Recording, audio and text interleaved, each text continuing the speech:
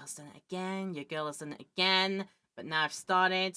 I might as well keep this in. Right, music's coming on in 3, 2, 1.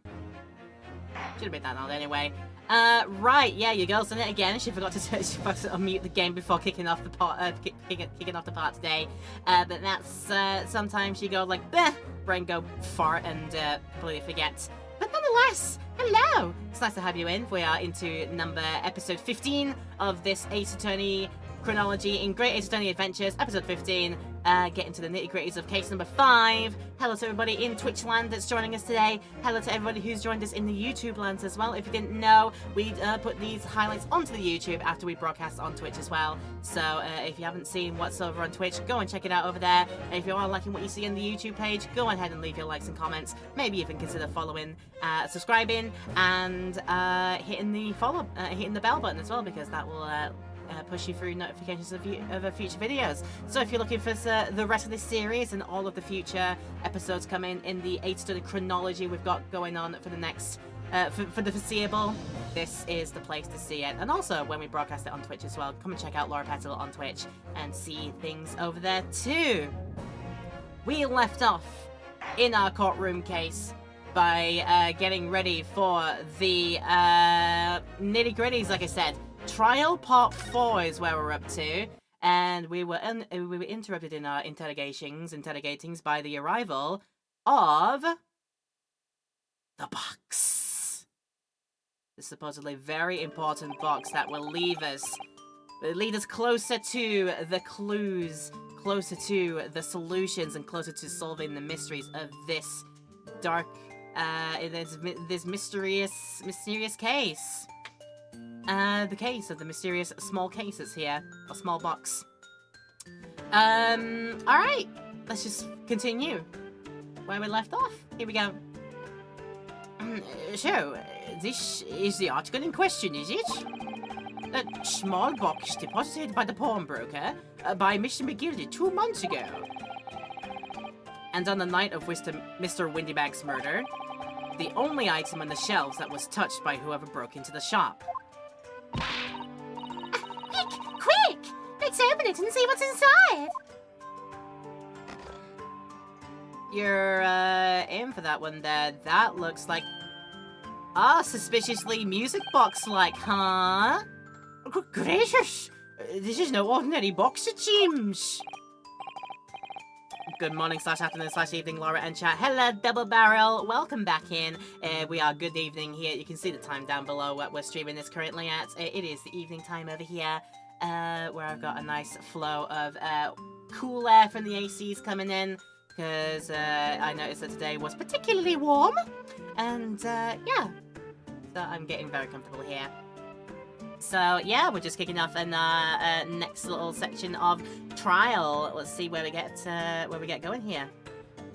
It's time for the thinking voice because of blue text. Wow! Although in truth, I had an inkling that it might be the case. It would appear that the box houses a miniature music box movement. I've got to remember that I'm telling you that I've been doing reason for this guy. I'm remembered now. Then, is it too much to expect? I think it would be reasonable to assume that it is a device for the playback of this disc, my lord. It maketh the sense. So, here we have the means to play back Mr. McGildy's discs, deposited at Windybanks at much the same time. Not strictly correct, my lord. It was not McGildy's disc. It was the disc of his victim in the omnibus. But why, for heaven's sake? Are we to understand that the brickmaker was trying to sell this music box disc to Mr. McGildy? Huh. This isn't the classroom, you know, Skate. You don't need to raise your hand. Come on now. I believe the answer will become clear if we listen to the music on the disc, my lord. Yes, very well. Let the court now listen to this curious disc at last. Hold it. Oh God, Tobias, why? The fish and chips did not deserve that scrunching of your hands. Wait, My lord! Good grief! What is the meaning of this, Inspector? The music box and the disc are, well, they're unrelated to the case. No need to spoil the somber atmosphere in the courtroom with some silly bit of music. Objection! Objection! This disc may very well have motivated the culprit in this case to commit murder. Clearly, there's every chance that it's fundamentally important to understanding what happened. The prosecution has no objection. But no! That piece of evidence is police property. Clearly, Scotland Yard has some vested interest here.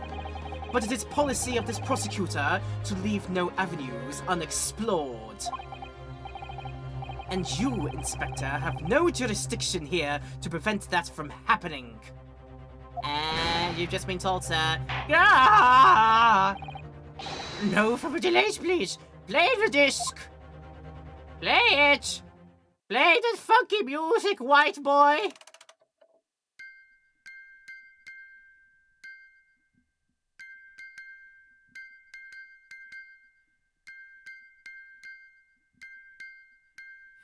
Morse code. It's Morse code. I wouldn't be able to tell you what it says because never retained what specifically the sounds mean, but that is definitely Morse code.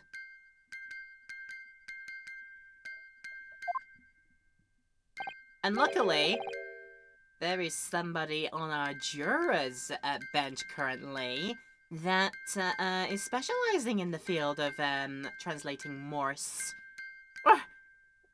What on earth? That's certainly not what I would call music.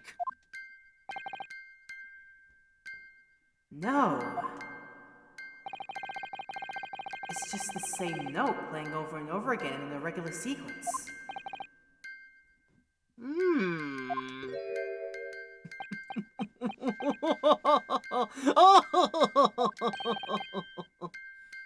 Mr. Graydon?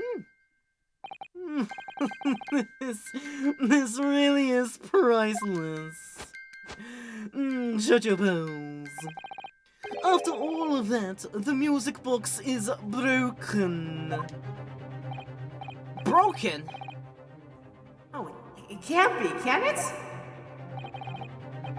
Well, obviously. In fact, I wouldn't be surprised if the officer sent to fetch it didn't drop it on the way back to the courtroom.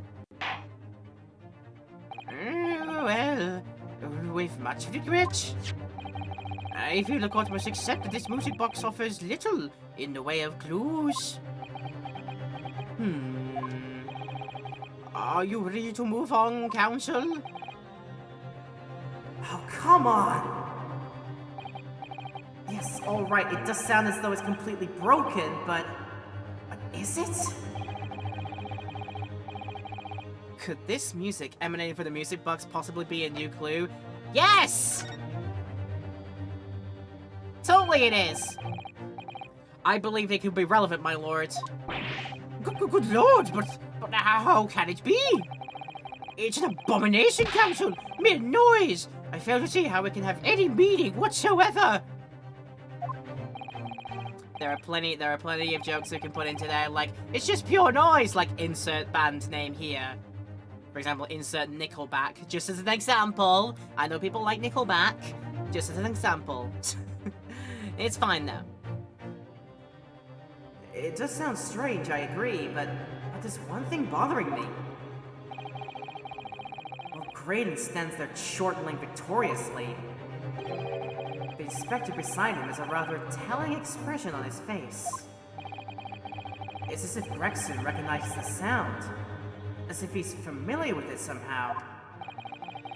And that's making him appear extremely on edge. If that's the stance of the defense, my Nipponese friend, answer me this! Oh, huh?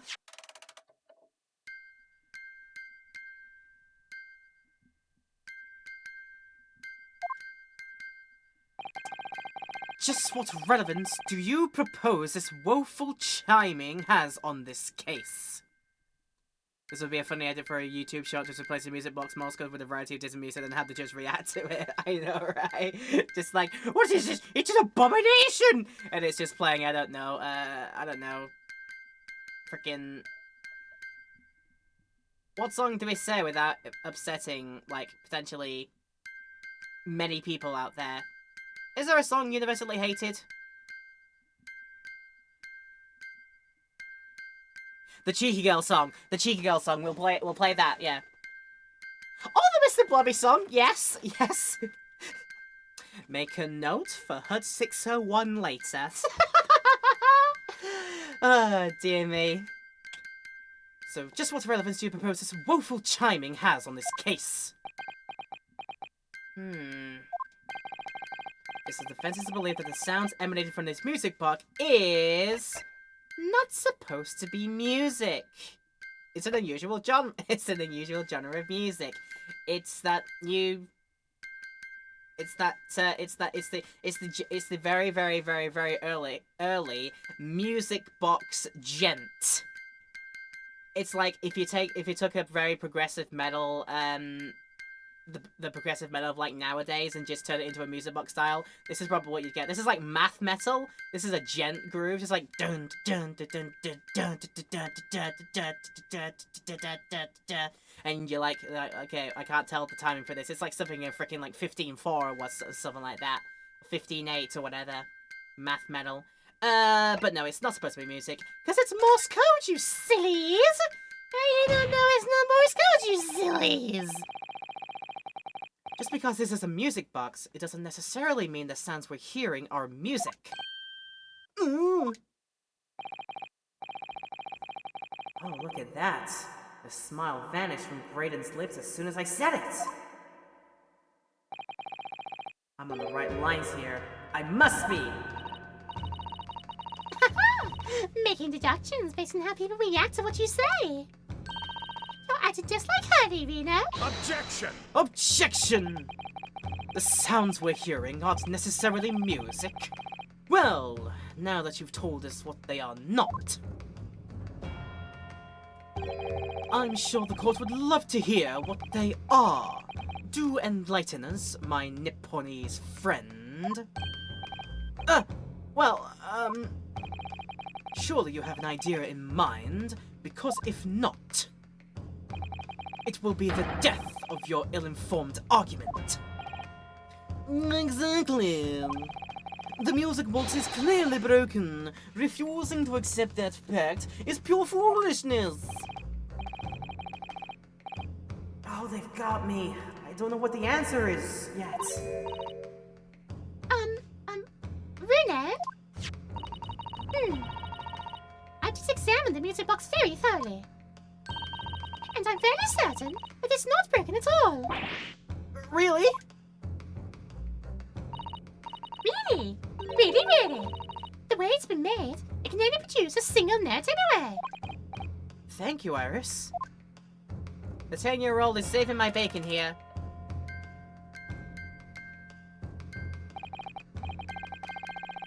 Alright. Well, if the music box isn't broken, it must mean that the sound it's producing has some significance that isn't musical.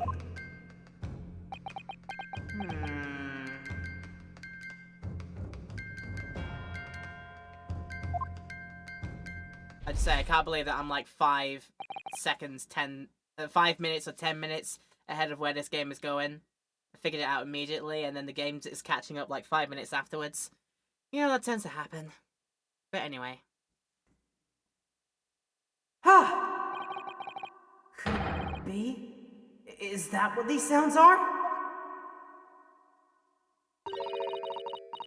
Something's just struck me, Reno. Yeah, when is juror number 5 gonna pipe up? The one who knows how to do the Morse code, right? When's she gonna pop up? I'm surprised she hasn't yet. Like, I'm not hearing like just somebody from the jury scream out there, hold it incidental, and be like, Oh, I can do that for you. Stop. just like, hurry up with it, please. Anyway, they want to press the button. Something's just struck me, Reno. I feel like recently, in the past few hours even, I've heard another sound very much like the one this music box makes. Yeah, it's a familiar sound. Actually, Iris, I was just thinking exactly the same thing. I'm going to have to press the defense for an answer. If your assertion is that the sound produced by this music box is not in fact music at all, then what the devil is it, Council? Sounds like a demon being summoned. All the evidence we've seen so far, all the testimony we've heard, it's all pointing to one single answer now. The prosecution demands that my Nipponese friend presents proof now. Tangible proof of this latest wild speculation. Alright then. This could be the best chance I'm gonna get to fight back in this trial. And if I'm right, it's gonna join all the dots together. Well, I know I'm gonna be right because I know what it freaking is. I figured it out, like, immediately. Blimey, heck. You missed a lot. No worries, you can always catch up later. And of course, Graydon went to the telegraph office. Yeah, they should all know. They always all know. Right, we gotta find the evidence that points towards this being... Points towards this being Morse code. I'm gonna say we can't move it onto, No, yeah, it has to be evidence. But what evidence? Would it Take be? that! I think I'm gonna press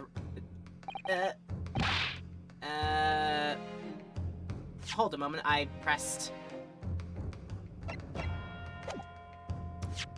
mistakenly pressed that button there. Yeah, it's definitely something else there. Let me reload the autopsy report. Let me do that. Something in the newspaper, which contains an article about government secrets being leaked to foreign agencies. Oh, yeah.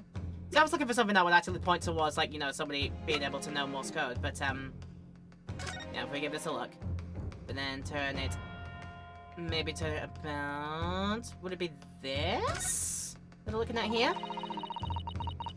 There's a sensational story down on the front page as well, look! Ministry mail? Classified secrets may be leaked overseas from Ministry of Justice! For a 10-year-old, Iris certainly has her finger on the pulse of world news. It's about secret communications between Great Britain and its allies. Apparently, they're being intercepted by hostile nations. Communications are being intercepted? But how would somebody be doing that? That's the question, isn't it? I've come up with 3 different possible methods so far. Are you looking for a new career, Renee? No, of course not! But I wonder, perhaps this is what Lord Strongheart was talking about yesterday. Yes, it could be. And it could explain why he has Grexy running from pillar to post at the moment. Yeah, I'll be that one too. Well, let's play this one here. Bam. Gonna say this just as a heads up for people who would like to guess themselves. Maybe it might be a thing to let the streamer think it over in their heads first for a couple of minutes, and until the streamer goes, like, then ask the chat, like, okay, chat, what is your idea about this? You know how some streamers are like, don't backseat. I not gonna be scolding anybody, but just bear that in mind for coming on here. It's absolutely fine. Yeah, I was just like, you know how certain streamers are like, please don't like hint towards anything, because you know, streamers always say they think out loud in their heads. They will say things out loud and such, and they will you know, postulate and theorize and talk about things. But then they will say to their chats, like, let me think about it first before I then ask you, like, okay, the safe word will say, or I will explicitly ask the chat to say, what is your idea about this? So, yeah, just for futures. Just for futures, because I'm sure I would have found out that, would have been this eventually, I'm sure. After sifting through, like, all of these here. But, no, you're alright, DBL. No problem at all. No problem at all. Just for future reference, alright? That's everybody else as well. Thanks in advance, everyone. Alright then, but yeah, it was definitely this one. Take that! It's definitely the paper, you see. Today's paper, Council. The headline is Pawnbroker perishes in pickpocket plunder. Heartily supportive of your cause. No, my lord, I was hoping you'd look a little further down the page. Further down?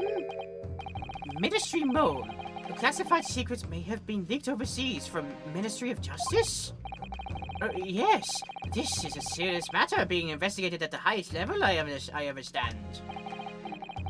I have heard that international transmissions along supposedly secure lines are somehow being intercepted and leaked to various other countries. And presumably, those transmissions are in the form of wired telegrams? Of course. Juror number 5, your input please. Finally, we're putting you out. Stop. Oh, me, sir? Whatever is the matter? We're surprised you didn't pipe up like 10 minutes ago. You told the court before that you worked at the same communication station as Mr. Graydon, did you not? Yes, that's correct.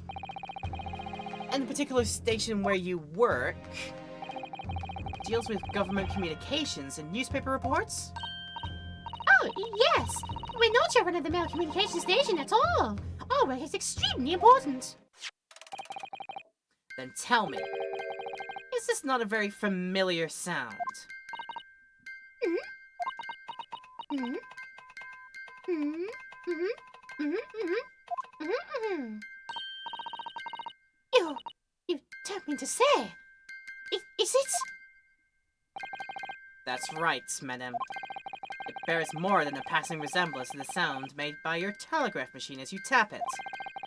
I believe it's called Morse code? I don't believe it!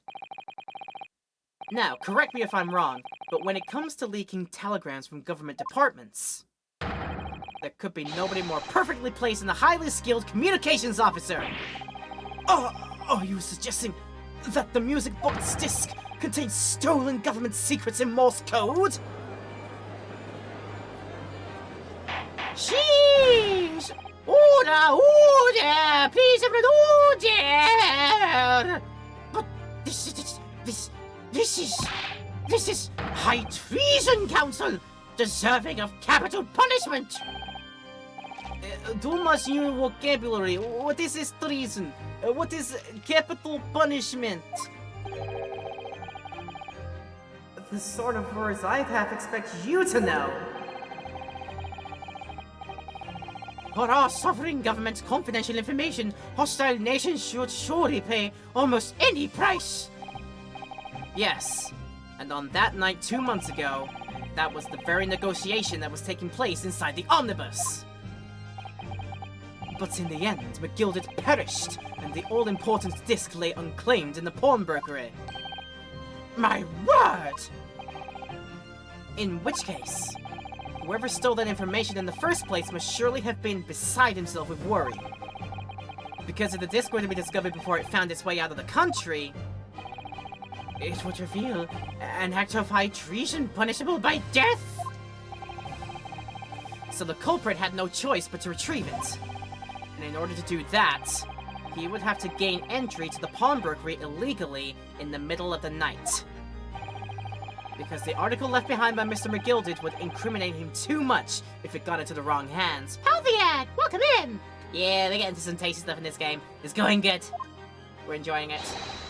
Isn't that right, Mr. Graydon?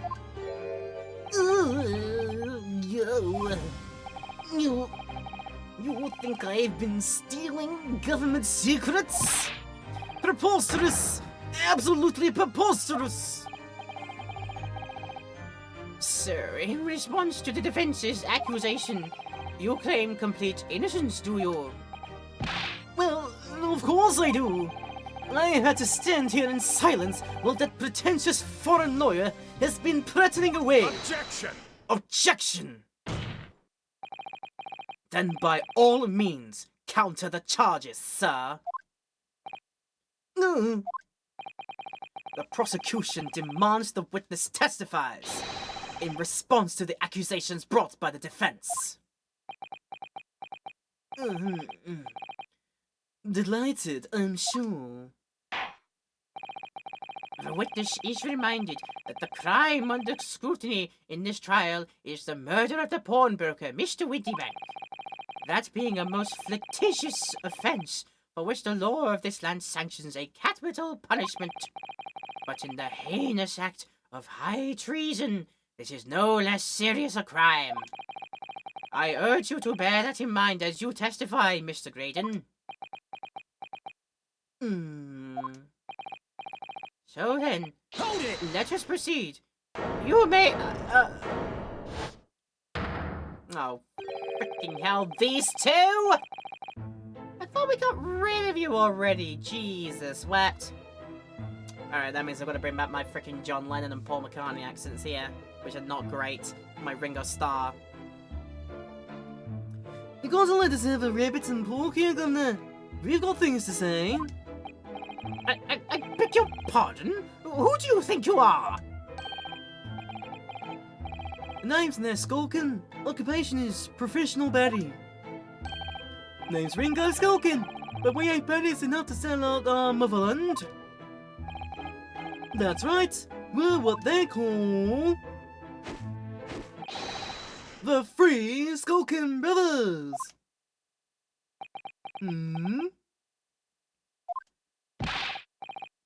Bad timing, fellas. Very bad timing. Got the right mind to smack you on the head with my fish and chips. Alright then, Graydon's counter. Testimony time. A mere communications officer could possibly steal confidential government information. Besides, the sounds produced by that music box aren't even Morse code. It was some low-class brickmaker negotiating with McGilded anyway, was it not? I've no relation to the man. Look, all we done is break into the gas the other night like we were told us to. If we had known there was dodgy government secrets involved, we wouldn't have touched it.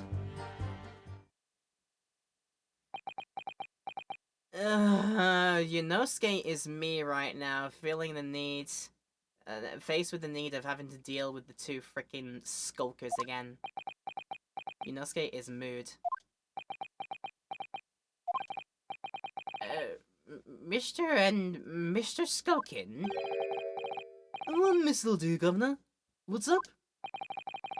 Do I take it that you now admit to the crime? That on the night in question you did indeed gain entry to the premises illegally? And moreover, you did so as a party of three, in collaboration with Mr. Graydon here?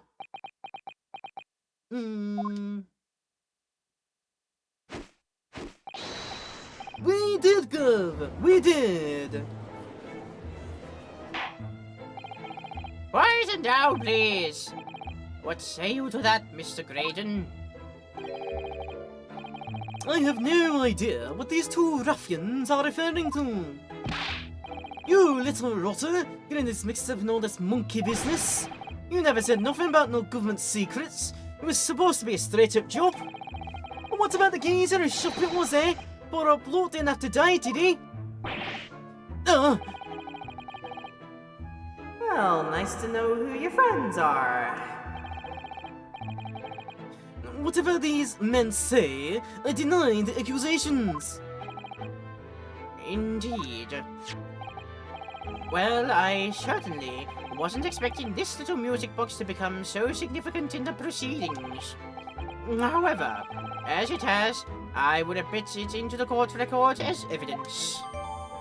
Okay. The strange music box only appears to be able to play a single tone. It was deposited at Windybank's 2 days before the black overcoat. So I see. Alright, cross-examination time. Which in my case means press everything time. Hold it! Hold it! So, this newspaper headline accurate? Government communications are being intercepted? How could I possibly know? What do you mean by that? Any important government communications are handled by high-level officers. by specialists. General members of staff in the station where I work would never be entrusted with sensitive information.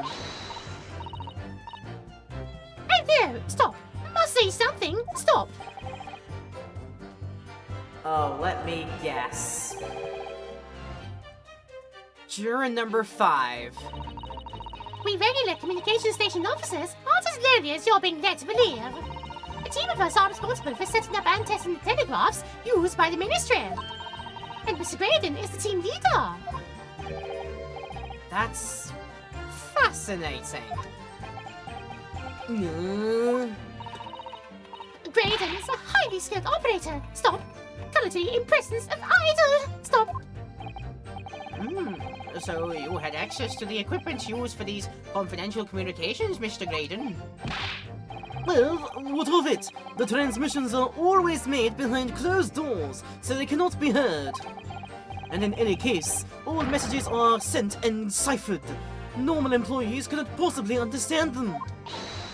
Oh no! Stop! Must say something. Stop! Mr. Graydon regularly attends meetings with military technicians and the military communications team. He assists them in ensuring that there are no errors in important international communications. And he's received the top prize in the cipher cracking convention 5 years in a row now. That's fascinating.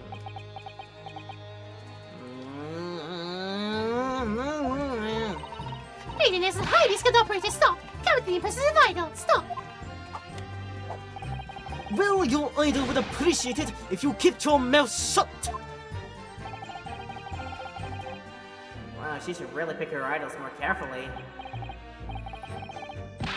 I tell you this, lawyer, this lawyer's accusations are completely unfounded.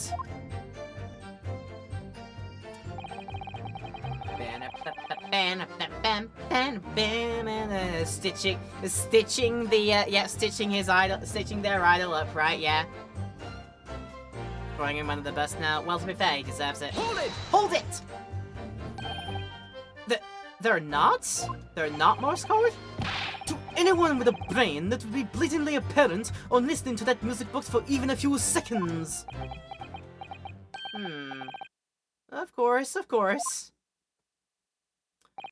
Surely it can't be that my learned friend is unfamiliar with Morse code. Oh, he looks generally shocked by my ignorance.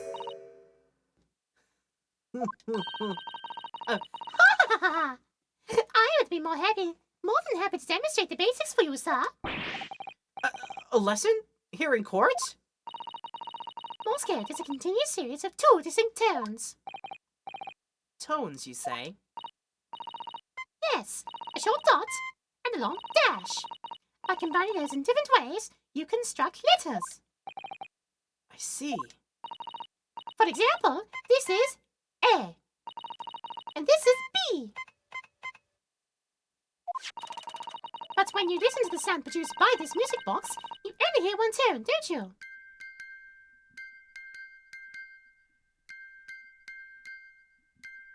But you'll be able to decipher it by,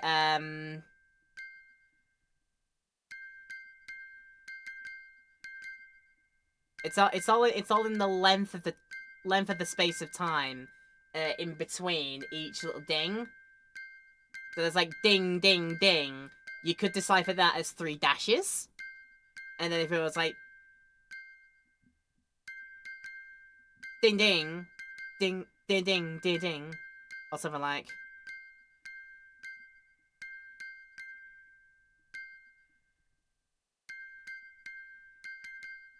Ding, ding, ding. That is 3 short dots. You can decipher that as such. So yeah, there are workarounds if you only got a thing that can only do like a single like ding, and not like this generator here, which can hold it, which can hold a tone. So yeah, there's workarounds. But it sounds so similar. The rhythm of it is the same in everything. But there's no discernible meaning to this apparently random sequence of sounds. So your assertion is fundamentally flawed. This is not Morse code. No!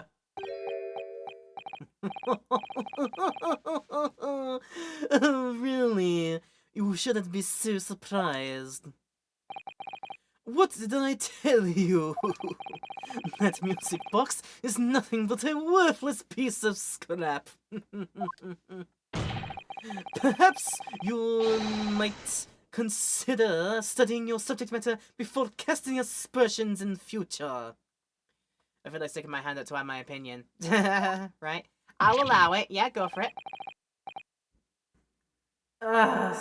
Stop. Nothing to say, but... Stop. Oh, it's so frustrating, isn't it? Iris? I mean, if the government secrets were somehow being leaked using the music box, so many other things would slot into place so nicely. Could there still be something I haven't considered? Would it really be impossible to use this music box somehow to play back Morse code? Just expand on your bit about the timing. Also, I've already said what you're gonna say. I mean, yeah. I did like scout stuff and sort of like, yeah, you know, that kind of thing. I've worked with like radio stuff before. I've tried to like have Morse code nailed it in my head. I can recognize it, but trying to memorize exactly what each combination is and what letter or symbol it represents is it completely leaves my brain every single time I look at it because it's I can't remember it. I'd need the reference sheet to know what was being said in the message if I had Morse code listening to Morse code, yeah. If we assume that letters always consist on a fixed time period in a 4-beat bar, then you could infer dashes. You could, yeah. Not just saying, like, yeah, the amount of space in between each thing could be inferred to, like, to say a very, very short gap would be, like, ding ding, that's a dot, and then ding ding ding, we could read as a dash dash dash, for example, something like that. But, yeah. Would it be possible to, do it now? I don't know if it seems possible, now.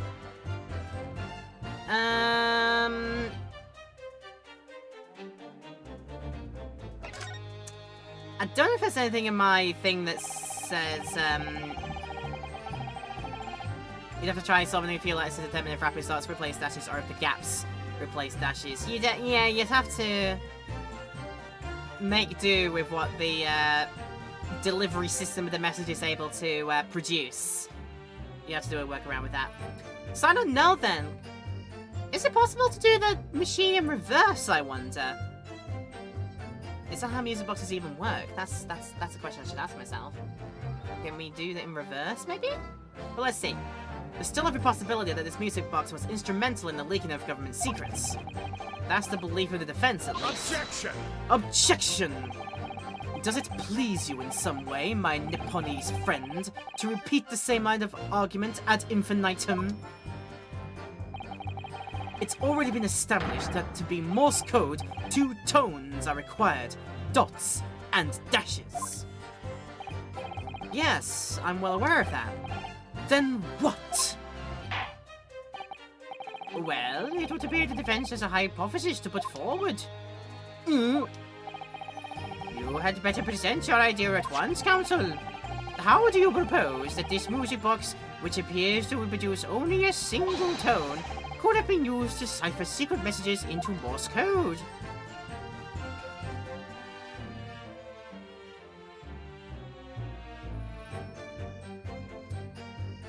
Right, so we're not looking at to present it with, let's see if that does anything. Oh! What is it, Rudy? I've just noticed something about this music box. It looks like the bottom of it opens up as well. Oh, you're right! Well, come on then. What are you waiting for? Let's open it! Alright then, alright. Here goes. Look at that! There's another movement on the underside.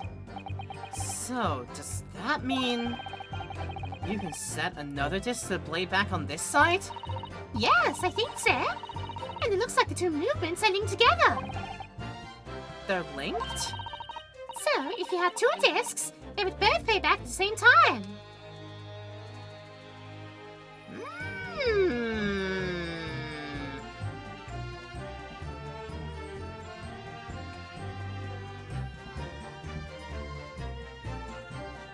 Yeah, they read in exactly the same way.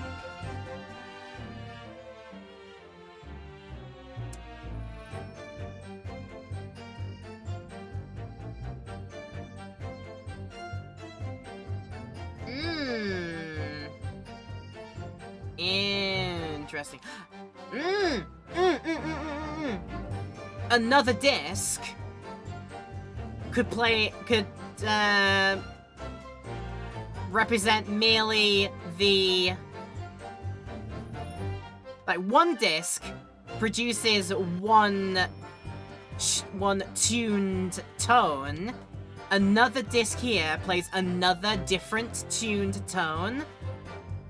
So, for example, imagine this one's like a C note, and this one does a G note. You can infer that the C means you make it as a dash or dot, and then the G's represent dashes. I feel like it's gonna be something to do with this. I feel like it. Got it! Let's go. I think I did get it as well. Got it! Yay. That's a very cool music box design, though. Yeah, I gotta like old Victorian technologies back in the day. It's very intriguing to look at. Good gracious! What am I looking at here? Another movement on the underside of the music box? What? It appears, my lord, that the 2 movements are linked together. In other words, you can put 2 discs into this music box, and the sounds of both will play back at the same time. Good heavens! As the chord is heard, Morse code comprises of 2 tones, a short dot and a long dash. With a second disc in place, this music box could be used to generate Morse code and convey a message.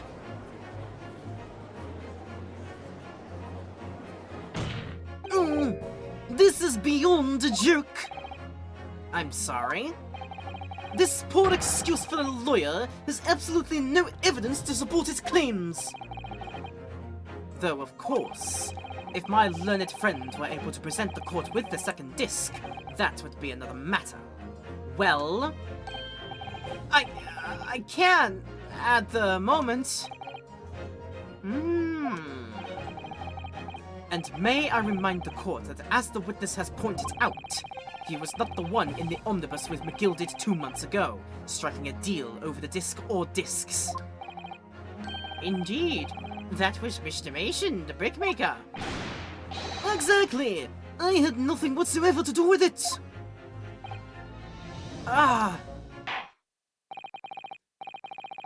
Though it has holes, I must admit the argument presented by the defense has much promise. I believe the cross-examination should continue. The link between Graydon and the victim of the omnibus case must be there somewhere, but I haven't found it yet. Oh dear. It looks like you need to give your arguments more strength, Bruno.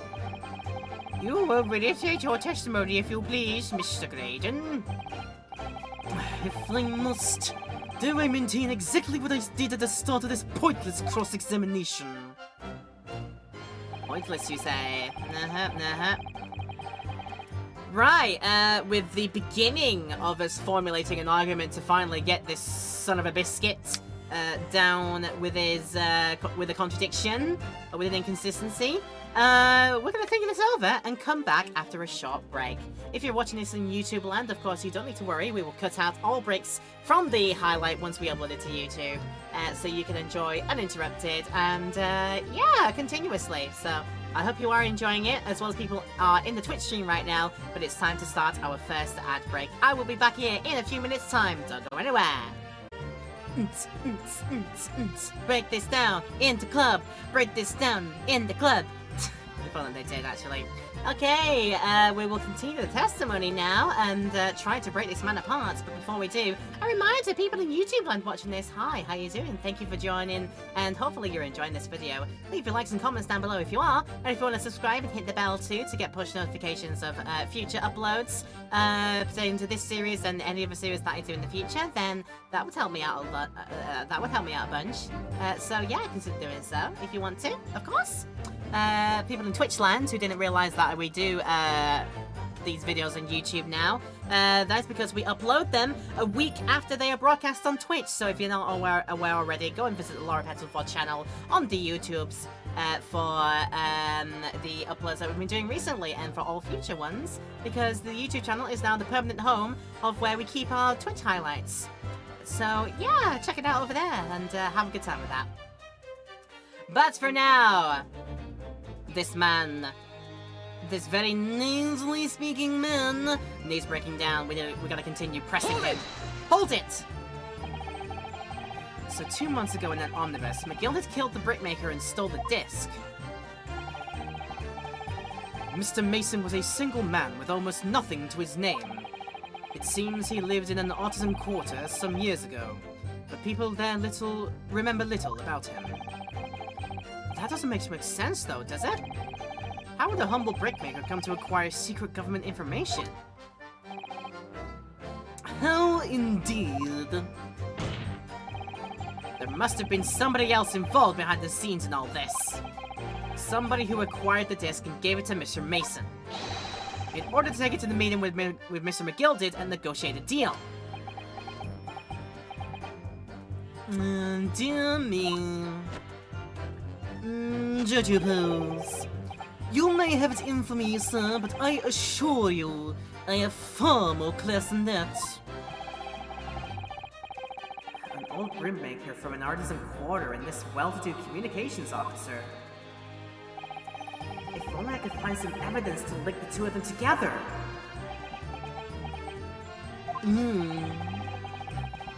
If you have nothing more to add on that note, let us return to the witness testimony.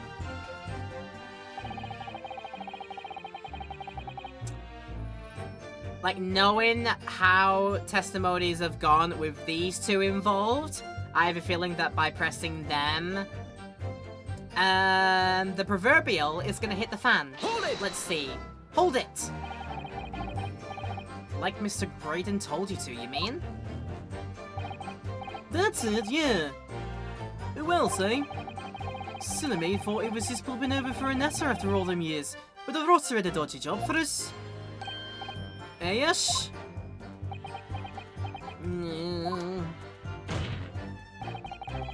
Let me stop you there, Mr. Skulkin. After all them years, you say? Do you mean to tell me that Mr. Graydon is an acquaintance of yours? We're the sociable kind of baddies, you know.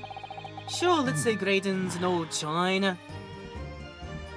You seem to either have an opinion or do not agree with that, you and your chubby cheeks, sir. Excuse me! Stop prodding your chubby cheeks and listen. Excuse me? Is something wrong, Mr. Skulkin? The other Skulkin? The one that's apple-shaped? No, the other Skulking, like I said, the one that looks like an apple. What? Who, me? When your brother was testifying just now, he said something that seemed to cause you to react. Oh, I was just remembering the old days, it's all. We used to have a right old live together back when. Together? With Mr. Graydon, you mean? Yeah, with Ash, I mean.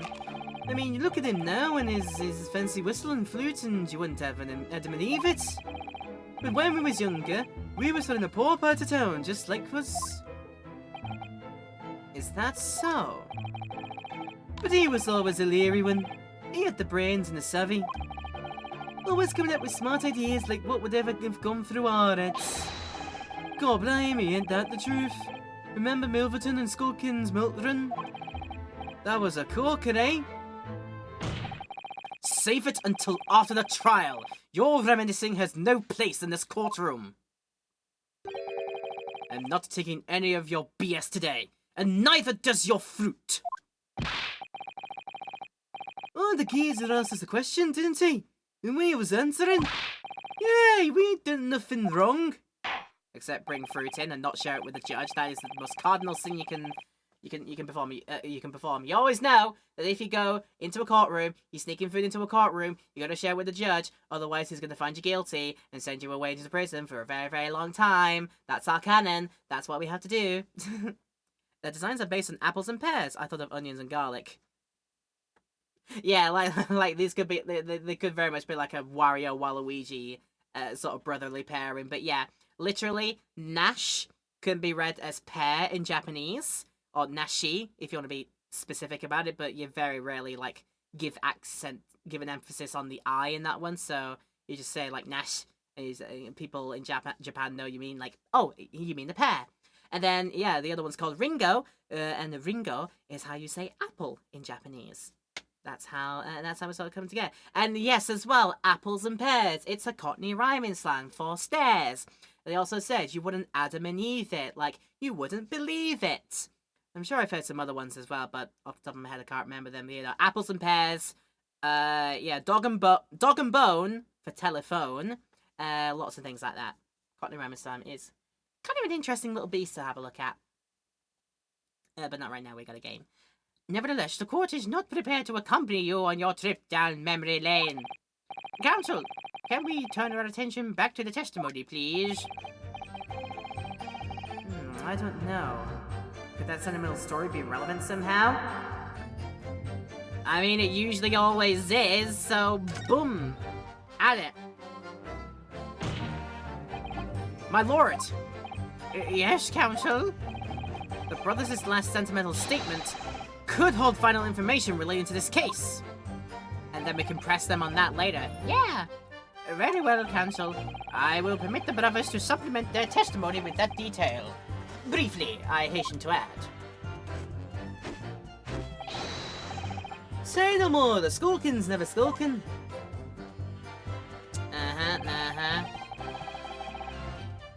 Milverton and Skulkin's Milk Run.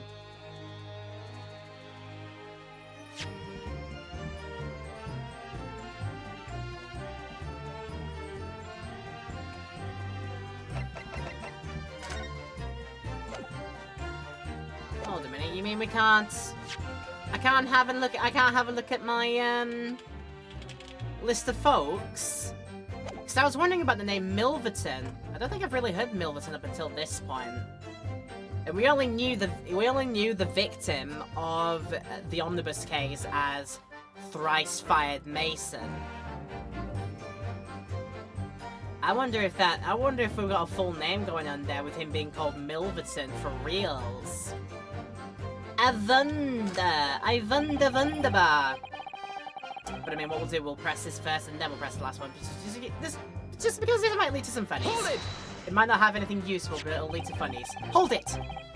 So did you know nothing about this music box? We didn't know nothing. We still don't know nothing. And we ain't planning on knowing nothing about it neither. But 2 nights ago, you did indeed break into Winniebank's pawnbrokery, didn't you? In your original testimony, you said that the door for the shop was ajar, and that it was like some kind of a sign begging you to go in.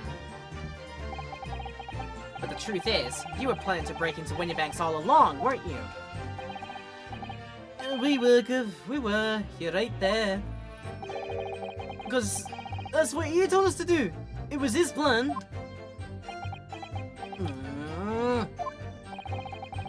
And why was it Mr. Graydon's plan to break into Winniebank's that night? Did you not ask the reason? Well, he said the place was full of stuff worth nicking. That's what he told us beforehand, anyway. Turned out it was a load of cobblers, wasn't it? I weren't best pleased, I can tell you. In any case, if they know the real reason, it doesn't sound like they're gonna give it away. They're just gonna be sneaky bobbins about it. Alright, press about Milverton and Skulkin's Milk Run. Hold it! I'm sure I'm going to regret asking, but what exactly was that? Some kind of business? Please say it was some kind of business. Holy shit. Just a little scheme we had going back when we was youngsters. Bit of fun, really. Delivering fresh milk to the locals, that's what it was all about. That sounds alarmingly legitimate. There's gotta be a catch. I suppose since we're here, I should ask them to elaborate. But on what? The name! Whomst is Milverton? Whomst is this Milverton? So this business was just a bit of fun, you say? And it was just like yourselves and Mr. Graydon involved? Yeah, that's it. Milverton and Skulkin's Milk Run, was it? Yeah, that's it. And where did the Milverton part come from? Alright, I thought the clever clogs like you would have voiced that one out. That's the Hold it! Enough of this! How much longer are we expected to listen to this drivel, I say? Objection! Hey, let me guess. You don't accept anything these two witnesses are saying. I don't like doing that for his reactions. Tell me! Why is it was only at the mention of the name Milverton that you decided to interject? Because, well... It wasn't the Appalachian of Holmes that one came from. Yeah, this old man was struggling for money so much, his wife fought out on him. She took the name Graydon then see. But Ash will always be Milverton to us. Milverton. So that used to be your surname, did it? Of course not! This is all bunkum! I've been a Graydon since I was born! Do you really think you can rely on the testimony of these two thieves, You're a communications officer attached to the civil service. As such, your personal details will have been thoroughly checked at the time of your appointment. It would be a very simple matter indeed to subpoena those records, Mr. Graydon. Oh! Well, it would appear that Mr. and Mr. Skulkins' testimony has been reliable. By God. By God, the capital's words just came out of my mouth. You were born Ashley Milverton, then? Is that correct? Very well. Yes. So Ashley Graydon was once Ashley Milverton. That information could change things, and could turn out to be extremely important. Ashley Graydon's profile has been updated. A telegraph officer who's at Central Communication Station, whose last name was once Milverton years ago. A childhood friend to the Skulking brothers. A very gender neutral name. Yeah. Wonder where the Graydon part then came from. Like, did he choose it personally, maybe? All of a sudden, we seem to be up in our necks in a serious matter of national security. Although all this talk about interception of secret government messages is still just conjecture at this stage. It would explain a number of things there, wouldn't it? The negotiation Julie overheard in the omnibus 2 months ago, and the break-in at Windybanks. But the trouble is, it wasn't Mr. Graydon in the omnibus with Mr. McGill, did? No, that was Mr. Mason, the brickmaker who was so horribly murdered. If only there was some link between the two men somehow. I know, but Mr. Graydon's testimony seems to be as watertight as ever. I wonder if the key to towards making headway with the cross-examination here could be those two brothers.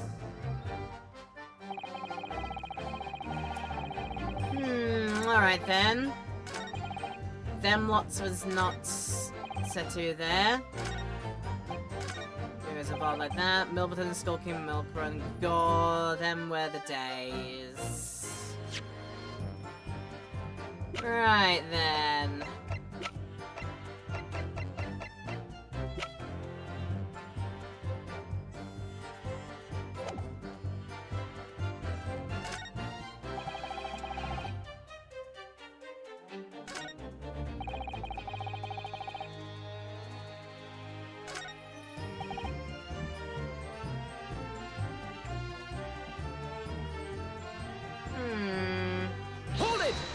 keep it going just here.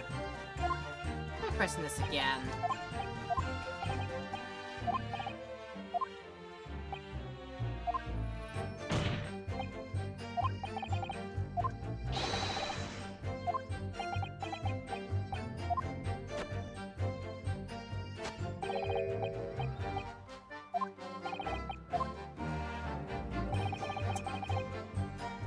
Find some evidence to link them between each other.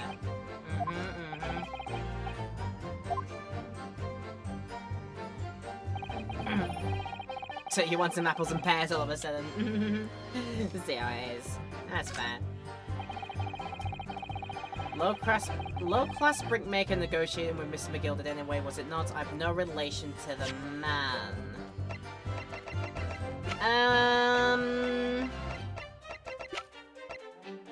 McGilded case notes. Let's have a look then. Just examine them. Mason Mildred. Thought so! Yes! That's what we need to present. That's what we need to present. Let's check again, check again, check again, check again, check again, check again. Let's check again, chat. Let's check again, chat. The full name, the real name of Thrice-Fired Mason, the murder victim of case number 3, was Mason Milverton. By Jove, they were brothers. Or maybe they were roommates, I don't know. But what we do know is, hey, check this out. Thank you, Susato. Objection! Objection! Mr. Ashley Milverton. Tell me, why did you try to hide your former name from the court? Because I haven't gone by that name for years! It means nothing to me! Oh, no, I don't think that's the real explanation at all. The truth is, you had a reason to hide that name! Explain yourself, please, counsel. I have here the notes from the omnibus case, my lord. And as we all know, the victim, the man who we now understand to have been negotiating with Mr. McGilded. Yes, Mr. Mason, the brickmaker. That's right. Only Mason wasn't his surname at all. It was his given name. His full name was Mason Milverton. Milverton? Do you mean to say... Oh, saints alive! That's what do you mean to say. Mr. Ashley Milverton, is it not the case that the brickmaker, Mr. Mason Milverton, was your father? Damn, I am your father. I don't... As I believe I mentioned earlier, your family history will have been thoroughly checked when you joined the civil service. It really would take no time at all for the courts to subpoena those records. The truth is, you've been illegally acquiring highly confidential government information and selling it onto McGilded in collaboration with your father.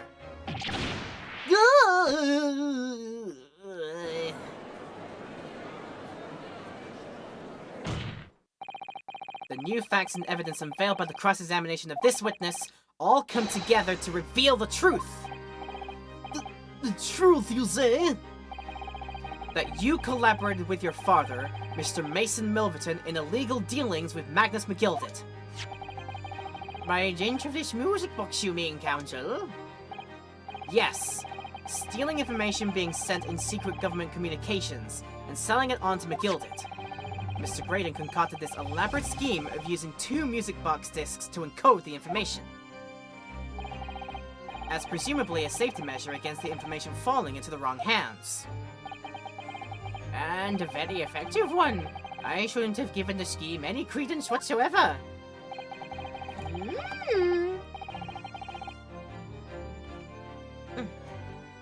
But the deal with McGilded went sour, and the brickmaker met his end. Yeah, but before he was arrested, McGilded managed to temporarily dispose of the stolen disc at the pawnbroker. Then, having learned of the situation, you appeared at Windybank 2 days ago, in an attempt to recover the 2 articles McGilded had placed in pawn there. But that attempt failed. One of the discs was seized by the police, and the other you never found. So that same night, you enlisted the help of the Skulking Brothers and broke into the pawnbrokery. This time, determined to recover the second disc. Are you suggesting that the second disc was inside the music box? Eh? We never knew nothing about that. On the night that Winston Windybank was killed, look at it, it'll go 3D! the intruder to the pawnbrokery touched one item, and one item alone, the music box. As rather ingeniously demonstrated using the tool prints from the security camera, indeed. So the question that naturally begs answering is this. Why was only that one article disturbed? The answer is obvious, because it contained the second disc, which the intruder was desperate to retrieve. Since if it were to fall into the hands of the police, it would be proof of high treason. Well, Mr. Graydon, do you deny that all of this actually began on that fateful night 2 months ago?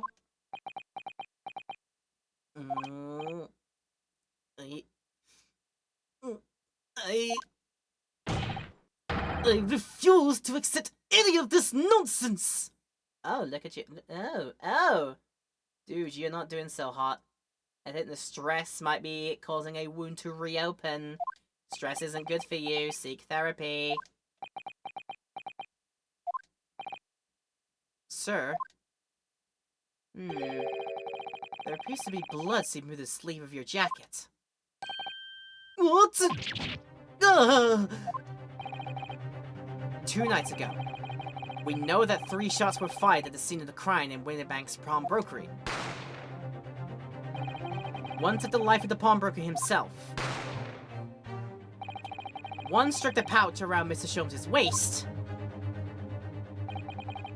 And the final bullet struck the calendar on the wall of the shop, having first pierced the arm of one of the intruders. Mr. Graydon, that wound on your arm that you seem to be trying to hide, it's a bullet wound, isn't it? Oh, he's got you now, me old China. Time to call it quits and croak, I reckon.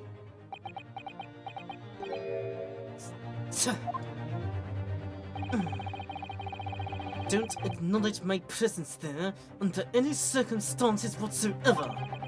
Those were my terms, remember? And I paid you handsomely to comply. Clearly, I was a fool to think I could trust some common backslum thieves. Ha! It's letting out. The mask could be slipping. Fine, I admit it. I was there in Windybanks that night. I paid this pair 10 guineas to accompany me. And as you've noticed, I sustained an injury in the course of my adventures. But that is all! I admit to nothing more! Stealing government secrets, negotiating with Mr. McGilded. Jujubes!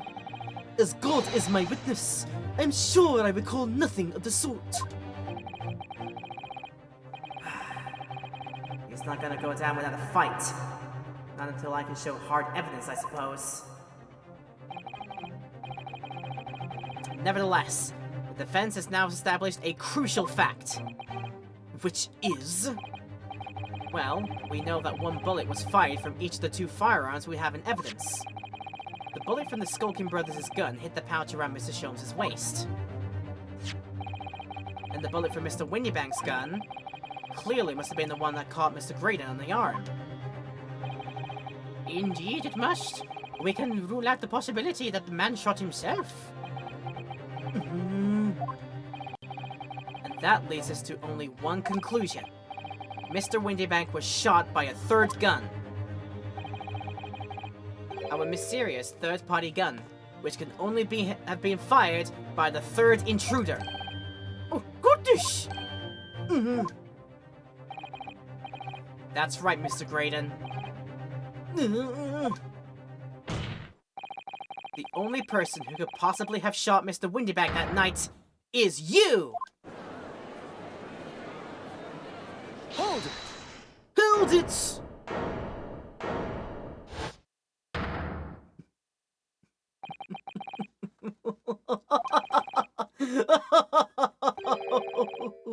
You little upstart! You made a grave mistake when you summoned me here! What? What's that supposed to mean? Yes, as you rightly say, I was there at the pawnbrokers. I did my best to hide the fact naturally. I had no intention of ruining the distinguished career I've built for myself at the communications station. But did the thought never cross your mind? Did you never consider the possibility? What do you mean? What thought? What possibility? The possibility that if I was there at the scene, I may have witnessed a crucial moment. You see, Judgeables, this makes me a key witness in this case, and I have my hands firmly around the neck of your client. What? Are you suggesting? I saw it all! I saw the very moment that pickpocket girl pointed the gun at that poor defenseless pawnbroker and shot him! You what?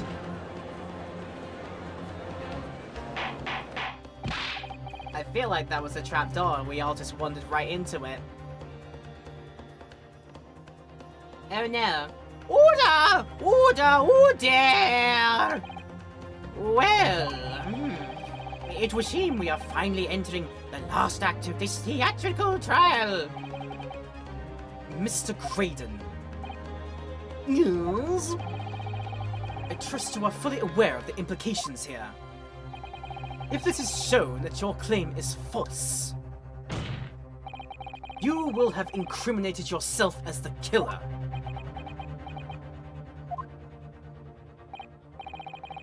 Oh, I understand fully. Then I must ask you to give your formal testimony once more. You will explain to the court precisely what you saw at the moment the defendant allegedly shot the victim. Nothing would give me greater pleasure. Shoot. Confidence. Surely would have helped his case to mention that much earlier. It could have done. It could have done. But you know what they have to, you know, I like to feel like some witnesses in this game will go to rather incredible lengths to protect their innocences. We'll see. While these ruffians were jostling with the broker, I was still near the entrance to the shop. When Windybag threw Nash over the counter, I felt a sharp pain in my arm. I pursued the man, but he shut himself in the storeroom. I could see him through the peephole in the door, though. The accused in a black coat shot the man in the back as he was trying to flee to safety. I saw the blood splatter all over that wretched girl. Then she tossed the gun out of the peephole, so I picked it up and made my escape. Ah, it makes for great drama. Yeah, great. I mean, this game is all about the melodrama, isn't it? That's what makes it like enjoyable, I think. Oh, gracious! This is quite extraordinary testimony. You claim, sir, under oath, to have clearly seen the defendant pulling the trigger. That makes it very important as well. Under oath. Order! Order! Order! If Hollyoaks was set in the court. I mean, right? Any soap opera, yeah. It wasn't my intention to testify in this way. But neither is it my intention to be found guilty of a murder I didn't commit. So you see, Judgeables, my hand has been forced. I tell the truth now as an act of self-preservation. Ah! The truth? Until now, the prosecution was completely unaware of these details. Yes, well, sorry about that. Having shot me in the arm, the pawnbroker was then shot in the back by the accused. Jojo pills. And as I said, he was showered in his blood. You say the blood splattered all over the accused's coat. Are you sure on that point? Ah, yes, quite sure. All over the black overcoat that the pickpocket girl was wearing at the time. Really? Has he lied under oath multiple times now? I mean, when we eventually get him, we'll unravel literally everything and then we'll find out, yes, he has. Pretty much. If her coat could somehow be shown to harbor vestiges of blood, that would be conclusive evidence here.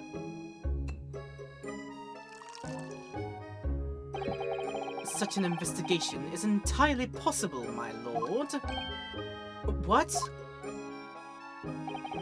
Only very recently, a German scientist has developed a technique to identify human blood. And that took me out of that line of work years ago now, and I've never forgiven the rotter. So here's to true science, not some amateurish detective's dubious foray into the world of chemistry. There's nothing dubious about Hurley's work. His ideas are all sound. Ideas are no use to us here. In science, as in law, theories must be proven before they stand. In Germany, the technique has already been employed in the courtroom as the basis of evidence. Scotland Yard has a small quantity of the chemical reagents used, with your lordship's permission. Count, that's probably 67 of them now. Gosh, I'm feeling this in my paycheck later. We could shatter all vestiges of doubt within minutes. Oh, this doesn't look good, Bruno. Why not? Well, we know, don't we? That there's blood all over the front of Ginny's coat. If they tested with her chemicals... Oh, help, you're right! Oh, I'm forgetting what happened yesterday. Hold on a minute, what did happen yesterday, though? The blood samples portfolio. No, it was purple on that. It was blue down there. And green on the disc, which we now know belongs to Ashley Graydon, née Milverton. But now I'm trying to remember. When we had Gina back in the cell and we fired the identifying powder onto the coat and revealed that there was a certain good colour of blood on it, I've got a feeling that was not the same colour, was it?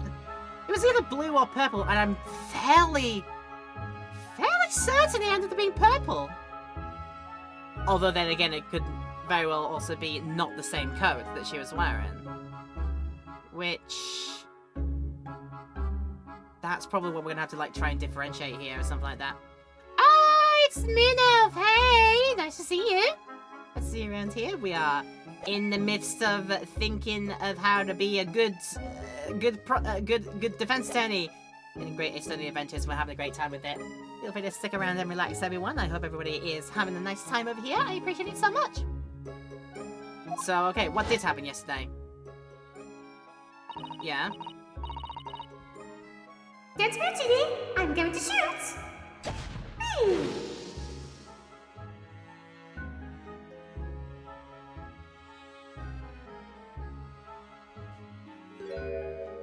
Dude, but it turned up purple though. Yeah. Yeah, that's what I was thinking. So, what? She ended up wearing a different coat to the. They alleging like they think that she wore a different coat to the when she apparently was in the pawnbroker incident. Is that what they're gonna try and get at here? Ah, big fan of Extended games. Yeah, I'm having my having a full go at all the series on my own playthrough in my own time, and yeah, hoping to get around to all of them and have a great time with all of them. So yeah, there's plenty more where that came from here. So stick around. You might like what you see around here for the foreseeable. But that's not Mr. Windybank's blood. That stain's from 2 months ago. That's Mr. Mason's blood from when he was stabbed by McGilty, who was wearing the coat at the time. My lord! Defense objects to the test proposed by the prosecution. Overruled. Lord Van Zieks, make it so at once. With pleasure, my lord. And while we await results, the defense may proceed with the cross-examination. Once they find that blood on the overcoat, Gina will be... Counsel! Yes, my lord. Your cross-examination! Of course, my lord. If this cross-examination doesn't go well, if I don't manage to uncover some decisive evidence or a really compelling clue now, I have a very bad feeling about the outcome of this trial. Dun dun dun dun. Dun dun dun dun dun dun dun dun dun dun dun. Alright, time to basically go through everything and see what we get. Hold it! Mr. Windybank emerged from the storeroom, I believe.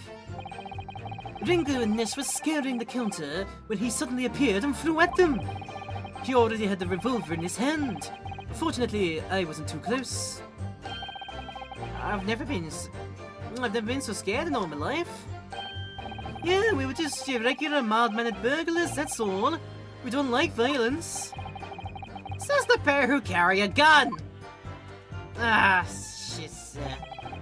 What do you mean when you say you weren't near the entrance to the shop?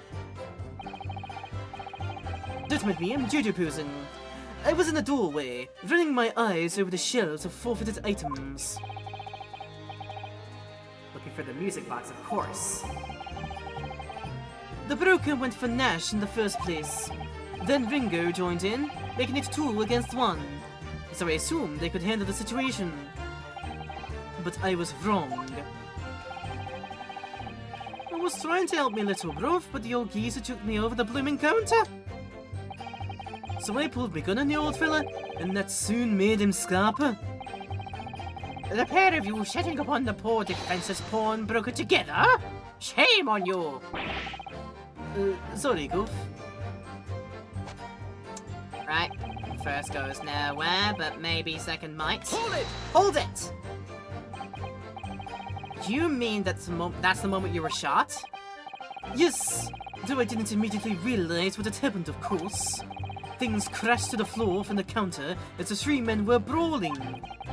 It was exactly that moment that it happened, so I didn't hear the gunshot. And the bullet went on to strike the calendar in the wall behind you. So it would appear.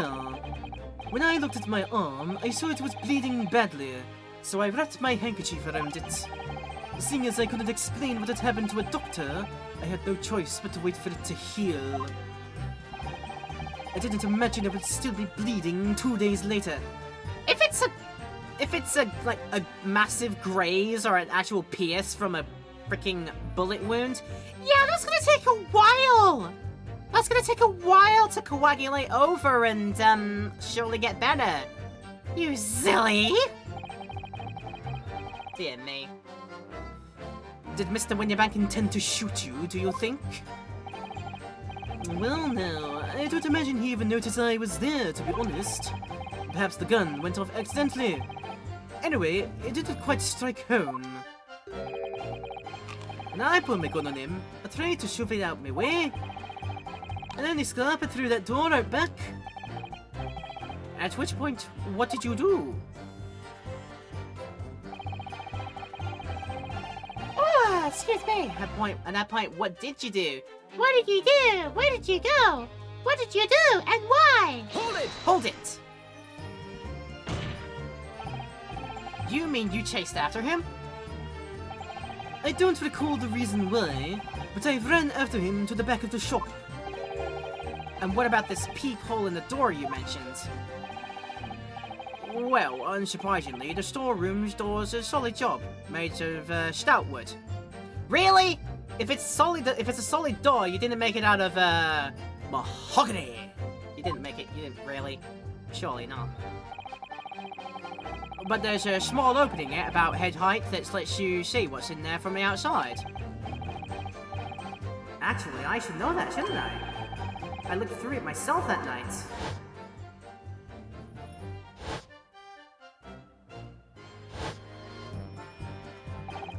That much I did.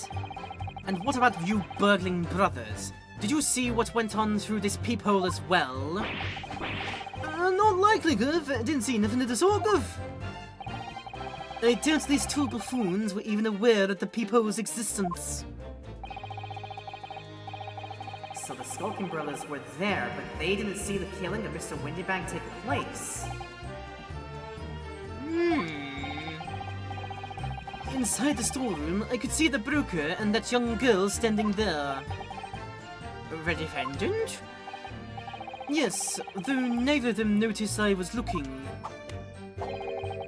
The girl raised her gun and pointed straight at the man. And then? What did you see next?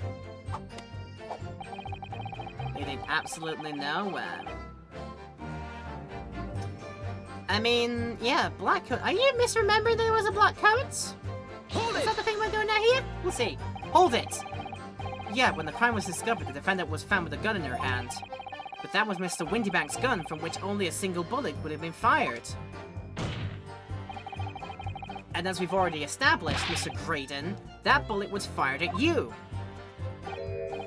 But no, it wasn't the broker's gun that the pickpocket girl had when I saw her.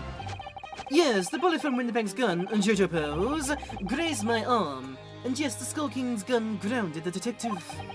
But this was another gun entirely. A third gun. The broker's gun was not the murder weapon. So clearly there had to have been a third firearm involved. In other words, the accused must have had her own gun with her at the time. Objection! Objection! But no other gun was found at the scene!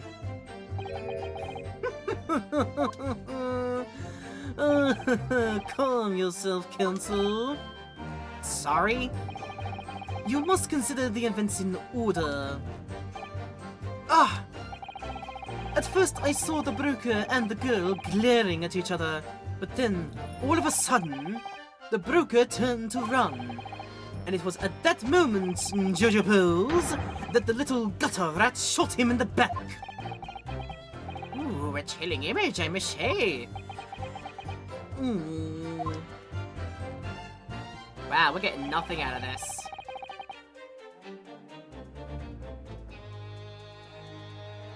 I'm wondering if there's anything that could be immediately used to potentially get at this.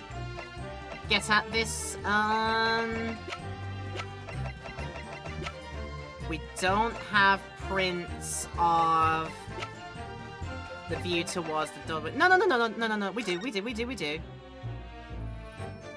Because you notice how the 1 AM shot, look, I want you to look very carefully at the door between the two photos I have. There's 1 AM, and then there's 1:30 AM, where suddenly, that peephole door has been carved within the space of this 30-minute period. I wonder how that could have been a thing. The accused in the black coat shot the man in the back as he was trying to flee for safety. Yeah. There's something weird going on with that, to the fact that the door suddenly gets a peephole that appears in a short 30-minute period.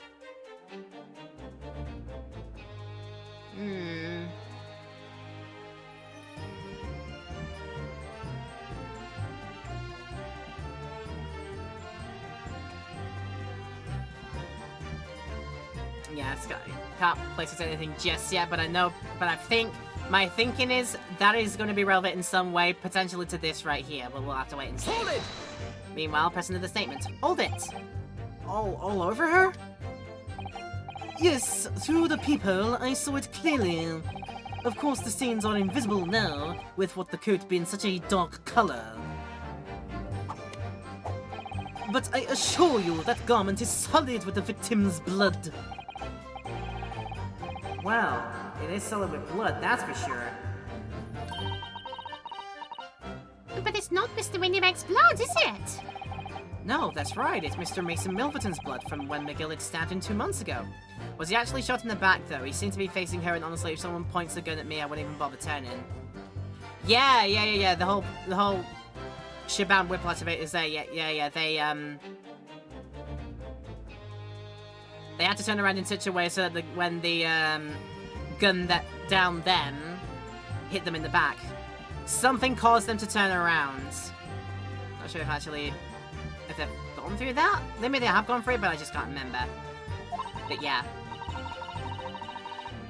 The very important facts of the case are that when Gina first confronted, they faced towards each other. Then kerfuffles happen that makes something happens that makes Windybag turn around, and thus the assailant, whomsoever they were, was able to hit them in the back during all this kerfuffle and palaver. And then in that 30-minute period as well, somehow the peephole door appears on the backroom door. So they're the sort of contentious points, and I don't know where to place them just yet. It's so annoying. If they only accept Hurley's chemical analysis, we could prove that. But they won't.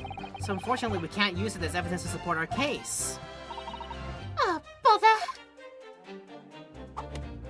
So like a true sort of Winnie the Pooh, just like, oh bother. And then toss it at the people, so I picked it up and made my escape.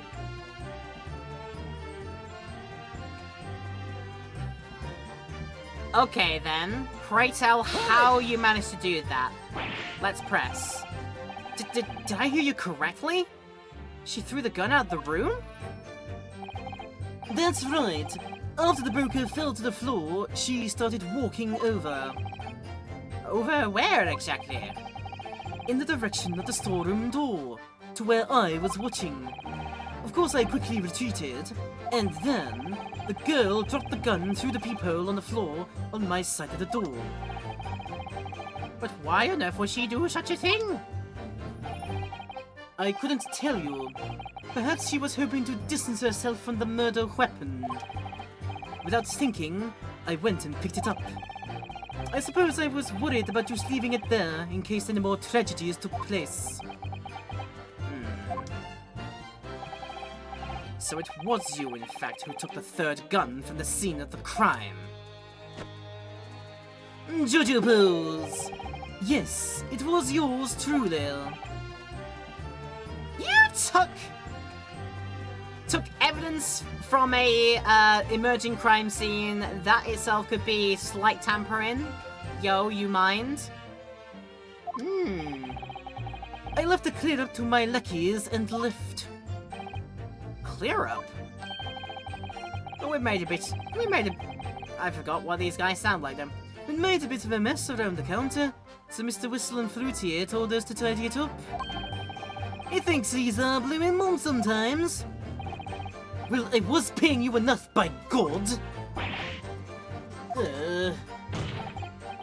Tell me, Mr. Graydon, when you left the pawnbrokery that night, was it by any chance with the second disc in your jacket pocket? You little toe rag! You're like a bull at a gate, aren't you? Oh, hello. Dude, why was you little Tobias? Inspector, sir, what are you on about here? Excuse me! Yo, what the flip? What the flip, you two? Gentlemen!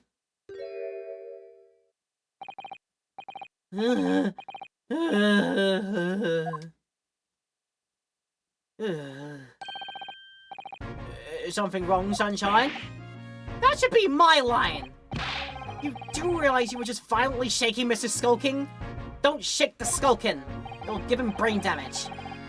Blimey, this Steve's a bit of an hooligan, ain't he? What was going on just now? You saw him. He grabbed me whistle. Why the blazes, he said, didn't you mention the third gun when we got you down to the station? And why didn't you?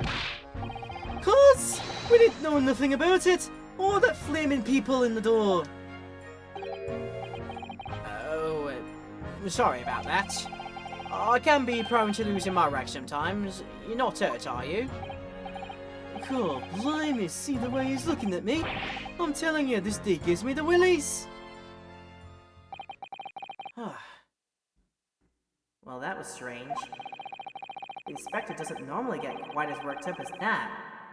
He wouldn't normally grab someone. No, that wasn't like Rexy at all. He's normally all sweetness and light, no matter what I say to him. Yes. Well, I think you might be a special case, Irish. You're 10 years old and you're as cute as a button. I think that's your case. Well, anyway, that was definitely out of character.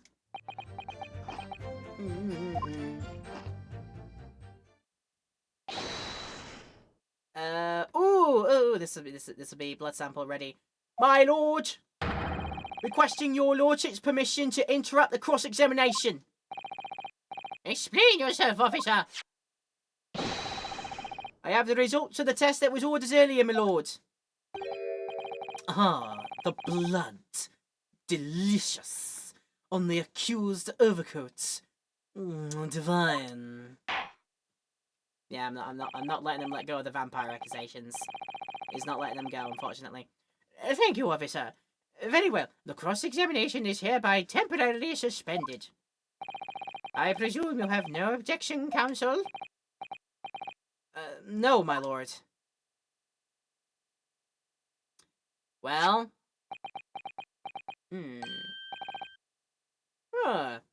Well, there you have it. The report, please, Inspector. Yes, sir.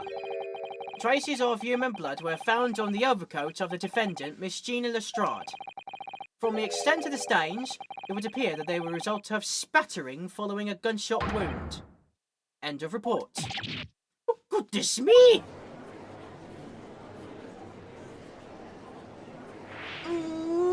Jujubes! See? What did I tell you? Objection! Objection! No! The blood on that overcoat is not Mr. Windybanks! What on earth makes you say that, counsel? The coat originally belonged to Magnus McGilded. Just before his coat was deposited at Windybanks, Mr. McGilded had fatally stabbed Mr. Mason Milverton. So the blood on that overcoat is the blood of the brickmaker from the omnibus case! Objection! Objection! Well, the dead cannot speak. Isn't that right, my Nipponese friend? Sorry?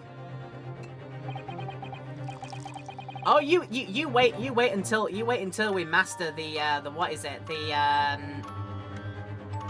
The art of channeling. Yeah, you wait until we do that in a few hundred years time, mister, or 100 years time, mister. You wait until that time. Still soft spoken, thank you so much for following. Very, very kind of you. I appreciate it. Thank you. I hope you're enjoying your time here. Let me know how you're doing if you'd like to, but of course if you just want to watch and lurk in silence, not a problem. We just hope you enjoy your time around here as always. But with that, 2 months ago, in this very courtroom, did you not argue fervently of McGilded's innocence? And yet, now that the man is dead, you brand him as a murderer? Your conduct shatters any shred of respect you may have earned for yourself in this country. Ah! But that was... I call it a moral disgrace! Treachery, that's what it is! How to determine whether the blood on that coat is 2 months old or not? Even a stereoscope couldn't help me answer that problem, Pop Out. It can't be done! But... we used Mr. Sholmes' specially formulated chemicals... Mr. Sholmes is a detective, not a chemist! Would you put such faith in the chemical formula devised by me, for example, when I'm a communications officer? El dealt Peruski to starving boy and he ran away crying. Is that a phrase? Is that a turn of phrase there? Herlock Sholmes is barely more than a figment of the public's imagination. His name carries no weight in this courtroom. No weight at all. How could you say that? Jujubes. Victory is sweet indeed. This proves that my testimony is the whole truth from start to finish. Barely more than a what? I don't know, Alolan. I don't know, honestly. How you doing? How do you arrive at such a conclusion, sir? As the witness said, the accused's coat was spattered with the blood of the victim.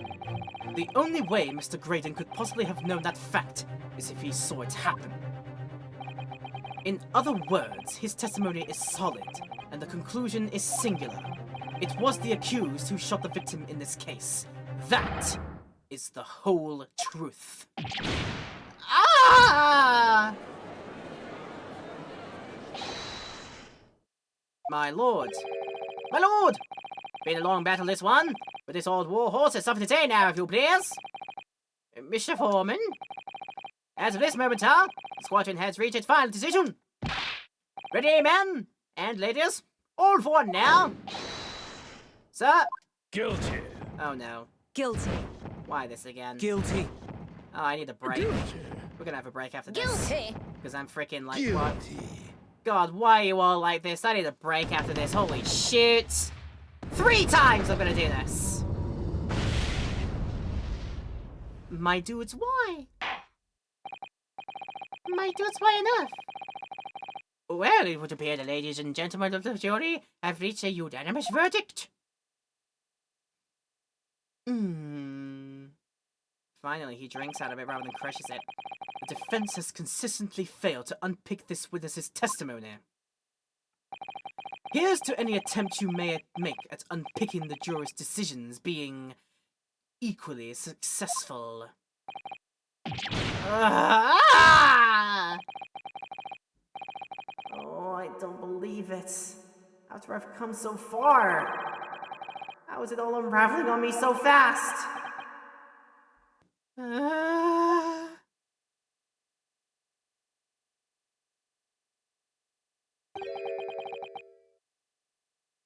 We'll find out. This mystery voice when we come back after the break. Thanks for enjoying so far, guys, but it's time to take our usual mandated ad break now. I'll see you back here in a few minutes. Well, left you all in suspense enough, haven't I? For people on the Twitch stream at least, because we had our break in between this point. But of course, you in YouTube land, currently hopefully enjoying this video, have not had any time to wait at all because I've cut out all the breaks. Yeah, if you're enjoying this on YouTube still, do let me know by leaving your likes and comments below if you'd like to. And if you want to consider subscribing and hitting the bell too for push notifications of future uploads of this series and all other videos coming up in the future, that would be greatly appreciated. It would help me out a ton. So yeah, do with that what you will. Thanks for watching, thanks for tuning in. But for now, I have left people in suspense. How very distressing. Someone says, a mystery person. But whom's will they be? To be held in such low esteem. Wait, retcon! Because I think I know who this is. How very distressing to be held in such low esteem.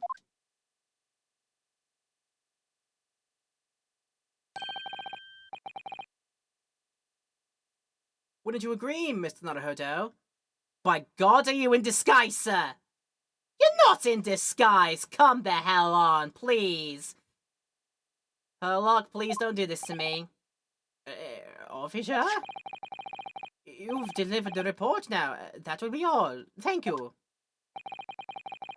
It occurs to me with some regularity, Mr. Naruhodo, that scientific truths are determined not by science, but by none other than the human mind.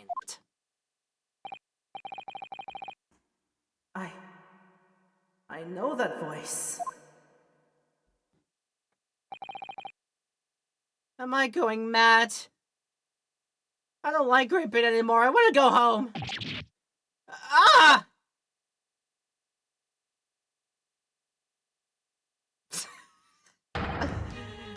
Mr. Sholmes! What is the meaning of this? Oh my God, he was disguised all this time.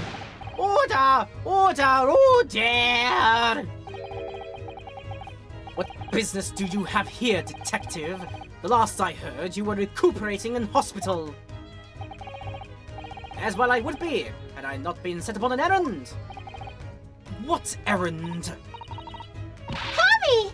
It's really you! You're awake at last! Yes, good day, Iris. I appear to be rather late to rise. My apologies. Now, my lord, if you would humour me. In what manner, sir? I have something of great importance I wish to give to the young lawyer over there. I need no more than 5 minutes. Would you be so kind as to spare us a time? What say you to this, Lord Van Geeks? This trial has taken many hours of the court's time. Having spent so long already... Exactly, having spent so long already, we don't want to go wasting any more precious time. As I was saying... Having spent so long already, it would seem churlish to deny the defense a mere 5 minutes. Hey, my fish and chips! Very well then, counsel. You have 5 minutes. My dear fellow, I apologize for my tardy arrival. Mr. Sholmes, are you alright now? Alright, I'm all wrong. I've only just managed to summon the strength to stand, man. I asked just for 5 minutes. I fear even that may prove too much for me. Pray forgive me should I pass out. Okay, let's make this discussion as short as possible. Harvey! This place is full of idiots! None of them can see how wonderful your chemical blood analysis is! Ah, well, that concoction of mine was really just a bit of sport to assist me in my investigations. I never took the trouble to refine it for appraisal by the scientific community. An oversight on my part. Right. Modesty? Surely not. But enough of that. I'm here to give you this, my dear fellow. What's that? A lavender furoshiki wrapping? A leaving present. From Miss Susato. From Miss Susato? If possible, matters were to be settled without me giving you this. Those were her instructions when she asked me to do her this favor. I don't understand. Miss Susato foresaw today's events, I believe. She knew that the culprit would attempt to escape justice by means both devious and underhand. And that you, Mr. Naruhodo, fighting fairly as you are wont to do, would find yourself in considerable peril. At that very moment of crisis, you were to be given this small parcel. Those were the dear lady's instructions. A leaving present from Susato-san. Whatever could it be? What is this? Oh! It's the machine I made! Oh! The cat flappinator.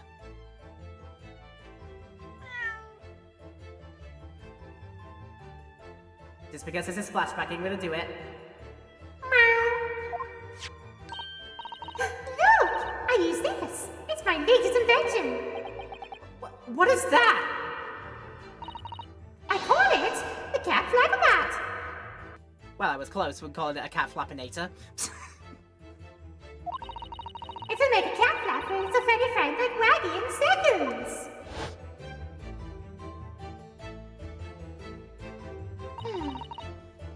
What's Susie up to? Miss Susato muttered the following words before she left. I'm a failure. I don't deserve to be a judicial assistant. What? Didn't she say something like that?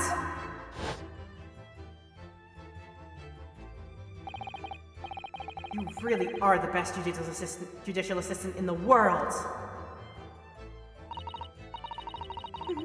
Well, that's extremely flattering.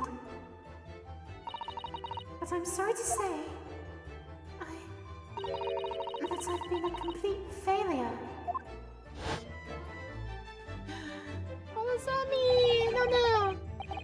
Whatever did she mean by that, Mr. Sholmes? That night, when you left with the banks in pursuit of the thieves, Mr. Zotto made use of this contraption for a certain purpose. Not that, surely. That is your answer, dear fellow. Oh, not at all cryptic then. Susanoo-san used his cap flapper mat that night. But why? Alright, but now it's in our court record, the compact machine for the rapid creation of small flaps in large doors to allow cats to come and go freely. We're assuming then that,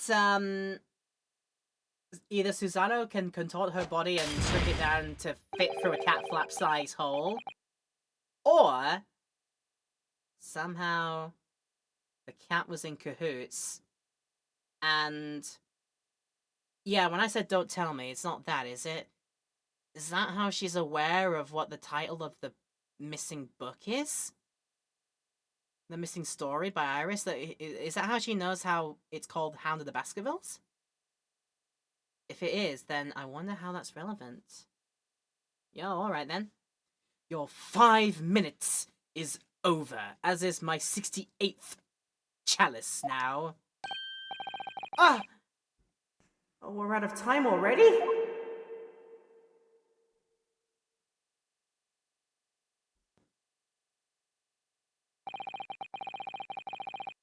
I'm grateful to you for affording us that brief recess, Mr. Reaper. I need no thanks, detective. After all, the die is cast. Is it really? The jurors are unanimous in their leanings. No doubt my learned friend will consider a summation examination. But any attempt to alter the verdict now would be utterly futile. I wonder. Mr. Naruhodo! Yes? The rest is down to you, dear fellow. What is your plan? The rest is down to me. I need to be careful here. If I make a wrong move, the trial will end badly. My lord, the defense requests summation examination now, or further time to talk about that, or time to think about that. I'm not being penalized for this, so whatever answer I would like is either just gonna take me in that direction, or would allow me to like backtrack and go back on it.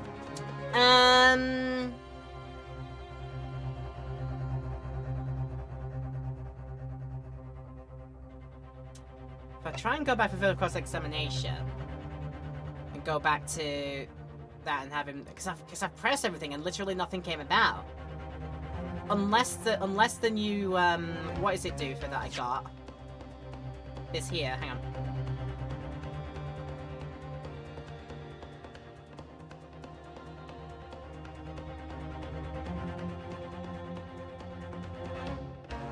Sorry, I felt a bit weird there. Bit of a cough coming up. Don't feel sick. Good enough, so anyway. But anyway, yeah, what we've now just got, which we can examine now. But is there anything to examine forthwith? I mean, there is. Let's have them talk about it right now, let's see. Whoa! Those vicious sheep look like they could rip up through almost anything. They're good, aren't they? They're made of a special alloy I developed just for this job. The cutter rotates 10 times per second, so it can get through any kind of door in no time at all. And what are the two parts at the top there? Ah, those are the rotating hinges, the section of the door that gets cut out. Right, of course. Nothing can match this machine for power. It can make mincemeat of even the toughest of doors, even the ones of mahogany. It sounds so charming and friendly when you say what it's for, but Feels like the reality of the cat flapper map is that it's a grim weapon of door destruction. Wagahai's so adorable. There's nothing I wouldn't do for him, even developing deadly weapons. So be it. So be it then.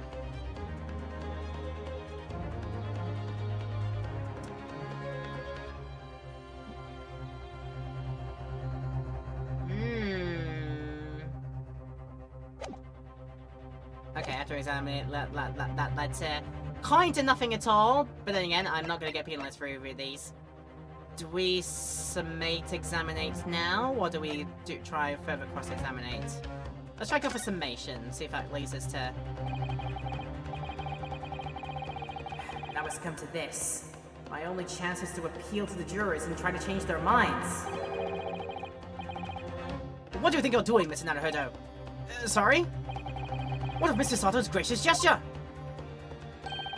Would you let this final piece of evidence she left you go to waste? The final piece of... This is not a time for inaction.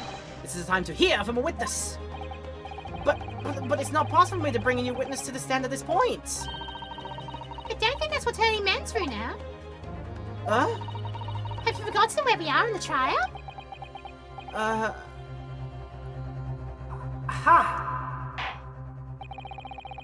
If the defense has nothing more to add, I think we should proceed to the adjudication. Hold it! Wait, my lord. The defense requests... further cross-examination. Objection! Objection! The jurors have spoken! Protocol dictates that you may not cross-examine a new witness. I almost said cross-examinate for some reason. Okay. Objection! The defense is not asking for the cross-examination of a new witness. Rather, to continue with one of an existing witness. What? It would appear that a rather important detail has escaped your attention, Mr. Reaper.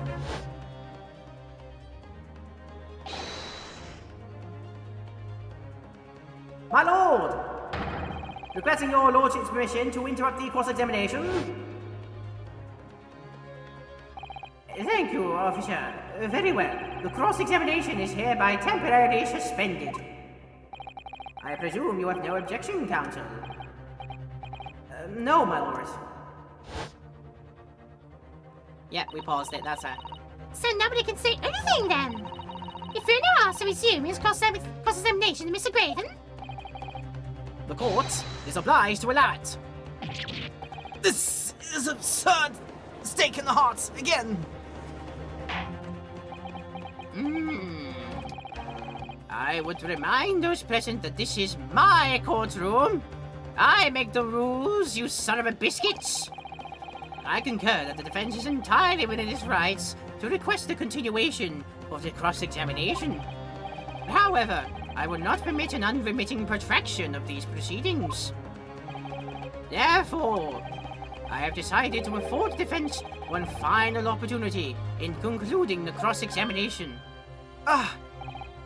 Counsel, you must choose but one statement from the witness's testimony, and but one piece of evidence to present in support of your argument against it. A single chance to present evidence? If following that the situation remains unchanged, I shall move to adjudication. Is that clear, counsels? You will not press the witness any further. My lord. Yes, my lord. A single statement and a single piece of evidence. Most generous. Well then, Mr. Naruhodo, it's high time I fell in a dead faint. I leave this in your capable hands. Jesus Christ, the melodrama of that. Mr. Sholmes!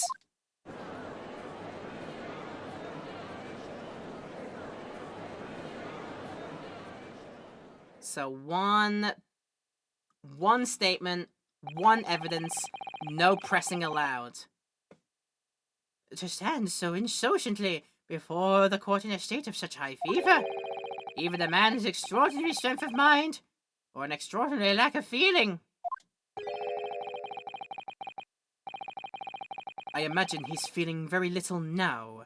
The detective is sleeping soundly in one of the antechambers. Strike a man when he's down, why don't you?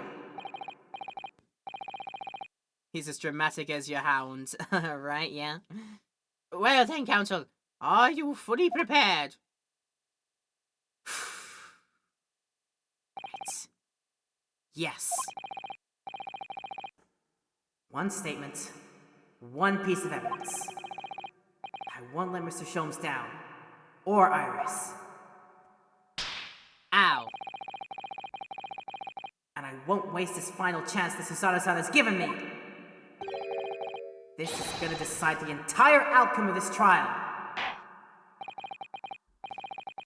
Very well. Under the terms I have outlined, you may resume the cross-examination.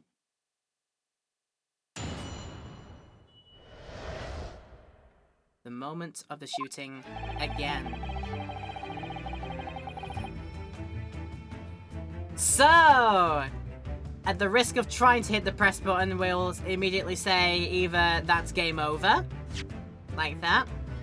We're gonna contingency save at this point, because we are in a very high stakes moment, it seems, or I've been led to believe.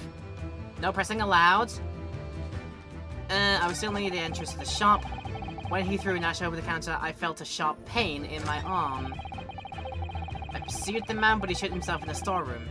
I could see him through the peephole in the door, though. The accused in the black coat shot the man in the back as he was trying to flee to safety. I saw the blood spatter all over the wretched girl. Then she tossed the gun out the peephole, so I picked it up and made my escape.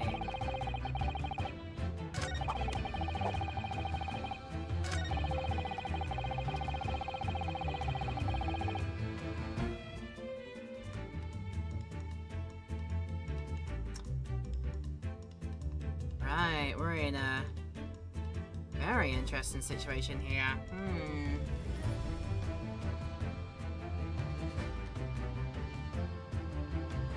The thing that's in my mind, and I'm not sure if it's true, is just because again, with this whole evidence thing. So with this whole case of the photos here, between the hours of 1 a.m.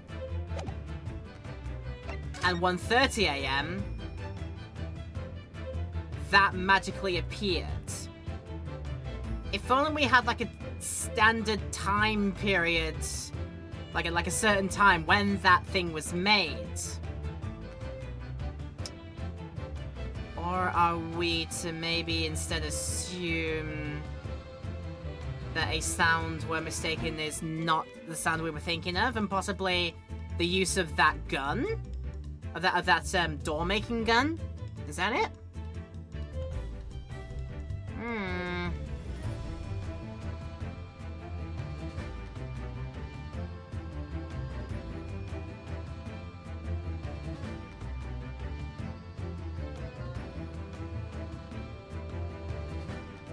No, maybe that is it. Maybe I'm thinking the right way here, because yeah. There's been at no point where he has proven that there was a way to look through, and thus I can prove it by showing him the fact, like, maybe did you see this massive gun that's capable of making a hole in the door very neatly when it's fired, and perhaps maybe that was masking up something else, and then whatever happened from there. I can see him through the people in the door. Yeah, so that's what I'm thinking. Then we present the fact that this thing can make doors. So yeah, you've yet to prove, as a matter of fact, that there was even a window there was even a peephole to look through in the first place. So I think that's the right line of thinking. But have I got the right lineup of evidence and statement? Let's see. I can always reset if needs be. Objection! I got it! Yes! What on earth is that eccentric contraption, Counsel? Well, thank goodness. Yeah, that's I think my train of thought was correct. Yeah, he's not proved at any point during today that about this contradiction between the two photos. How at the times of 1 o'clock, there's no hole, but at the time of 1:30, there is a hole. Yeah, the cat flappinator. Yeah, cat flappinator. Pay attention, Judge. It's the massive gun. It's a massive gun that makes a square hole. And you know what goes into a square hole? That's right. Everything, because everything goes in the square hole. That's right. Yep. So yes, pay attention to the cat flappinator. Ooh, it's my cat Flapbat, my lord. I'm going to retcon it and call it the cat flappinator now because I feel that's just a way funnier thing to say. It's my cat Flapinator, my lord. It makes a way for cats to get in and out of room. It can cut through any door you can think of and make a new little door in the middle of it. That's right, my lord. It's a device for creating so-called cat flaps. Small doors for cats to come and go as they please without their owners having to open the main door. I'm sure we can all work that out for ourselves. But that cat lover's contrivance has no possible relevance to this case. Oh, but it do. Oh, really? Of course it doesn't. To start with, there was no cat flap in the pawnbroker's door. Not being a keeper of cats myself, I'm afraid I fail to see what this is to do with the matter of hand. Perhaps it would help if I described its function another way then. This contraption is able to create a peephole in any door you can imagine in practically no time at all. Doofenshmirtz would be proud. Right? Completely useless guns. Completely useless things he'd make, yeah, but... Yeah, he's proud of it for doing it, yeah. I beg your pardon. A peephole, you say? 2 nights ago, we arrived at the scene only minutes after the murder of Mr. Windybank had taken place. That's right. According to the paperwork at the yard, it was you, your Japanese assistant, and Sholmes. Yeah, the 3 of us were together. And it's recently come to my attention that my assistant made use of this device at the time. Your assistant did what? There was a peephole in the storeroom door. I can attest to that. Because I looked through the peephole myself in order to see inside the locked storeroom. This is ludicrous! What are you trying to say? Of course there was a peephole in the door. I've said as much in my testimony. How else could I have witnessed a crime, for pity's sake? Let me get around to it. Hang on, let me cook. Yes. How could you? What? Counsel, kindly say what you mean. Alright, it's time. Time to strike the final blow. What I mean is this, my lord. My assistant made the peephole in the storeroom door, and until such time as she did, the door had no hole in it to look through. What? No! We got him!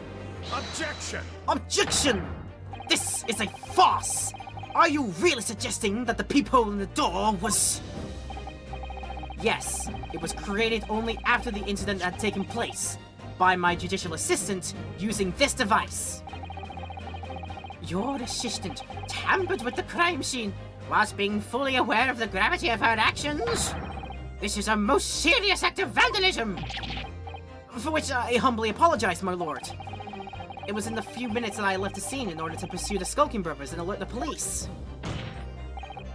Nevertheless, in the light of this new information, it becomes apparent that Mr. Graydon's testimony is riddled with holes, like the ones that this gun makes. Ugh. Riddle... Explain yourself, counsel!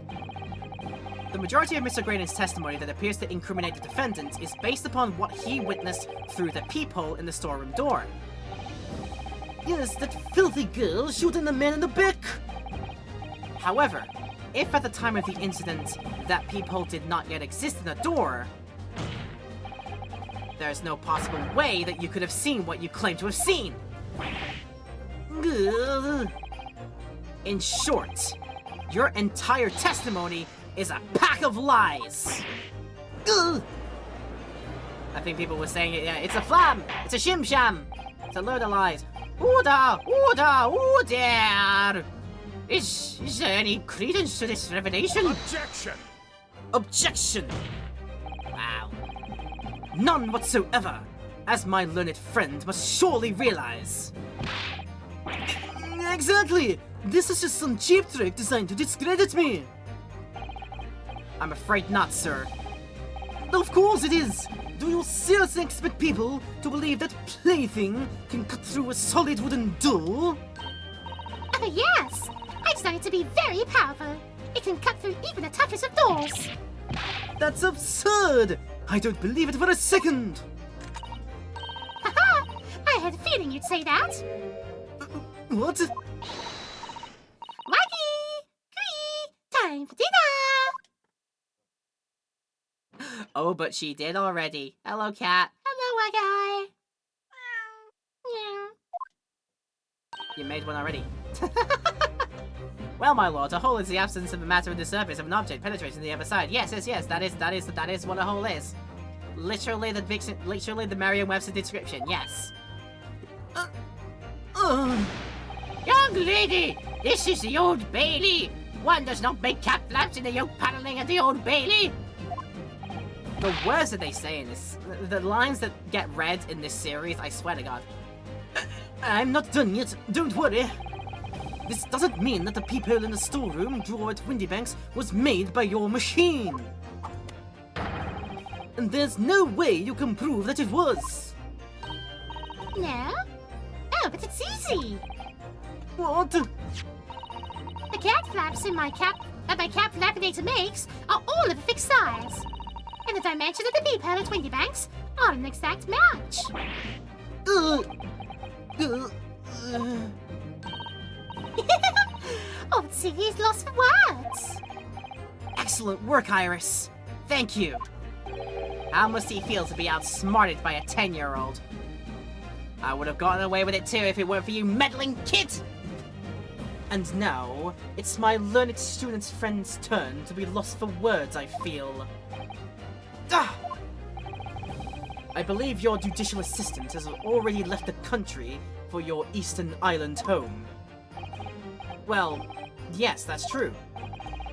Then you may have some difficulty in establishing all of the facts. For the sake of argument, let us assume the peephole has dimensions that are a perfect fit for this contraption. In that case, when was the peephole cut? The prosecution demands proof of your answer. Oh, I can do that easily. What is the purpose of your line of inquiry, Lord Van Cheeks? It's very simple, my lord. The defense argues that the peephole was created after the incident using this device. But now that the perpetrator has returned to her native land, she cannot testify to the fact. There is no proof. And for as long as the defense remains unable to prove when the peephole was made, my learned friend's claim amounts to nothing more than a baseless accusation. What? What are you talking about? I can prove it easily. It's between the hours of 1 a.m. in the morning and 1:30 p.m. and 1:30 a.m. in the morning. That 30-minute gap. Because 1 o'clock, photo shows that hole is not there. 1:30 o'clock, hole is there. Is easy understand comprehendings. Surely's. Indeed, that is so, Lord Van Cheeks. Well, counsel? But don't give it now, Runa. This is the time to create your own opening and force your way through. I don't know if I can do this, but I do know one thing. Susaru-san is the greatest judicial assistant in the world! Very well. The counsel for the defense will present evidence to support the claim made. Proof that the peephole in the door at Windybank's storeroom was created after the event, and not before. One of these photos, surely. When everything is quieting down there. Well, I mean, yeah, okay, either one of those surely could work out. Because the 1 a.m. one can be used to prove the fact that definitely there was no hole in the door then that they could peek through. And the 1:30 one would say that, like, after the dust has settled, and as such, everything was, like, hastily put back to place, then suddenly it appeared. So would I, this photograph of Genie, yeah. 1 a.m. would better, yeah, I'm thinking so too. I'm gonna go for that. Take that! You're right, it was. Take that! What are you? A print from that detective's infernal cameras again? My judicial assistant, Miss Susato Mikotoba, is an extremely intelligent and capable woman. Which is why I never had any cause to doubt that she would have considered this scenario and made sure I had the necessary proof. And the necessary proof is this photographic print, Counsel? Yes, that's right. This print shows a scene in the shop moments after the defendant entered the premises. Agreed. And it also shows the accused mercilessly wielding a gun in the direction of the defenseless broker. But more to the point, it pictures the storeroom door in the background. Let me see that print again. I don't believe it! This really is quite remarkable. The door to the storeroom is completely devoid of a peephole of any description. Yep. Mr. Graydon! You couldn't possibly have witnessed the crime as you claim to have done, because at the time it happened, there was no peephole in the door. In other words, your testimony is a catalog of lies!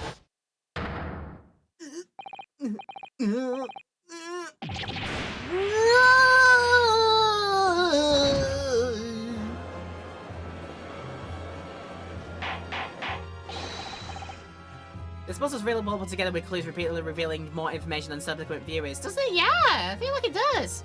That's the magic of, like, some later cases of the games, I feel like people say.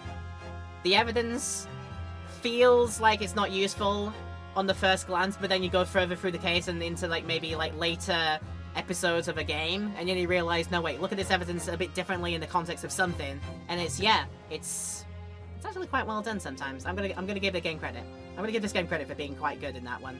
I love a good cup of justice in the morning. Yes, absolutely. Order! I am satisfied that the defense has substantiated its claim beyond all reasonable doubt. This witness's testimony was entirely fallacious.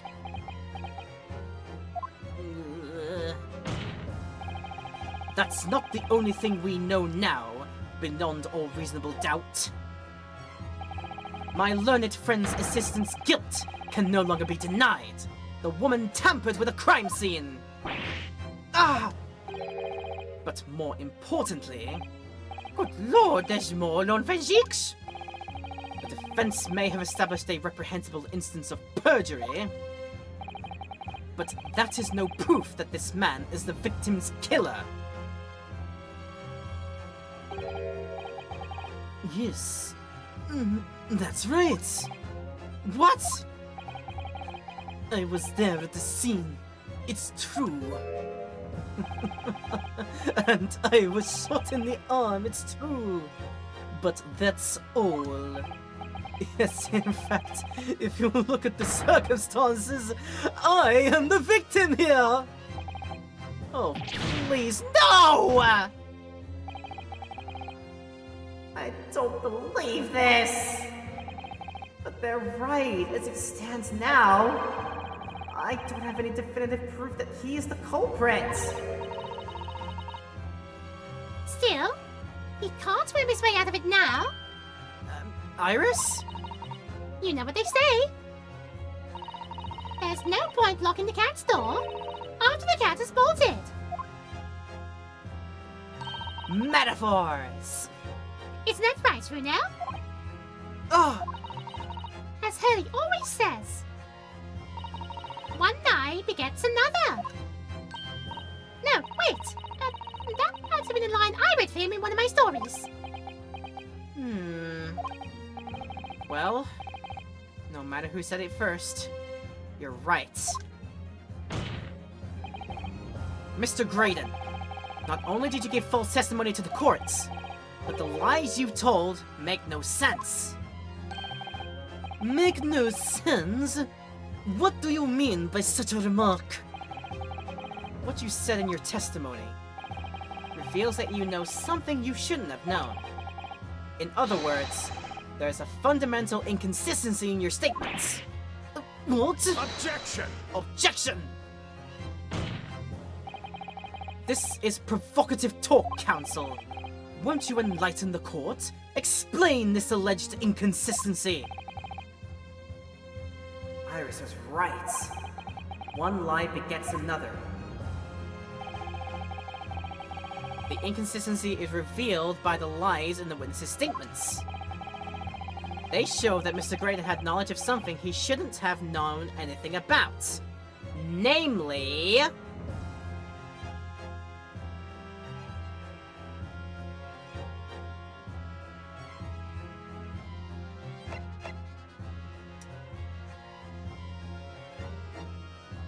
Oh, it could be that, yeah. Stains on the codes.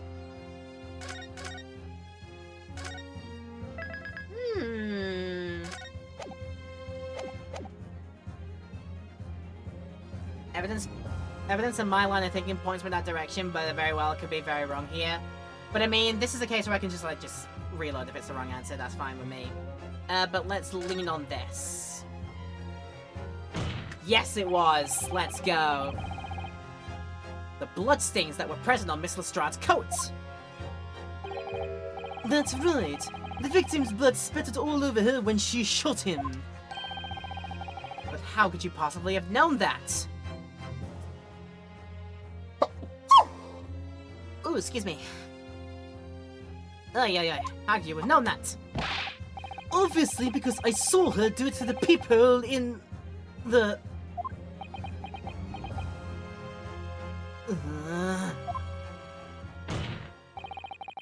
The point is not that you lied in your testimony, Mr. Graydon. It's the nature of the lie you concocted that's so revealing. You're not making any sense. Then let me ask you a simple question. How is it, Mr. Graydon, that you knew of the existence of the peephole in the storeroom door? What? Well, obviously, I...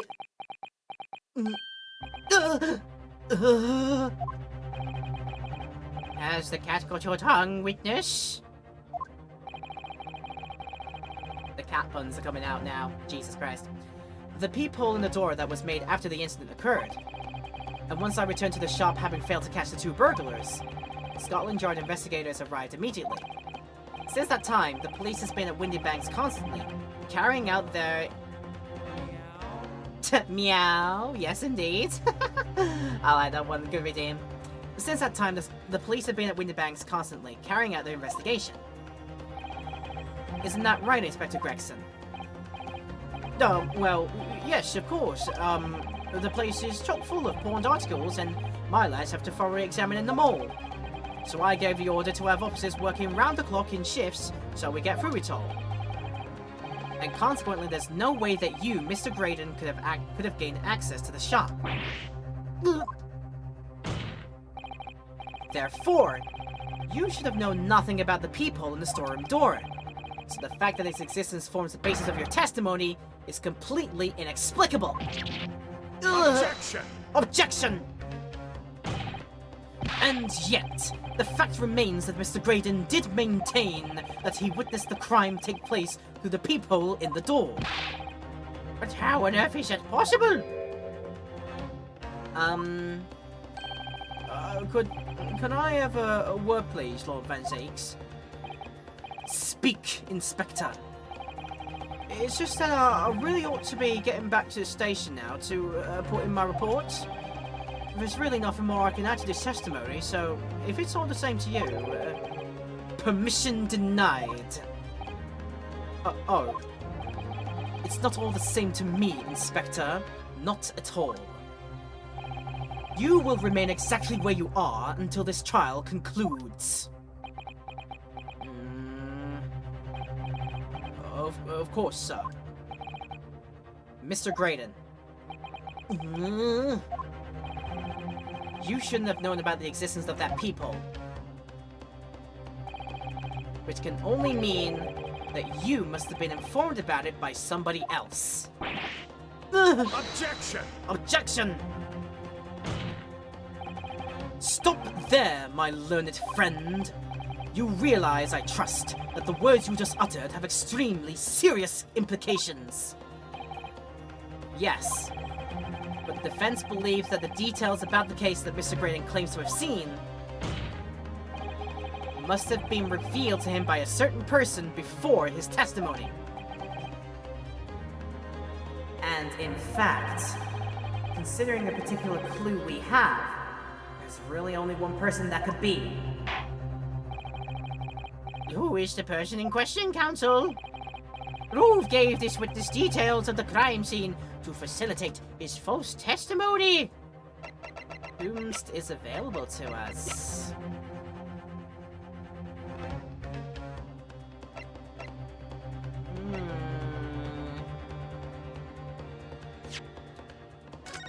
That's getting interesting.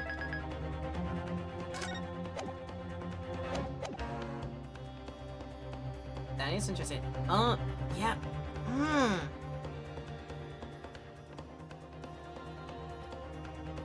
The only person who would have been either at the place themselves or been in regular contact with people at the scene on a constant basis, given what he's told us about how they've been doing their investigation.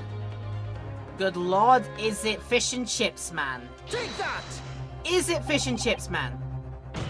The truth is, it can only have been you, Inspector Gregson. Hey, me? If it's not a particular person, I'll be shocked given their behavior throughout. I mean, yeah, he's been trying to dodge, like, left and right and try and get out. And say, right, stuff at Scotland Yard's got to take about. Yeah. He's been trying to get out quite a lot of the time, has this man. Which leads me to think that maybe these secrets that they don't want to get out of Great Britain are to do with the fact that Great Britain themselves is being naughty! Oh my goodness! They're being naughty. Great Britain is being naughty. I mean, what else is new? What else is new in that one? Objection! Objection! You had better have some proof to substantiate such a rash claim, my learned friend. Consider the fact that we have only been aware of Mr. Ashley Graydon's identity for the last few hours. We learnt of it only during the course of the trial today. I've also got another hole in Ashley's story, but I'll hold it until we're done with her reveals. Yeah. Please do. Appreciate it.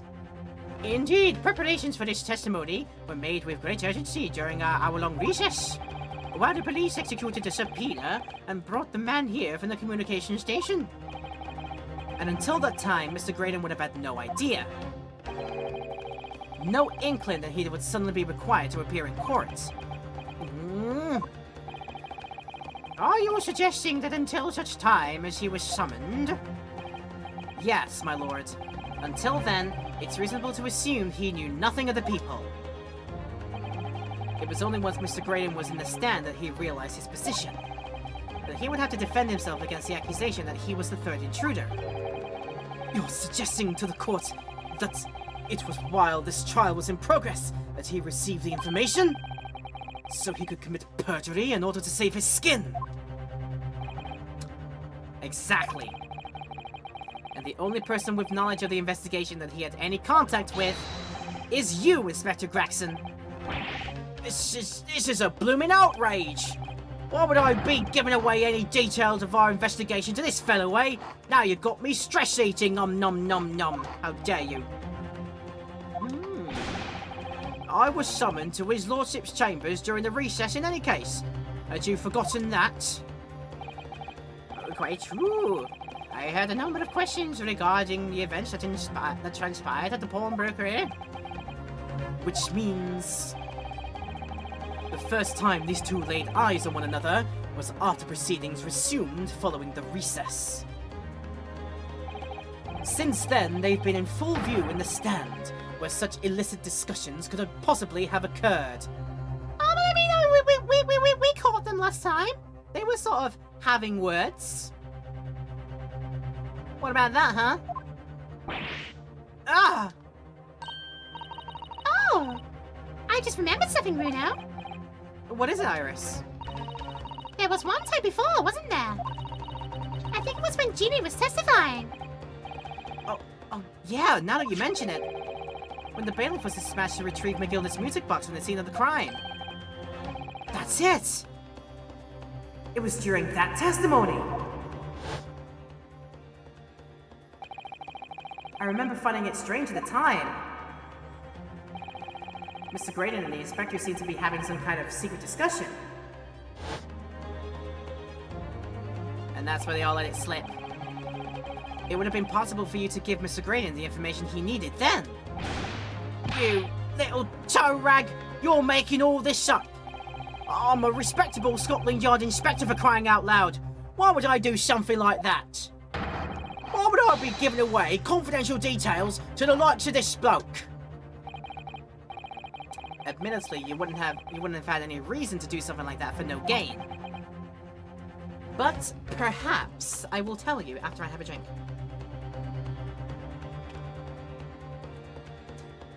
But perhaps it was part of a deal of some kind.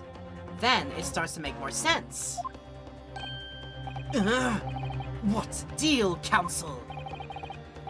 I wonder if perhaps in exchange for details about the people at the crime scene, Mr. Graydon agreed to give a certain something to the inspector.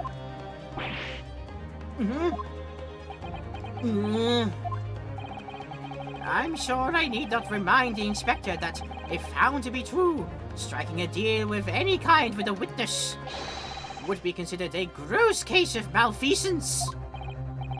Well, Objection! Objection! It's becoming clear that jumping in with accusations in this is this Nipponi student's specialty. I don't do that. Do I? Iris, do I do that? I don't know. But with the stakes so high, the prosecution is not prepared to listen to baseless charges. It is incumbent on the defense now to present evidence in support of this diabolical claim. Evidence? Just what are you proposing that the inspector demanded of the witness in return? The court must see proof of this alleged deal. Yeah. If Inspector Gregson really did strike a deal with Mr. Graydon, then logically there's only one thing he could have asked for. That must be it! Runa? Do you think it could be? Yes. It's the missing link that would join all the dots together in this puzzle. I must press you for an answer now, Counsel. What evidence explains the nature of the alleged deal that Inspector Gregson made with the witness? He's always been asking for this, hasn't he? Literally every single waking day of every single waking hour. Switch that the other way around. Every single waking hour of every single waking day that we have been in his presence, he has always been asking about, have you got that disc on you? You got that music box disc on you? It's got to be this! Can't think of anything else. Take that! Take that! Inspector Gregson. Besides this murder, is it not true that you've been working on another very important case? What are you getting at now, Sunshine?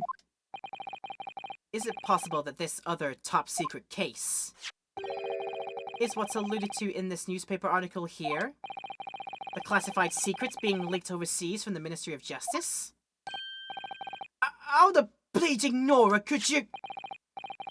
We discovered during the course of this trial the music box deposited at Windybanks by Magnus McGilded. A special music box, designed to play 2 discs at once. It would seem very likely now that encoded in the pair of discs that were in McGilded's possession are the leaked classified secrets.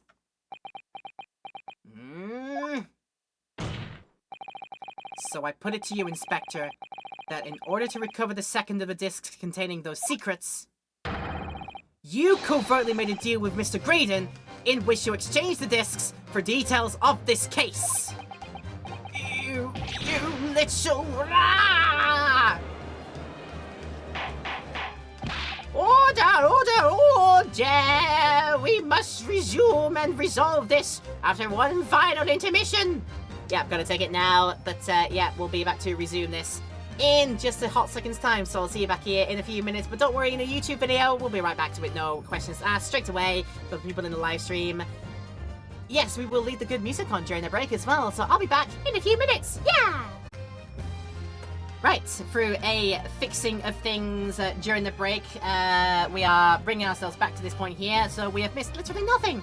And yeah, sorted that out, so we fixed it up, no problems. Yeah, hope you're still enjoying this over. This is going to be our last little stretcher today, so go ahead and sit back, relax, and enjoy. Let me know how you're enjoying it if you're watching in YouTube land. If you want to leave a like or comment down below, please feel free. If you want to subscribe and hit the bell too, please feel free to do that as well, because that would help me out a bunch.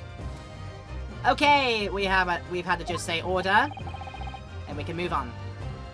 On the day of the incident, when we met you at Windy Banks, you said this.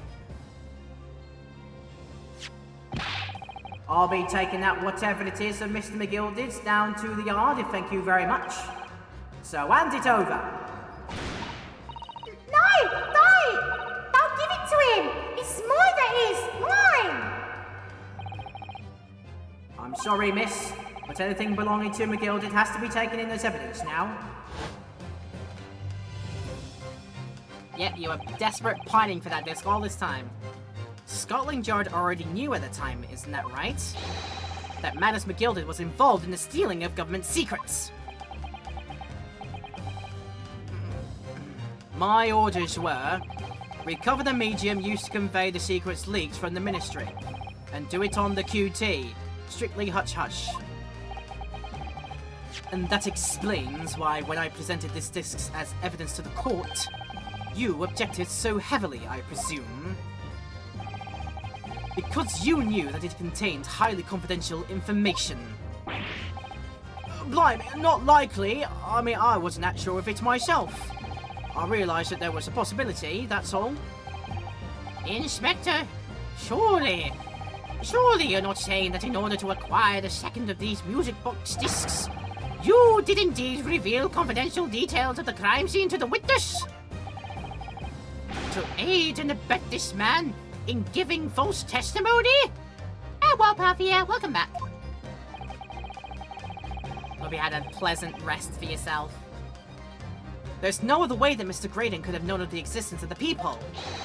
It's the only explanation. A deal was struck between these two men. No!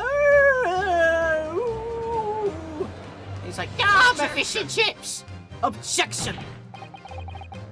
If, and I stress if, this sobering assertion turns out to be founded in truth, it would mean that the second disc is, as we speak, here in this very courtroom.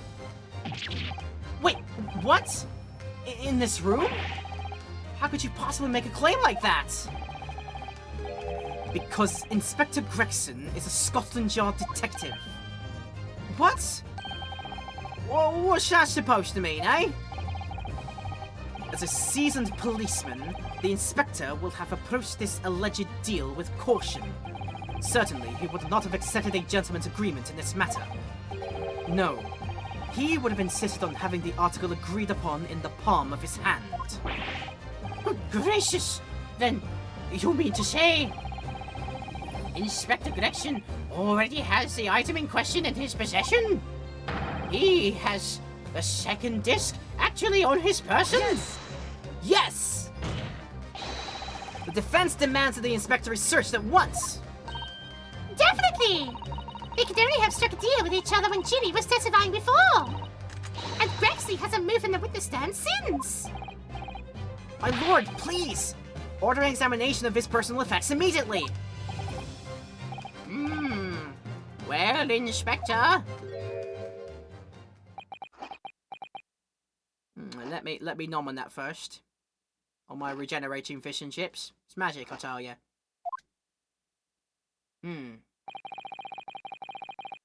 This young lad wants to tone down his imagination. He's insulted me in my profession quite enough. Ah! However, if it'll put his matter to bed and dispel any doubts about my involvement, then I'll happily submit to a body search. What? What, he's gonna agree to it? I presume you're aware of the precipice on which you now teeter, my learned student friend. You've made the most serious allegation against Scotland Yard here. If, following the search of the inspector's personal effects, no disc is found, you will be deemed unfit for court service. This trial will end, and my country's government will formally demand that you are severely reprimanded. Oh, that sounds serious. Indeed. To have a visiting student make such defamatory remarks about our country's most senior police force is not something Her Majesty's government will be able to overlook. I mean, you deserve it sometimes. I don't know what to say to you. You're just threatening Runa because you're scared. The accusation is beyond serious. You must be prepared for grave consequences. It's true. I can't imagine Gregson would have accepted the gentleman's agreements for something so critical. The disc must have physically changed hands, which means the inspector should have it. But somehow, something doesn't feel quite right here. Very well, Counsel. You know the implications. So, let me ask you one final time. Yes, my lord. Do you still persist in formally requesting a search of the inspector's personal effects? Search him, or search someone else, or rescind. Or rescind that request. Very interesting, Hans.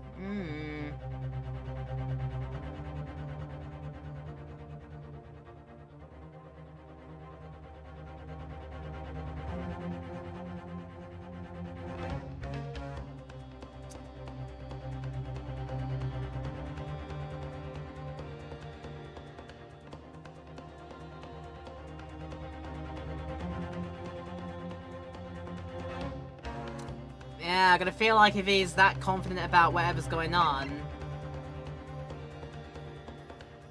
and he's willing to have a search that willingly, then he's done something else rather unscrupulous. We probably will not end up finding the disc on him. We won't find it on Gregson, I think.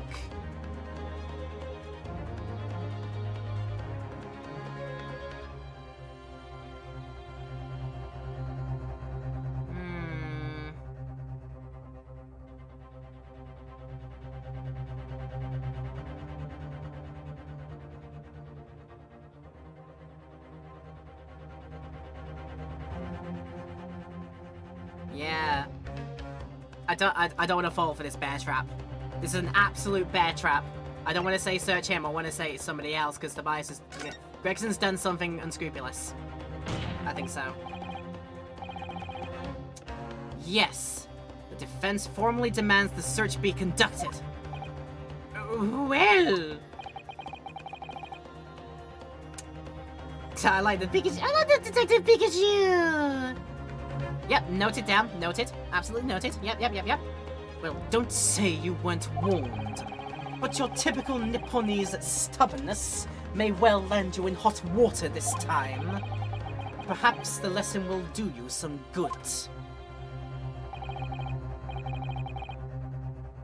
Yeah, just take a look at it. Yeah. May have had... Okay, so... Disc would have changed hands... Whatever disc would have changed hands between the two people there would change hands between Graydon and Gregson, in exchange for saying like, yeah, I'll tell you what to do, but just give me the goods. I'll tell you what you need to say, just give me the goods. That's essentially it. but then to cover his own skin, you take a look at who else is rather inconspicuously, and much to my chagrin, has also not been dismissed from this witness bench. He's pawned it off to somewhere else, yeah. Where the disc is, if it's indeed the disc, I'll say if I'm right afterwards. We'll see. Fair enough, I've got nothing to hide. Very well then. Bailiff, conduct a search of the inspector's personal effects. Objection! The defense demands a search, but not of Inspector Gregson. What? Now, what's all this? I'm the one you're accusing, aren't I? I thought you wanted to search me, but you've covered your own tracks, mate. We know this. We aroused your suspicion. You were so willing to have your body searched, your personage searched. You're like, yeah. You've covered your tracks on this one. No, Inspector, not you. Somebody else. What's the meaning of all this then? Eh? You lost it at last, have you, Sunshine? The court shouldn't have to put up with this nonsense. You're being completely irrational. Oh, but am I? Be quiet, all of you. Who? Be quiet, all of you! Bruno's doing what all of you told him to do and having the courage of his convictions. So you should respect that and listen to what he has to say in good faith. Because that's the British way.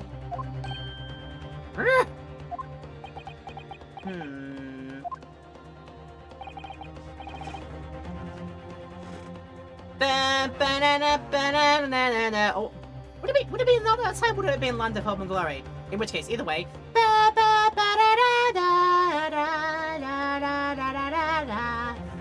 Speaking to our patriotism. And by God, we're a sucker for that sometimes. Well said, young lady. Indeed, this court is in awe of the defense counsel's conviction and eagerly await his next words. You what? No, don't be hasty, my lord. If I'm not mistaken about the things I've seen in court today, I'm fairly sure that I know who has that disc at the moment. There's only one person it can be. Counsel, of whom do you request to search now? Thou who has been next to said brother for quite a time since the exchanging of that disc happened between Grayson and Gregson. Oh, sorry, Graydon and Gregson. Between these twos here. Because one of these idiots has been behind them, has been stood at the side of them pretty much since that time. Gotta be you, right? Take that! Take that! Of, my lord, Mr. Nash Skulkin. Well, I never... Him? Very well, then. Bailiff, restrain the witness and conduct a thorough search of his personal effects. Hold it! Please, my lord. Inspector? Scotland Yard has to object to search. Objection! Objection! Unfortunately for you, Inspector, your objections carry no weight here. In this courtroom, only the prosecution and the defense have the authority to object. But Lord Van Zeeks, I have no idea what forces are in play that might influence your actions. But personally, I have no intention of obstructing the course of this trial. Interrupting. Bailiff, carry out the search. No, hold on, I don't know nothing. Nothing about no disc. Cut it out!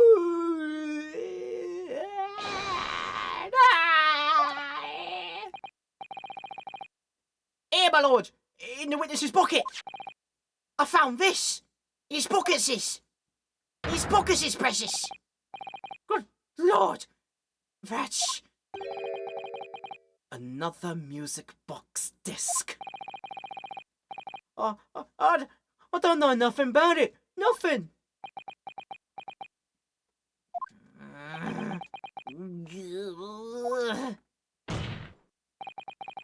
That is the second music box disc left behind by Magnus McGilded. Is it not, Inspector Gregson?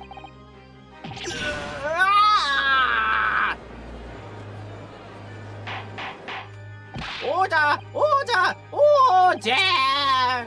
Mr. Skulkin, what have you to say for yourself? Gordon Bennett! I mean, just Gordon Flaming Bennett! I swear I did know nothing about that disc, honest to God! Counsel, would you please explain what exactly is going on here? The alleged deal that was struck was between this witness and this detective, no? Without question, my lord. And for pity's sakes, why on earth was this man in possession of the disc that the inspector traded for information? Inspector Gregson is a shrewd, calculating man who rarely loses his composure, except if it's over fish and chips. But at that one particular moment in this trial, he exhibited some unusual behavior for a brief moment. I don't recall. What unusual behavior? It was... yes, during my cross-examination of Mr. Graydon. Tell me, Mr. Graydon, when you left the pawnbrokery that night, was it by any chance with the second disc in your jacket pocket? I admit to nothing of the sort. While Mr. Graydon answered my questions, the inspector appeared to have grabbed Nash Skulkin by his coat and was shaking him violently. Yeah, he did and all. Thought Minogue was gonna fall clean off on it. I was wishing I'd been born as my brother I was. And what exactly happened to make the detective attack you like that? I ain't got a clue. He suddenly turned round and grabbed me a whistle like that and started shaking me. What the blazes didn't you mention the third gun when we got down to the station? That's what he said. He held it right down my ear, all he did. Your head's still throbbing now. The way the detective behaved then was extremely out of character. But looking back now, it must have been then that he did it. That was the opportunity Inspector Gregson created for himself in order to hide the disc. Well, bless my wig! He hid it? You... But I'm afraid I fail to comprehend the motive here. If the detective had acquired the disc he was after, why on earth would he then proceed to hide it in another man's pockets? This is a court of law. He could have submitted the item as evidence. It would appear, my lord, that the inspector was not at liberty to do that. Why ever not? As the man himself revealed earlier, his current assignment had some special conditions.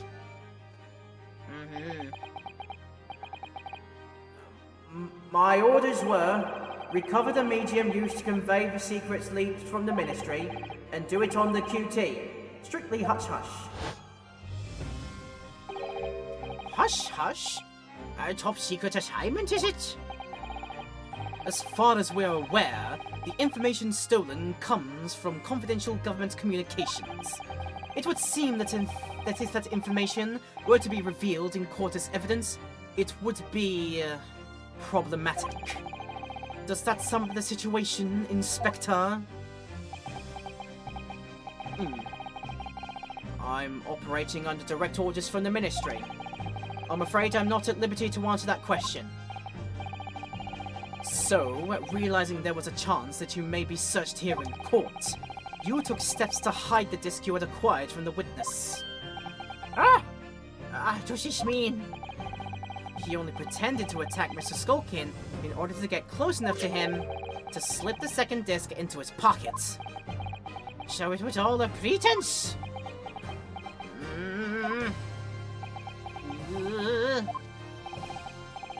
Well, now, Inspector Gregson, and you, Mr. Graydon, are you prepared to admit to the accusation made against you of this alleged deal?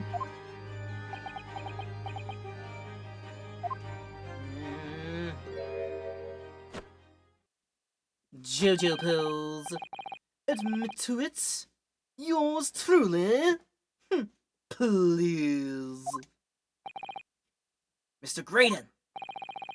Clearly, our Eastern visitor has an uncommonly active imagination. However, there's no proof that I passed that disc to the inspector. Objection! Objection! But then, how do you explain the reason why you knew about the people? I'm under no obligation to explain. They're all under no obligations, Jesus Christ. What? Yes, I lied in my testimony. That I admit. So sentence me accordingly. But that is all I admit. Murder, leaking government secrets, striking a deal with a detective.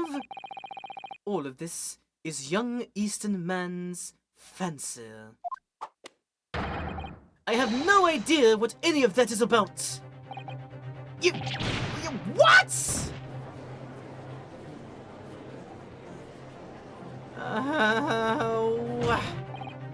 Well, what about you then, Inspector Gregson? Do you admit to making a deal with Mr. Graydon in order to acquire the disc? Thought the disc. I love that though. In the chips would be such a freaking way to do it. Like he panic bites and then breaks his teeth on the disc that's in there because he completely forgot it was in there. That would have been utterly hilarious, to be honest with you. But yeah, it went this way instead. Fair enough. Ladies and gents of the jury, as a Scotland Yard inspector, I will declare this and nothing more. I am acting in the best interests of this country. Whatever I've done, it's been in the name of justice. So, as members of the public of this fine country, I'd like to think that justice will be your guiding light when you're making your decisions.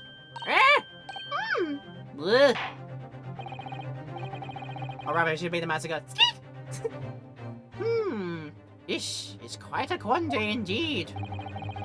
Rarely have I encountered such extraordinary tumultuousness in the concluding of a trial. Nevertheless, in the absence of any further evidence to be presented, I believe it is time that we put the matter to the jury for their final leadings. Well now, as a fellow servant of Queen and Country, I must say I sympathize with the old inspector. Yes, he's a dependable man, I'm quite sure. In service, one becomes a good judge of character. Even crossing your eyes doesn't help when it comes to looking at this case. It's all blurred to me. Well, as a fair professional, I'd like to put my faith in the detective, really. Graydon is highly skilled operator. Stop. Currently, he presses his idol. Stop. Detective has very much trust in eyes. More than this, I cannot say. I don't believe it! These 6 jurors are going to believe Gregson? Oh, if they declare the decision now. Is Ginny going to be found guilty? If I don't manage to produce some definitive evidence right now, then we're going to lose. Even some proof that Graydon killed Mr. Windybank or stole those government secrets. Or some evidence to force Gregson into admitting that he struck a deal with the witness.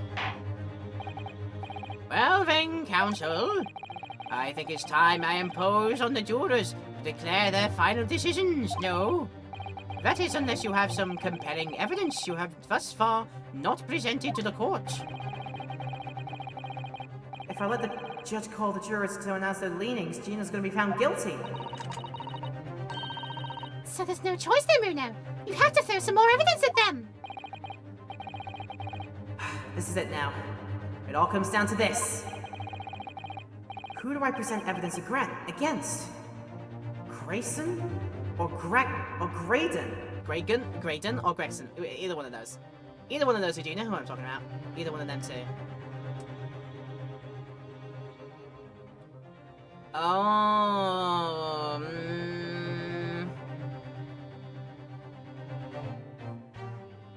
That's a fantastic question. That is such a really interesting question, actually.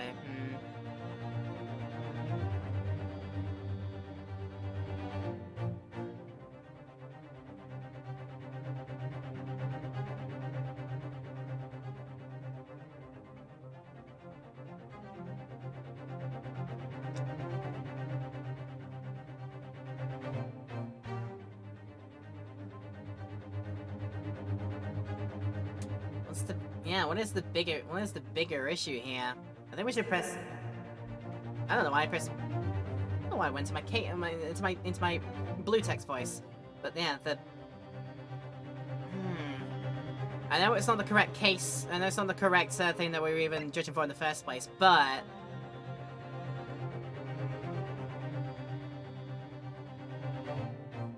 I'm gonna lean this way actually and say I want to do you. Inspector Gregson, there is one final piece of evidence I would like you to see. Eh? What's that, then? If you refuse to acknowledge that you did in fact strike a deal with the witness here today, then you leave us no choice but to examine this piece of evidence thoroughly. Well, go on. This is my last chance. It looks like I'm gonna have to force his hand here. One final piece of evidence to get this detective to admit to the deal that he clearly struck with Graydon.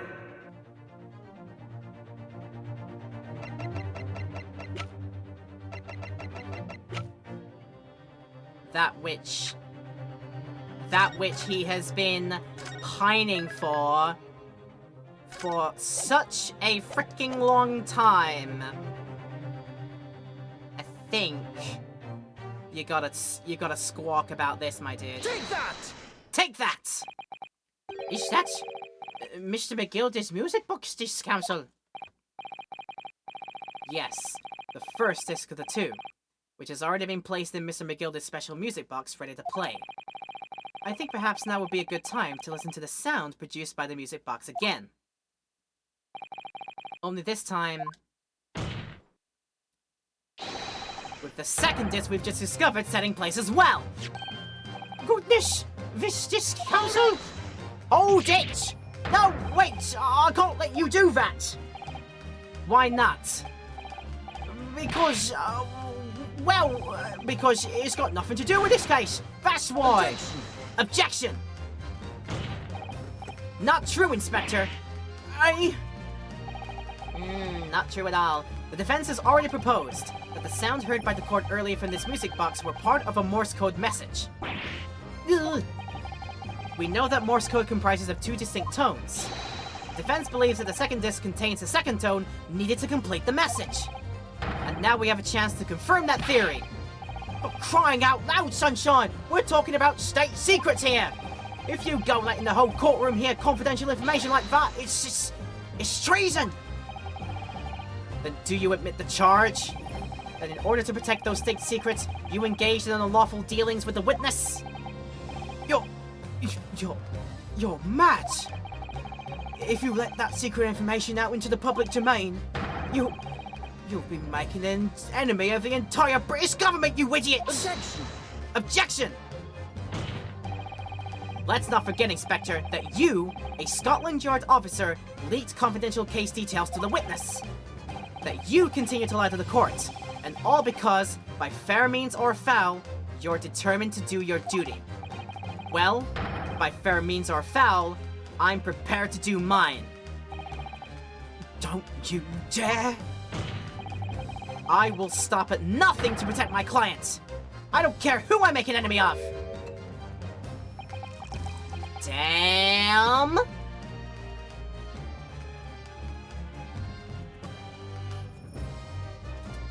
I'm getting my drink out here because it's like I'm eating a bag of popcorn because this gon' be good. My lord, if you please, court must hear the sounds made by that music box! Come on, Van Shakes, for Pete's sake, stop him! Objection! Objection! Boot! Das Boot! Based much? Based? Inspector, you should know my methods by now. I'm a prosecutor. I am no Scotland Yard puppet. Ugh. In this courtroom, my duty is to the law. So let me propose a toast to uncovering the truth by fair means or foul. No! Very well. The defense's stance here, and that of the prosecution has been made very clear, I feel. Therefore, in accordance with the defense's request, the court will now listen as this music box is set in operation once more. It's time. This time, with the second disc in place and both discs playing simultaneously. It's time.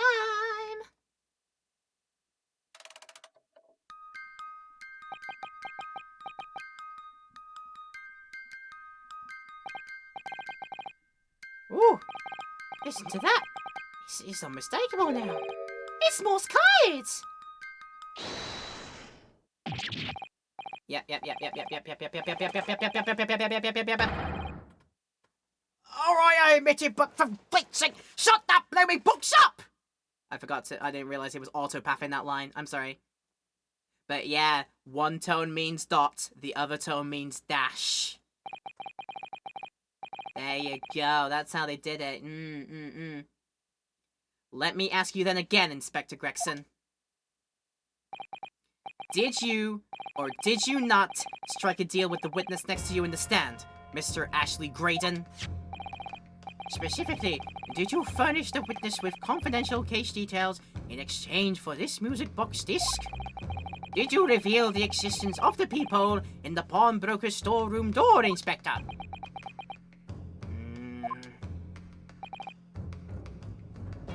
I did. Stop! What are you doing, man? It's all exactly like the young Eastern lawyer said.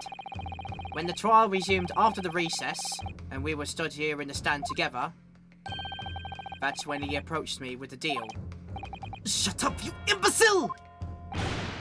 Shut up! Psst. You there? You're the detective who turned up at the pawnbrokery the other day, aren't you? I may have something you're looking for, Inspector. With me at this very moment. So, how about a trade? I suggest you accept. All information that may make certain individuals uncomfortable will soon become very public indeed. I couldn't let that information become public knowledge. Not under any circumstances. So I accepted the man's proposal, and told him details about the case that should have put him in the clear.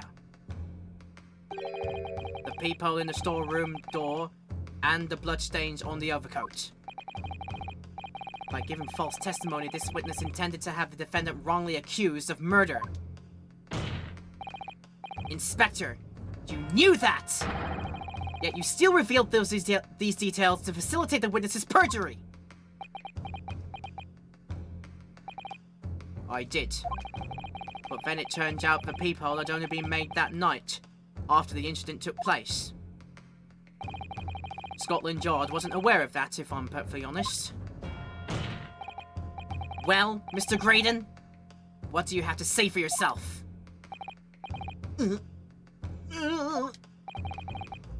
There's nothing and no one left for you to hide behind. You struck a deal with the inspector in order to escape conviction of a very serious crime.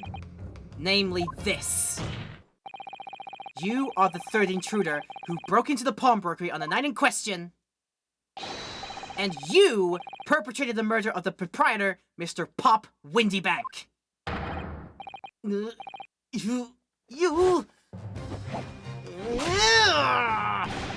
Traitor! Oh no! Oh my god, he's getting serious! Oh no! We have hostage situation on our hands. Bailiff! Bailiff! Restrain that man at once!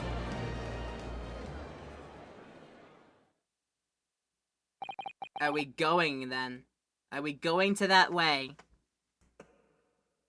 That's it then. It's all over. Or is it? You do not chance your hand that easily, game.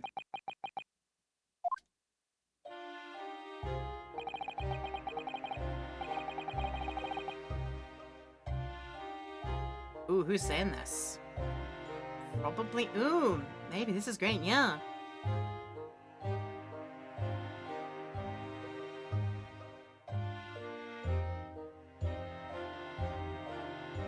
Hang on, I've got to wonder actually.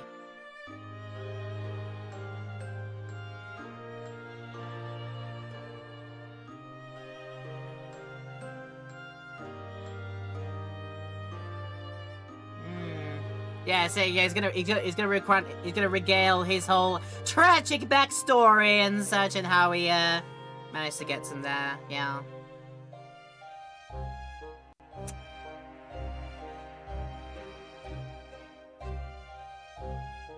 But since I think, unfortunately, I know this feels like it's like, or do I just say heck to it and just continue? Do I say heck to it and continue? Do I say heck to it and continue? It just depends how long it's going to take for the rest of this to fill up for, and I don't know! I know, sleep is important, I know. Okay, how about this then? It's a clean break of sorts, yeah. Yeah, what do you reckon I should do? What do you reckon I should do? Should we leave it there? Or should we wrap this up until the end? Because I feel like this is, yeah. At max 20 minutes left. Oh, are you certain of this? Is it not? Well, back to it! Let's do this then. Let's do this then. One more very quick ad break, and then we'll come right back to it and finish how this ends up. So with that, we will see this man's tragic story and why he was the miscreant that he is. But after the break, see you in a few. I despised my life growing up. Those slums are vile places. I was cursed from birth, born into poverty, the son of a penniless artisan. My parents did nothing but quarrel all day long, with what little money they had was never spent on me.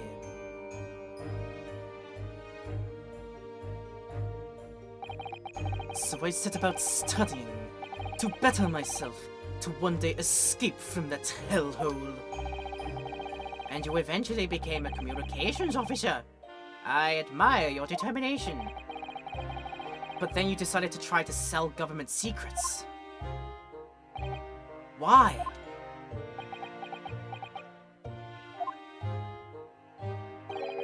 Isn't it obvious? Because I wanted money.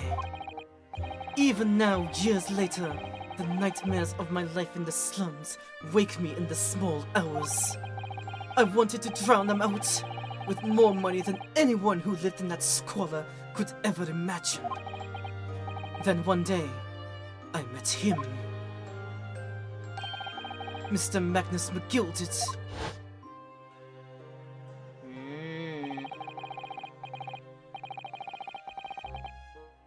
Yeah, buy the book for this. We're making a performance out of this one, I hope you realise, since it is the ending for this. You're a fiend with the queer talents, so you are. I've money to throw your way if you're interested. All you need to do is go along with my little plan now. I was to steal the Ministry's telegraphic message logs, and McGilded would buy them for a handsome sum. As I was responsible for inspections of the Ministry's communications office, it was a simple enough task. The Lord of the Devil's offerings. How easy it is to succumb. But you must surely have realized the seriousness of the crime you were committing. And for that reason, I took great lengths to ensure that my actions were untraceable. By using the music box. My father was a brickmaker, though my mother divorced him when I was still a child. Yeah, Mr. Mason Milverton. That's right. He was very skilled with his hands. He had once been a music box maker's apprentice. I imagined his skills would be sufficient to create a machine that could generate Morse code. So I sought out my father again to employ his services. It was the first time I'd seen him since I left the slums 10 years ago.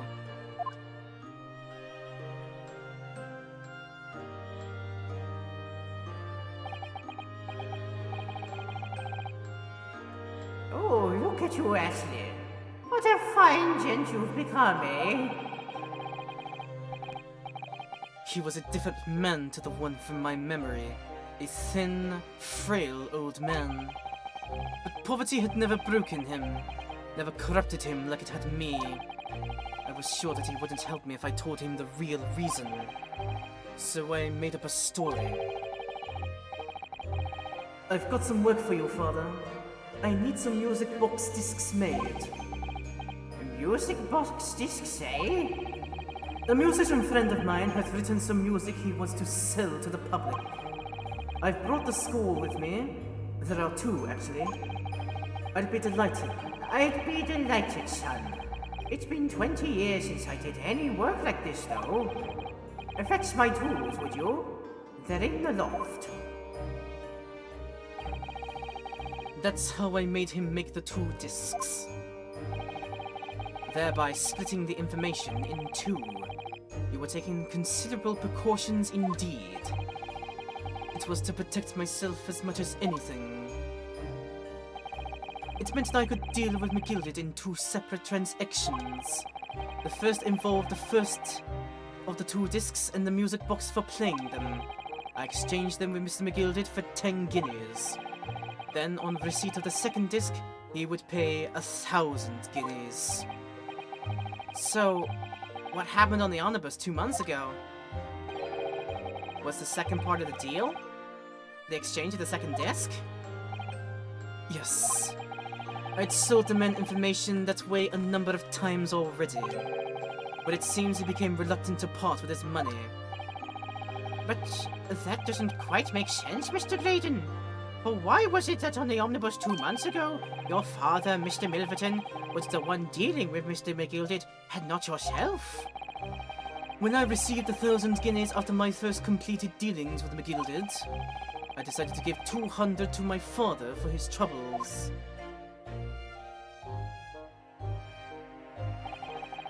But my father realized something was amiss. In time, he worked out that I must be involved in something dubious. And when he did, he said to me, Next time there's an exchange, you let your old man do it. Understand?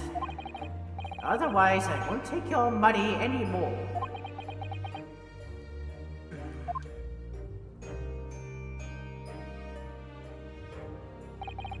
That was my father's way of dealing with it, I suppose.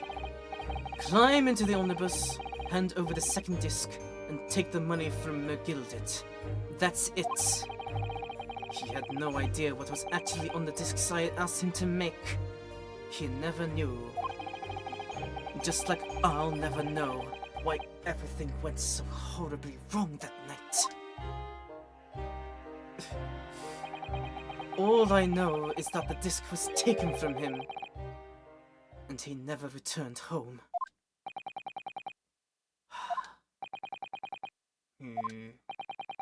Hey. It was only then that I'd found out what sort of a monster McGilded really was. So after 10 years of not once uttering it, I swore on my father's name. Jojo Pose. To exact revenge. Revenge? as anyone with even the remotest knowledge of the man will no doubt be able to imagine, McGilded brought all his wealth and influence to bear in the most despicable of ways. To crush any semblance of justice in his trial. The crime scene was tampered with, evidence was fixed, and witnesses were bribed. That trial 2 months ago was a farce from start to finish. My feet had barely touched British soil back then. And I walked into that hornet's nest, completely unaware of the sinister background to it all. I'd made plenty of money out of my dealings with McGilded by then, so I spared nothing in my arrangements 2 months ago. I knew exactly who to hire. If you're willing to pay the price, there are people in this city willing to do anything you ask. McGilded himself had shown me that. Are you saying that? I think you have the picture now. After he twisted everything to his favor in his courtroom to ensure that he walked free, I took matters into my own hands and delivered the justice that monster deserved. That tragic accident following the trial here 2 months ago was planned and executed by yours truly. McGilded's death that day was caused by this man.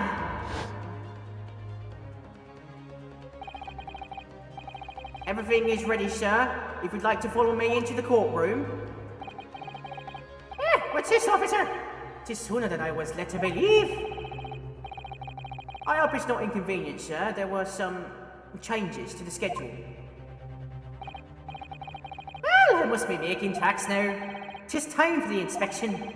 They're going to examine the omnibus again, so I'm told. I asked if I could be present for it myself.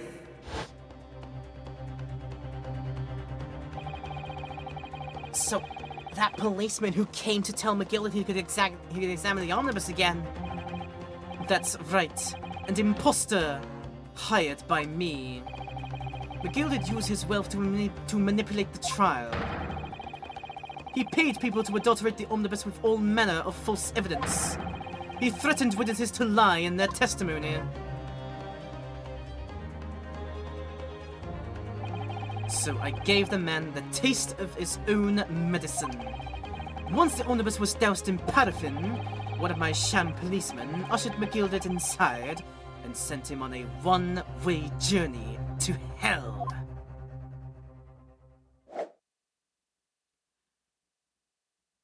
An eye for an eye.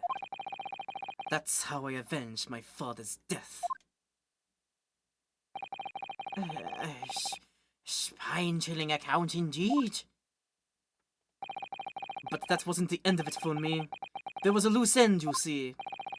A loose end? Yes, I should think it's obvious. The second disc, which my father had taken to exchange with McGilded. Ah, yes. There was indeed no mention of it in the man's trial 2 months ago. Clearly because it had been removed from the scene of the crime. When I realized it was missing, I remembered something.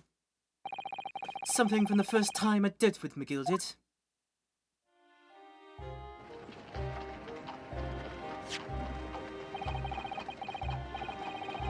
This is the first of the 2 discs, and the music box you need to play them. Oh, look at that now! What an ingenious little invention! So then, as promised, 10 guineas for you, young man. What's this? Windybank's pawnbroker, eh? Oh, it is a pawnbroker's ticket, so it is. You can use it to redeem an article I deposited there for ye. There's no need to give a name, just hand over the ticket and tell the friend the word. I put a jewel in pawn for ye. It'll fetch a good 10 guineas if you sell it, so it will. I've never heard of a pawnbroker being used in quite that way before. Have you not, Mr. Braden? London's pawnbrokeries are very useful places, you know. Each one is like an extremely secure vault.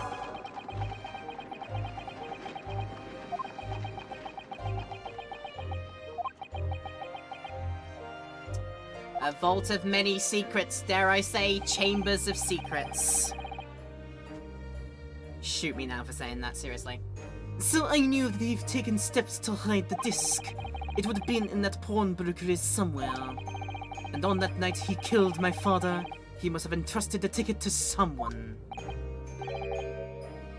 Yeah, to Gina. I remember now. That's when we first met you at Windybanks that afternoon, 2 days ago. You had a description of Miss Lestrade written down. How did you know who you were looking for? From the trial, that pickpocket's testimony was clearly peculiar. Anyone could see that. I realized immediately that she was another one of McGilded's pawns, that she must have threatened her somehow. I was fairly convinced it would be her who had the ticket, so I started to make some inquiries. I had a strong suspicion the girl would come out of the woodwork on the redemption deadline. And he was absolutely right. And yes, sure enough, she did. All I needed to do was to wait until the girl went to Windybanks to redeem the articles. But unfortunately, she redeemed only McGilded's overcoat and the one disc that was in that pocket. The all-important music box with the second disc inside was missing, because it had already been forfeited 2 days earlier. But I was unaware of that fact. Had I not been, I could have avoided my nighttime excursion. Meanwhile, as our investigation into the stolen government secrets was progressing, we picked up on the fact that McGilded was involved. Inspector! Oh, you recovered fast. My orders were to recover the stolen information as quickly as possible. So we started gathering the fella's possessions and examining whatever we could lay our eyes on. We had a full-scale investigation going on at the yard, but we had to keep it as quiet as we could. Then, when the inspector here took the disc from me in the pawnbrokery that day, I became nervous. I was sure the music box and the second disc were still there in the shop somewhere. So I knew that it was a race against time. I had to find those articles before the police did. So that's what prompted you to break into the place that same night? With the help of your old friends, the Skulking Brothers. What happened that night in the pawnbrokery, I can only describe as a nightmare. While Nash and Ringo were searching the counter, I located the music box I'd sold to McGilded on the shelves of forfeited articles. And the second disc was inside? Yes, I slipped it into my pocket with a very deep sigh of relief. But then, something entirely unexpected happened. What are you doing in my shop? Bang. A gunshot rang out in the shop, and I felt a sharp pain in my left arm. The broker fired his gun, and the bullet pierced your limb. Yes, exactly. But unfortunately, I decided to bring my own gun with me that night, just in case. Ah!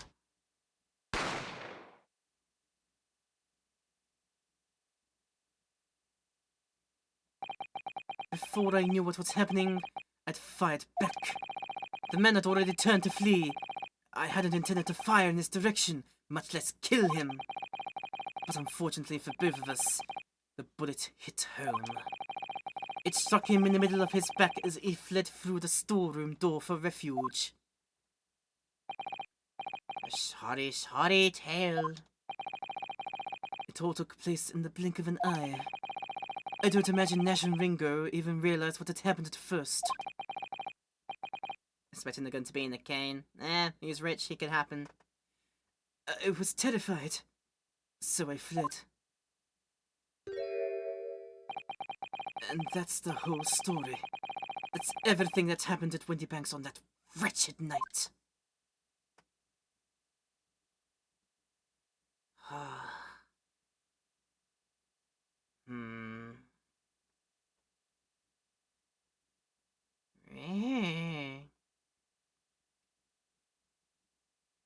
Hushed silence.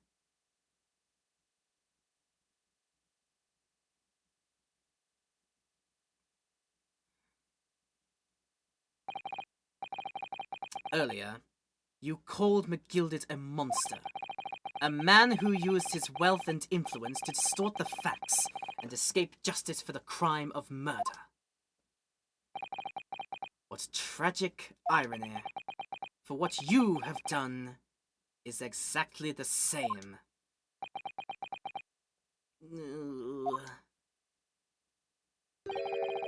You've become the very monster you saw and despised so deeply in McGilded.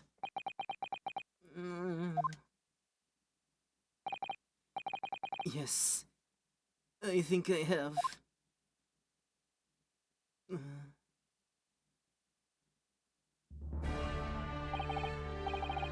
Well, this has been a long and exhausting trial. However, it would seem that at last we have arrived at the truth. Inspector Gregson, what of Mr. Ashley Graydon? He's been restrained, my lord, and is being escorted to the yard. He'll be charged with the murder of Mr. Windybank and the stealing of government secrets. Very good. And you, Inspector, regrettably, you will have to face charges yourself.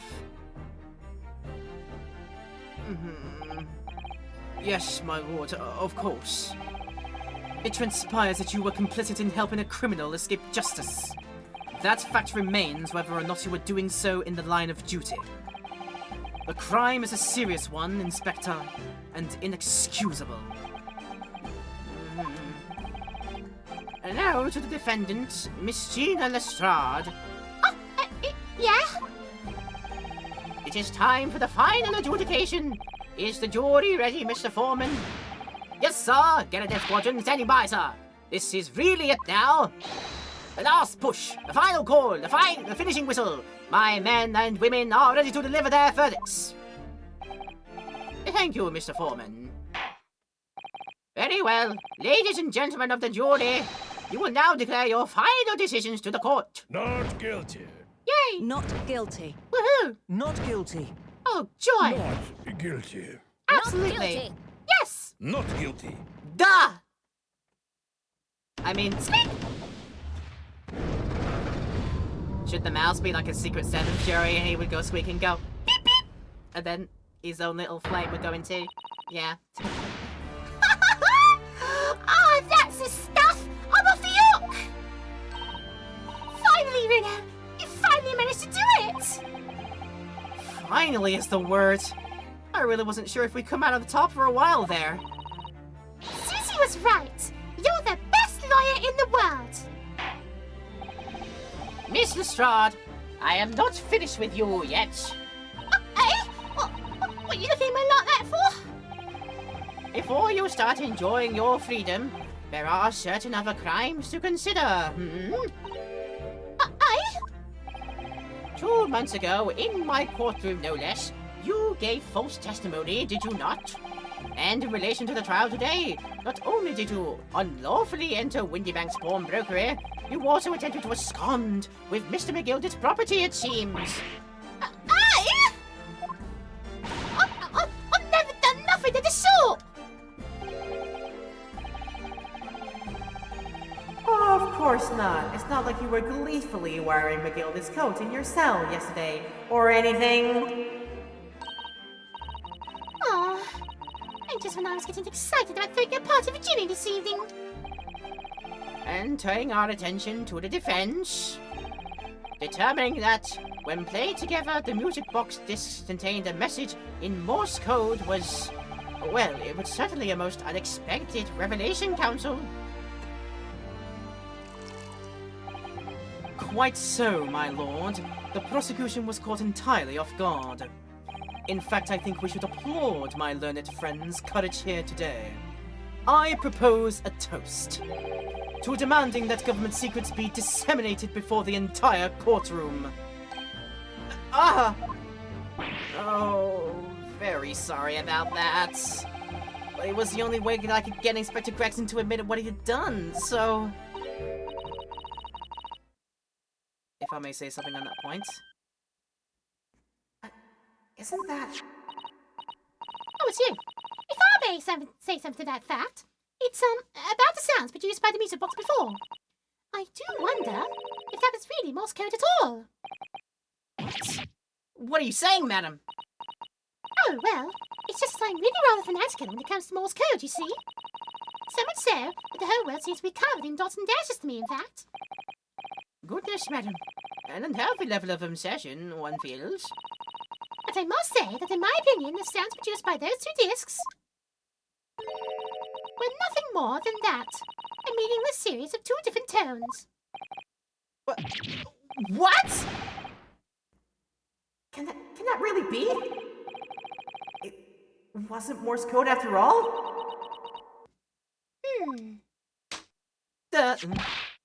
My lord, the defense would like to listen to the music box again. Are you off your nuts? How many times do I have to tell you? Those discs contain ministerial secrets, Sunshine! This courtroom is not an appropriate forum to discuss the nature of the government's communications. We know McGilded conspired to trade national secrets with our enemies, secrets acquired from Mr. Graydon. Now that the man has admitted to his crimes, we have no need to pursue the matter further. Oh, but it's really gonna bother me.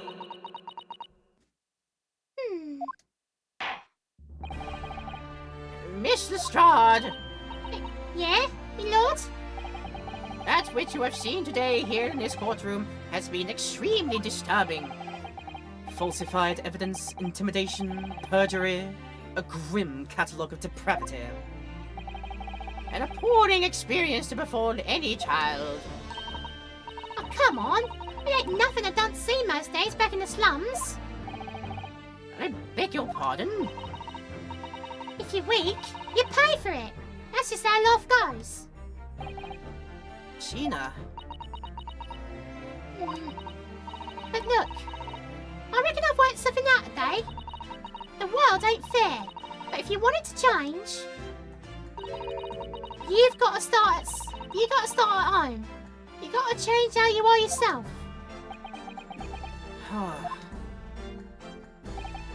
Well, that's a very laudable lesson, I would say.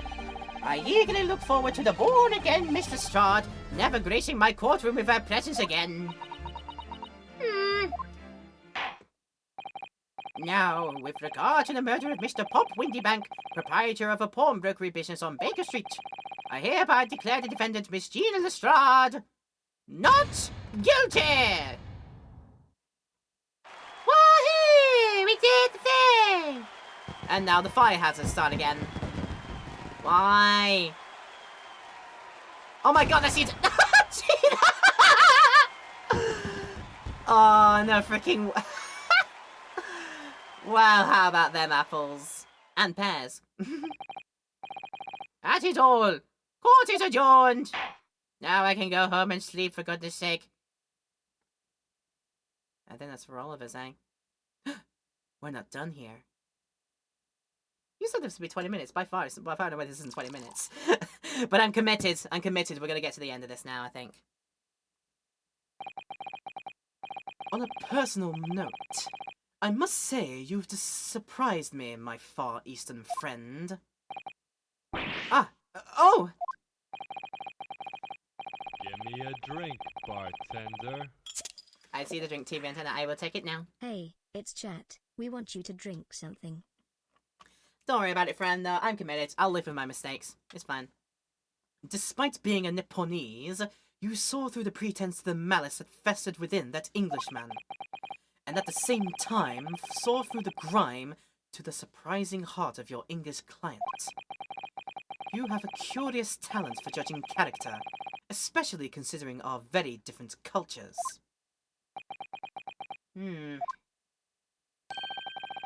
I don't think there's anything curious about it. Whether we're from the Empire of Great Britain, or the Empire of Japan, we're all human beings. We're not so very different on the inside. You know, I took this case for one very simple reason. To lock swords with you once again here in the courtroom. You did? When I encountered you for the first time 2 months ago, it reminded me of toasting friendship and trust with a Napa Nipponese. only to find my trust betrayed. Through you, I'd hoped to look into the eyes of the man I once knew and try to understand. Ah. You mentioned something similar earlier today about total betrayal at the hands of the Japanese. What happened exactly? Well, you may ask. And one day, when the time comes, you will learn the answer, whether you like it or not. Ah. Alright, then I'll wait for that day if I must.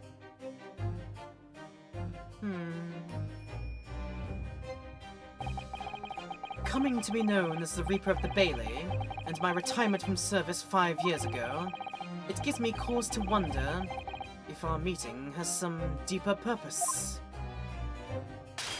69 chalices! Nice!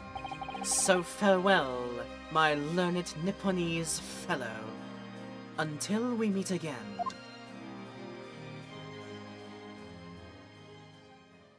I like to imagine that during the entire course of this game, it was 69 things that we broke. I like to imagine. It's funny. 17th of April, 5:24 PM, the Old Bailey Defendant's Antechamber. It's done.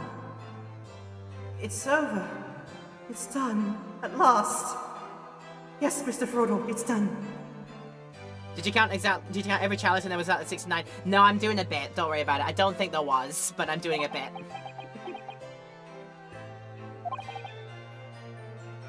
But where's Iris disappeared to? Ah! Congratulations, Gina! I knew it all along.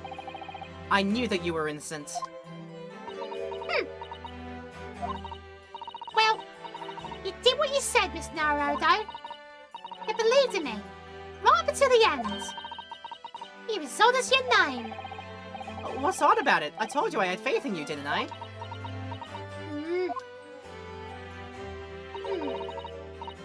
No one ever has before, say. Kept a promise, I mean. Properly. That's awful. I figured something out today. All my life, growing up in the slums, I've never trusted no one. That's just because I've been scared of being stabbed in the back. I mean, the more you trust someone, the more it hurts when they let you down. Oh. Yeah, I think I can understand that. After all, I had a taste of that in the trial 2 months ago. I chose to trust someone and paid for it. That betrayal left a big scar. You know though, Gina, I worked something out quite recently too.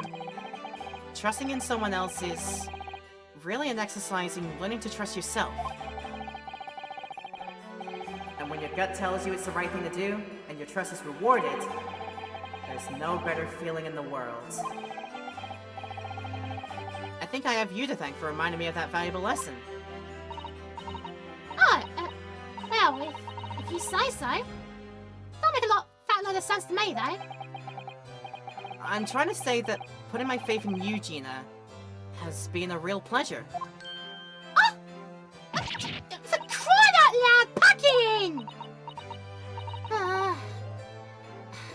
I suppose I sort of feel the same way.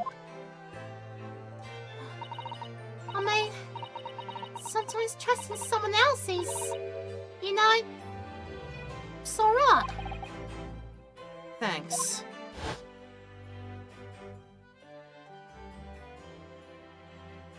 This is the way I see it, Yunosuke.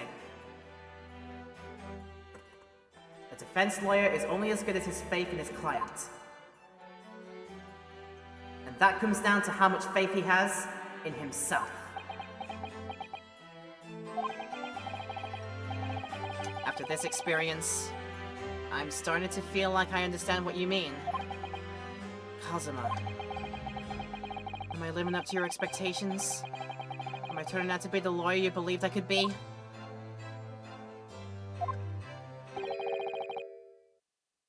Pardon the interruption.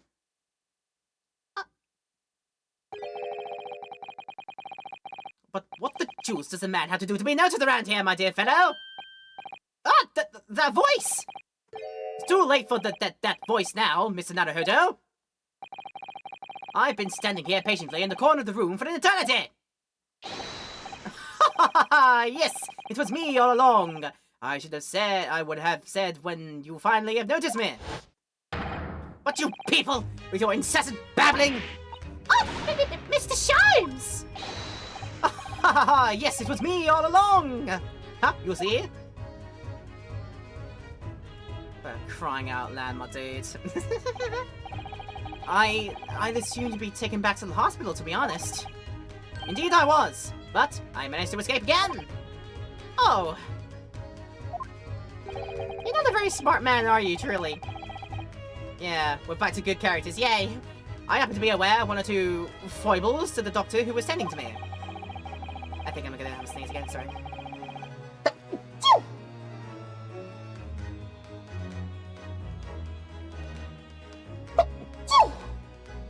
There was a second one in there. It took a bit of a while, but there was a second one. I apologize. Sorry. I merely made my knowledge to them known to the man, and he happily issued me with a leave of absence. How very above board. Not. But enough of my adventures. That was a fine victory, Mr. Naruhodo. Your tireless efforts just rewarded, I feel. Thank you, Bavia. Congratulations are in order. As a close friend, I tip my hat to you. Oh, thank you.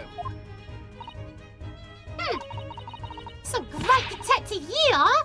Great as being cold as ice, maybe. Have I irked you in some way, Mr. Strahd? Oh, you've been able to snooze in your nice soft bed. Some of us have been fighting for our lives. Ah, well, that bullet did cause me to lose a substantial amount of blood, it's true. So I have indeed been feeling somewhat cold. Not perhaps cold as ice, but, well, have a feel. Could you take your hands off my neck, please, Mr. Sholmes? They actually are freezing. And, in some way, I suppose congratulations are in order for you too, Mr. Strahd. What's that supposed to mean? What's so awful? Well, naturally, it isn't my intention to alarm you, but an acquittal in a trial with that particular prosecutor is perhaps a little precarious. Oh, well done, Mr. Sholmes. Not alarming in the slightest. Oh, the Reaper, you mean? Because anyone who's found not guilty in a trial, he was working on winds up dead anyway. Is that it? The very point I was trying to make. As exemplified by the fate of Mr. McGilded, in fact. Ah, but of course I paid no attention to such irrational drivel myself. Oh. Yeah, well, don't bother me. Really? Of course not. The way I see it, the Reaper's a bit like him upstairs. Him upstairs? You mean like God? Yeah, him upstairs knows what's what, right? He knows what people are like from the inside. He won't have got the wrong end of the stick. There's some cows like that bog trotter what are rotten to the core. At the end of the day, him upstairs makes sure they get what they deserve. I suppose that's one way of looking at it. Very profound. Divine justice is one thing, though. The Reaper taking matters into his own hands and claiming lives is another. I ain't like the McGildies of this world, so I ain't scared. I got principles, see?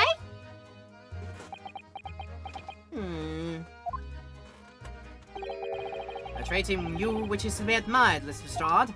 Oi, just give me a rest, alright? As I was saying, congratulations are in order. The news of your acquittal was very welcome news to me indeed. Let me express my heartfelt congratulations, Gina. Well, there you are, Henny! How long have you been here? Honestly, I went to the main entrance especially to meet you there. Ah, Iris, my dear, I do apologize. But wait until I tell you what happened. This pair made utter fools of themselves. What happened?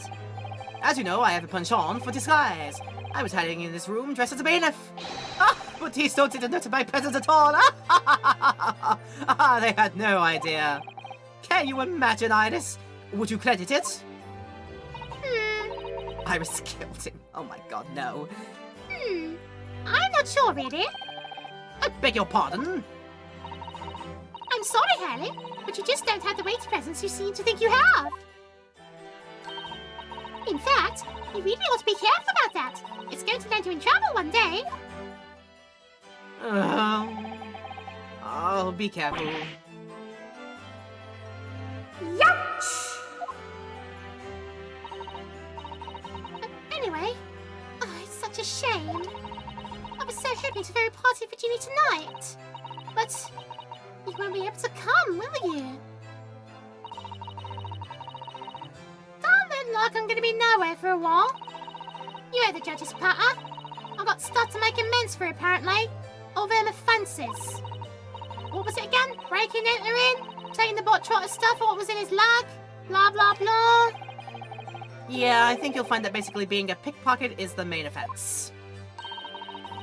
But diving ain't an offence. It's a job, innit? I don't think so. The very definitions of what qualifies as a job. Still, it has got me thinking all this. Maybe I should start looking for another line of work. I mean, you didn't start off as a lawyer, did you, Odo? Well, no, but I was never a pickpocket. Oh, well, anyway, I reckon I could make a change. I'm gonna do something for all them not like me from the slums.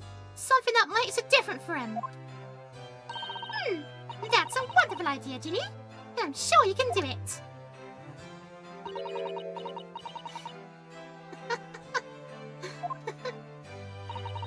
Oh, what is that?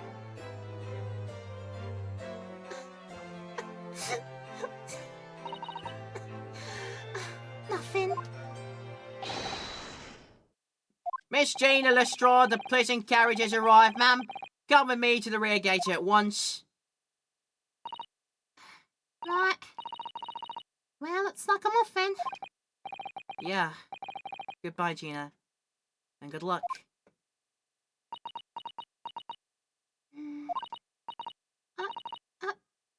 Odo? Yes?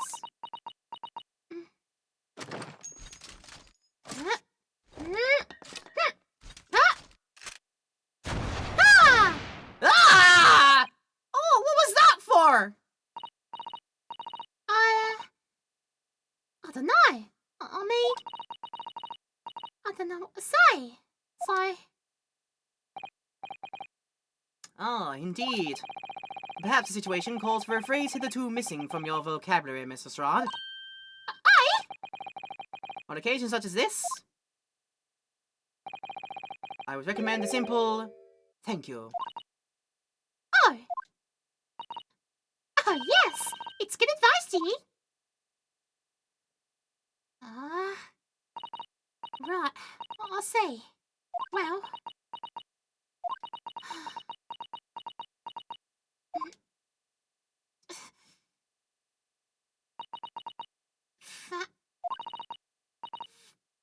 Thanks. Thanks, Odo.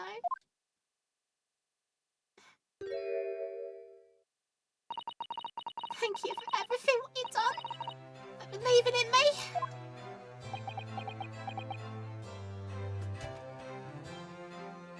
Could be my favorite from this game, honestly. Could be my favorite character. Just from this alone. My god. Not at all. In fact, that should be my line. Thank you, Gina. I think I'm smitten right there. Jesus Christ. I love Gina. I love Gina. You love Gina. Maybe you love Gina too. Who knows? But I do. I certainly do. Well, there she goes. I wonder if I'll ever see her again. Well, well, quite the indomitable pick purse. Oh, I nearly forgot. I bought a paper outside. It's a special edition, and this trial is all over the front page. Pickpocket's innocence proven. Isn't it wonderful? You should have shown it to Gina, Iris. She'd have been thrilled. Oh, no! How silly of me! But anyway, would you like the good news or the bad news? Oh, not again. Well, what do you say, Bruno? Hurley? As usual, I think I'd rather get the bad news out of the way first. Absolutely not. I have no intention of listening to anything but good news. Ah, and there you have it. How people answer that question says a lot about them, doesn't it? Yeah, let's not go there. This man is an enigma. And I don't want to pry into it. It's scary. Alright then, maybe let's start with the good news this time. The rain has finally stopped. It was a record level of rainfall, apparently. Well, that is good news indeed. We can journey back in greater comfort. Alright then, what's the bad news? The huge storms have led to seas very choppy. The channel in particular is awful, so sailings out of Dover have been delayed by a day or more.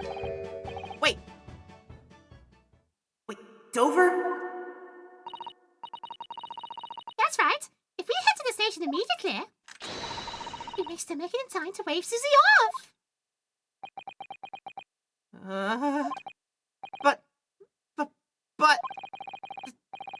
There won't be a train, surely. We couldn't be that lucky. Who do you think I am, Miss Naruhodo? You're an enigma and I'm scared of you. Mr. Chomes? I've rushed to Victoria Station earlier and made arrangements for a special express. If we hurry now, we shall be there in time for dinner. And I know of a fine restaurant that serves the most delicious baked sole. I don't... The great detective does it again. Indeed he does. I happen to be aware of a number of the rail transport director's foibles. What? I merely made my knowledge of them known to the man, and he happily laid on the locomotive. Elementary. Just an idea, but it might be wise to stop manipulating people that way. What are you waiting for then? To London, Victoria! Go and say bye to Susato. Oh, let's go! Choo-choo! One train later. 18th of April, 5:32 a.m. Port of Dover, Quayside. That took somewhat longer than I had anticipated. Susie's bed must be about to leave now. Miss Susato. Oh, where are you? Like Susato, where are you? Over there, look! It looks like she's reading something. Hold it! Hold it! Miss Susato, wait! What are you doing?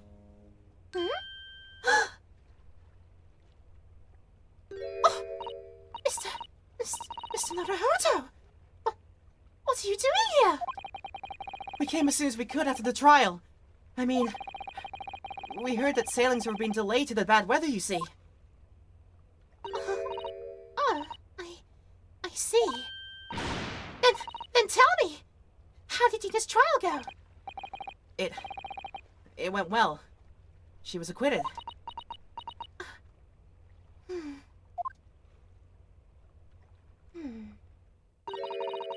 That's wonderful. Really wonderful news.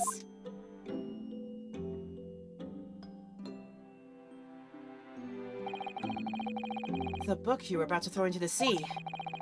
It was your encyclopedia of British law, wasn't it? Oh dear. I was hoping you hadn't seen that. Now we get Susie arrested for tampering with the crime scene. Oh no, no, we can't. Don't do that. I'm not worthy of practicing law in any way now. So, I was saying my final farewell. You were saying goodbye to law? What, you? Susato-san? Would I be correct in assuming it's because of the peephole, Mr. Sato? I deliberately altered the scene of a crime, and then I tried to hide the fact. What I did is utterly unforgivable. Oh, that reminds me. How did you even come to have this, Susie? On the evening of the incident, Mr. Sholmes had invited Gina to dinner, if you remember. Oh, yes! We had a wonderful time! Well, Gina gave us a little introductory lesson, didn't she? To the art of pickpocketing, I mean. Oh, that was so much fun! I saw Reno's armband! Yeah, please don't do that again, Iris. That band's very important to me. But if it's so important, you should pay more attention to it! You didn't notice for ages!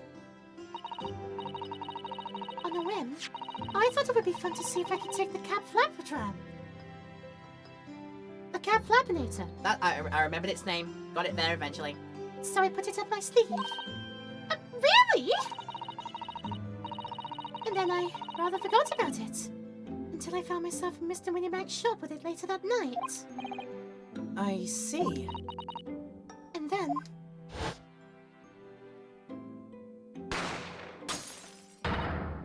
Ah!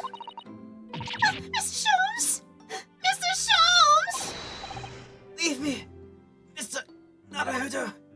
Right.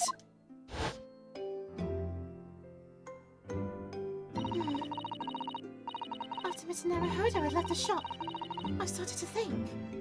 That door started to play on my mind. The storm door, you mean? Yes. If Gina was anywhere in the shop, I realized it could only be behind that door. And at that moment, the little device I had at my sleeve sprang to mind. I was so worried about Gina.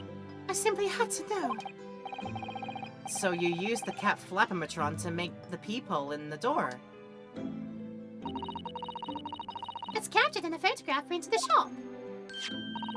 By one of Hurley's red-handed recorders. Indeed, it was of the first importance at that point. Precisely when the peephole was made. That information would prove to be Mr. Naruhodo's greatest weapon. Though naturally, without proof, it would have amounted to nothing. But when I looked through the hole in the door, the sight that met my eyes made my blood run cold.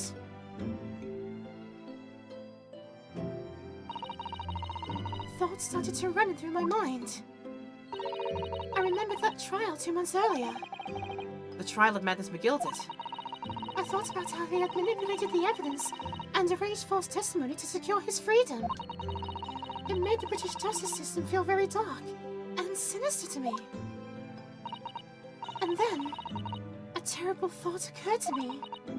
What if some wicked criminal was planning to do the same thing now? Oh, Because from the appearance of the crime scene, it looks exactly as though Gina had shot Mr. Windybank. Even though I was sure he would never have done such a thing. you were worried that the true culprit would try to frame her for the crime. That's right. But then I realized... it would be very difficult for anyone to give false testimony in this case. What do you mean? Well, the crime appeared to have happened behind the door of a locked room. For someone to claim falsely to have witnessed it, there would have to be a way to see beyond the door. Ah! For which a peephole would have been the very thing. Only the people I had made wasn't actually there until after the crime had been committed, of course. And the criminal would know that, so it wouldn't make any difference. But the possibility of a rather ingenious trap was there, was it not? A trap? Is that why she did it? So, is that why you kept it a secret, Susie? You never mentioned that you made the peephole to anyone. Not even the police. I know. And I knew at the time what I was doing was wrong. A criminal offense, even. That's why I decided to confide in Mr. Sholmes. If Mr. Naruhodo was completely backed into a corner, with no other possible means of escape, the truth about the people could save him. And that was my plan. She really does think of everything. But But then, why didn't you just tell me everything before the trial began? My dear fellow, you're not thinking straight. If she had done that, it would have rendered you complicit in the whole escapade. Oh. You could have been disbarred if you had seemed to have knowingly tampered with the crime scene. So Mr. Sato decided to shoulder the burden of responsibility alone. For your sake. And Miss Lestrade's. Mr. Sato. The truth is, when it happened, I did it because I'd lost a little of my faith in the law. Oh, I was worried that the right person would have been convicted of the crime. But the moment I allowed to think that is the moment I lost my right to call myself a judicial assistant. oh. What you did isn't comparable to what he did. Graydon is the one who lied in the witness stand, using that people as a way to implicate Gina. And besides, if the people inconsistency hadn't existed, I'm not at all sure she would have been acquitted in the end. Mr. Zato, what you did saved Gina's life.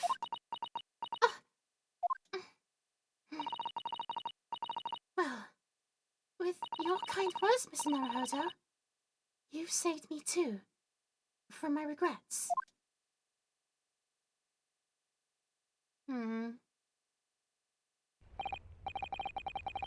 Well, we must all be thankful that Mr. Lestrade's freedom has been assured. Yeah, exactly. Although some of the loose ends in that trial will continue to play on my mind, I'm sure. But the revelation that the music box disc contained secret messages, Mr. Naruhodo. What a triumph to work that out! I'm full of admiration. Well, actually, that argument wasn't quite as compelling as I thought it was. Oh? It wasn't? There was a communications officer among the jury members, you see. A telegraph operator. And she said the majority of the sounds on the disc were just meaningless tones. As one would expect. After all, we are talking about secret government communications.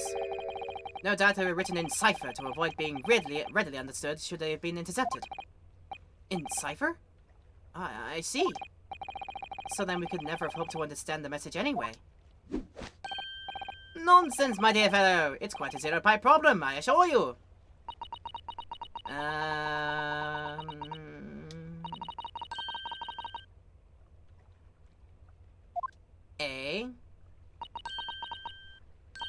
So... He...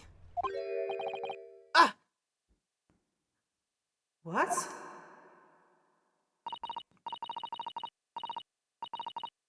Oh, she was saying it. Oh my god. So?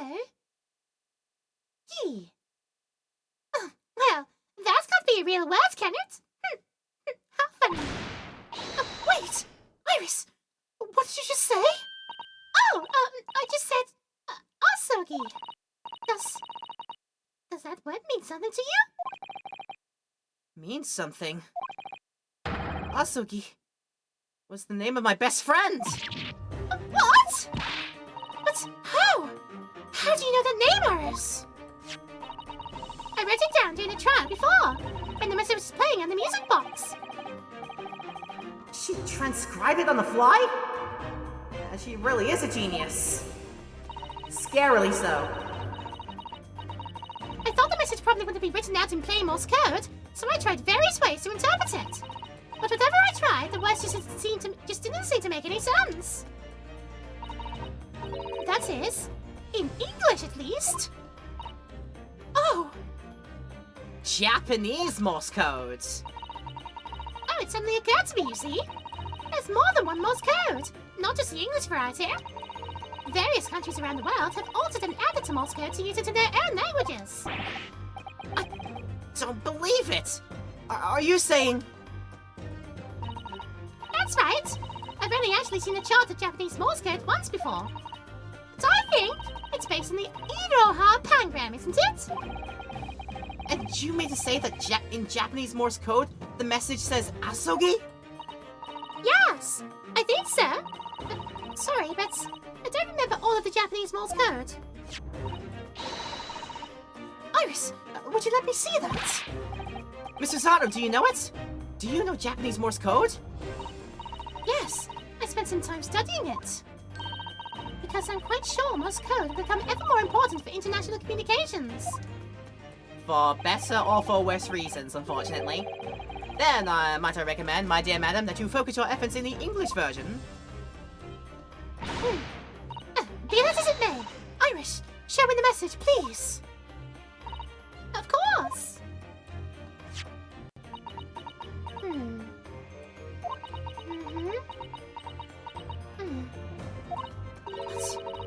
But what can this possibly mean? Whatever is in that long sequence of supposedly meaningless dots and dashes, it's made the color drain from Susato's face.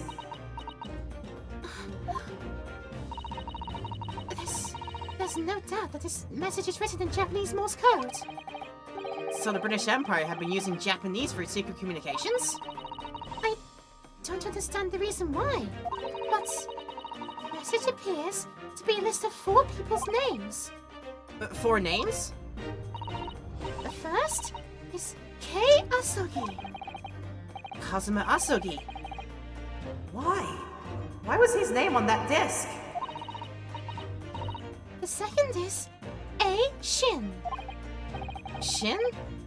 No, I don't recognize that name. The third is T. Gregson. Gregson? Ah, it would seem Tobias Gregson is the 3rd man on the list. And what's his name doing in a secret government communication as well? And the last name? What's the matter, Mr. Sato? It's just so strange. So unexpected. Oh, what's it, Susie? Don't keep us in suspense. The last name is J. Wilson. What? Wilson? John H. Wilson? You mean Teddy?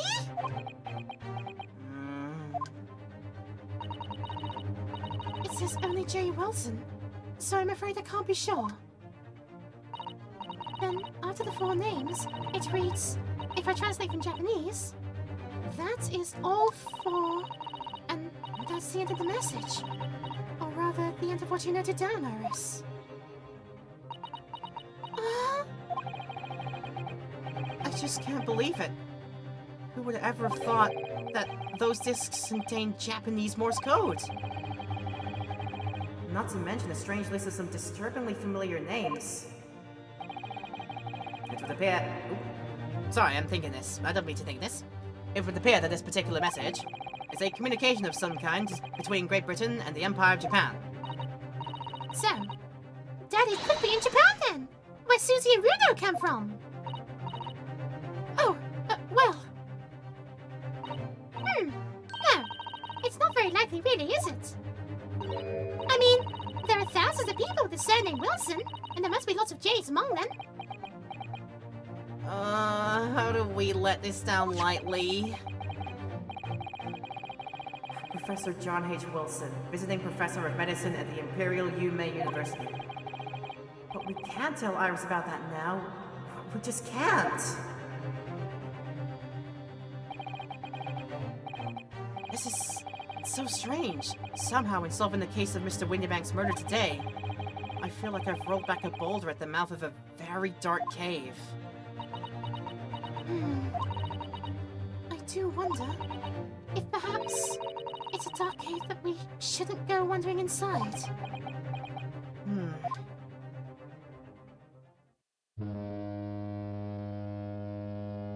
Honk. Again, hire me for your Foleys. I can do it. Oh dear, the ship is going to set sail soon. Yeah, it seems so. I'll sail on that steamship first to the port of Dunkirk in France. Then I'll change onto a larger passenger vessel bound for Japan. You're really going then, Susie. We wish you a safe passage, Mr. Sato. Thank you so much. I wish all of you the very best. Mr. Sato! I had hoped to have you always at my side, to guide and to support me. Mr. Naruhodo! Please. Come back soon. As far as I'm concerned, you really are the very best judicial assistant in the world!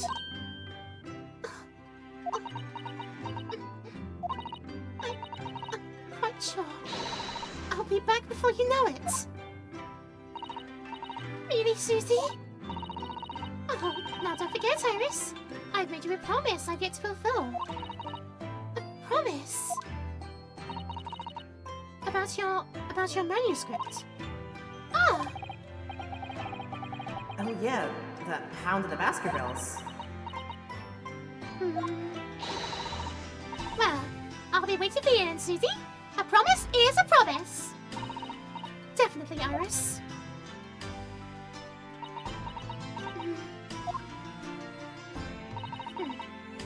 Mr. Naruhodo, Yeah? do you remember the first time we met? Yeah, of course. On the SS Buria, when I was dragged out from that wardrobe, still half asleep. If I remember rightly, you threw me halfway across the cabin with a Susato takedown, and it still hurts. You know very well that I'm talking about after that. It's strange, but being thrown together as we were in that case, I somehow felt straight away that you were the perfect person to continue Kazuma-sama's great legacy. Oh, Mrs. Sato. And my instincts were right. I really want to believe, no, I'm sure, that I'll be back soon. Farewell until then. No. Shiny cutscene for bye-byes. Shiny cutscene for bye-byes. Oh no! Honk. Somehow we seem to have come to the end of the adventures of Ryunosuke Naruhodo. Or the first volume, at least. Looking back now, it feels as though fate has led me on this journey.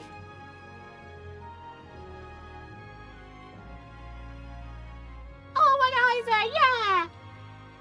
Fate led me to becoming a lawyer, to traveling halfway around the world, to meeting the great detective. I'm sure there'll be trials and tribulations ahead. Haha! Of course there will. Haha! I get that. That's the name of the game we're going to be playing soon. Haha! But whatever happens, I know I'll be able to turn my fortunes around. Oh, well, how about After all. that? I have the greatest friends in the world on my side.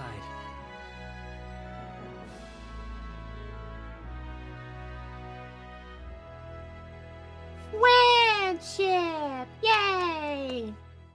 Right, I've got a very worrying feeling that we're going to get ads during these credit sequences. No, wait, we're not even done yet. Also, Alolan, yes, you're right. You were right about 20 minutes. Just add an hour to that. Jesus Christ. Oh, I'm going to regret this in the morning. Don't worry about it. It's fine. Oh, yes, Mr. Naruhodo. Yes, Mr. Jones? I have some rather awkward news. The railway company has decided to sue over the specialist express train, apparently. Huh? You already had ads, at least I did. It's my ad manager timer saying that it's still like another 8 minutes before the next, like, blocked round of it, but we'll see, we'll see. Huh? It caused such a commotion on the line. All the other trains had to wait at stations. Ah, but really, we would never have made it to Dover in time otherwise. Anyway, I explained everything, and how it was all your fault. Huh? What? What? I believe a formal complaint should be delivered to your office tomorrow. But not to worry, my dear fellow. According to Mr. Sato... You love defending yourself in court! Ah, it's alright! I'm perfectly happy to testify! He really didn't look like the sort of man who'd do something so outrageous! See? Mr. Sholmes... Yes? A word, if you don't mind. Why, certainly. Any word you like. Bellow it out, my dear fellow. Say it with me in 5, 4, 3, 2, 1. Oh, wait. Oh yes, I love Rudo's words, and I know just the one he'll use here. Then I really must say... Yay! Objection! That is it indeed. So I don't know if the ads are going to play during this credit sequence, but that is the end. One step down in the case of many steps in this whole entire series, but the first rung... in the following weeks, hundreds of music boxes arrived at Baker Street from all over Europe. Something was afoot. Though it transpired, I'd ordered them all myself. So I advertised them for sale with, used by Mr. Sholmes to solve an important case. And the money I've earned, consultant detective work pays a pittance by comparison. I forgot that they'd, like, talk in between them, and they have, like, things to say. So I've got to pay attention to them when they come up. But yeah, great stuff, this. I haven't slept a wink. This manuscript is due tomorrow now. When I'm this busy, Harley usually cooks me breakfast. Well, cooks is an overstatement, with some dry toast and insipid copy. I do miss Susie and her lovely Japanese breakfasts.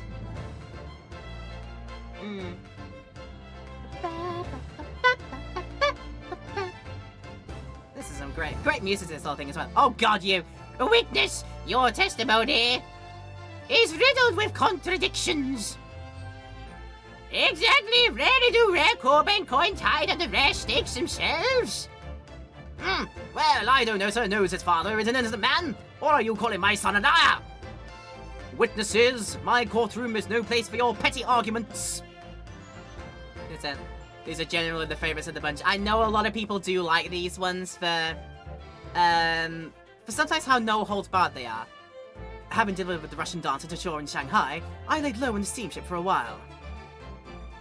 But last night, I apprehended an extremely suspicious Japanese national on board. I've done nothing wrong! All I did was give One Eye's offspring refuge in my pocket! A man brings some kittens on board, and suddenly hits hardened criminal! It's not fair!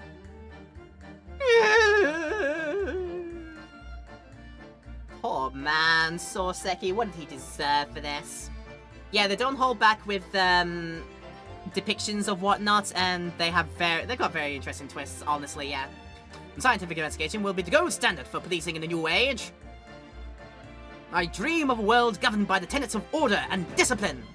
Like a great clock, in fact, whose hundreds of parts mesh together in perfect unison. Now, if you'll excuse me, I have but 2 minutes and 37 seconds until my next appointment. And I have 3 minutes and 45 seconds until it's over the ads are about to start, but yeah, that's them. They definitely have character. It's interesting bringing it back to a historic setting, I think. It really gives it lots of opportunities, yeah. The latest ranked magazine is out, and I'm in it again. Whenever I say that one line she wrote now, I get a standing ovation. You want to hear it? Not bad, I suppose, for an amateur.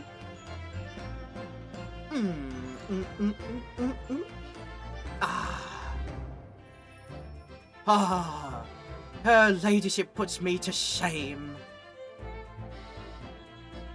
I'm gonna give you what you did, though. A really interesting twist. Some of them I had to really think about to get them across, but yeah, really cool stuff. Oh, and then you, Moonman. Been visiting the old girl and daily business, of course. Jody, my old jailbird. Must say, battling with those boy stairs every day has done wonders for the Dicky Peg.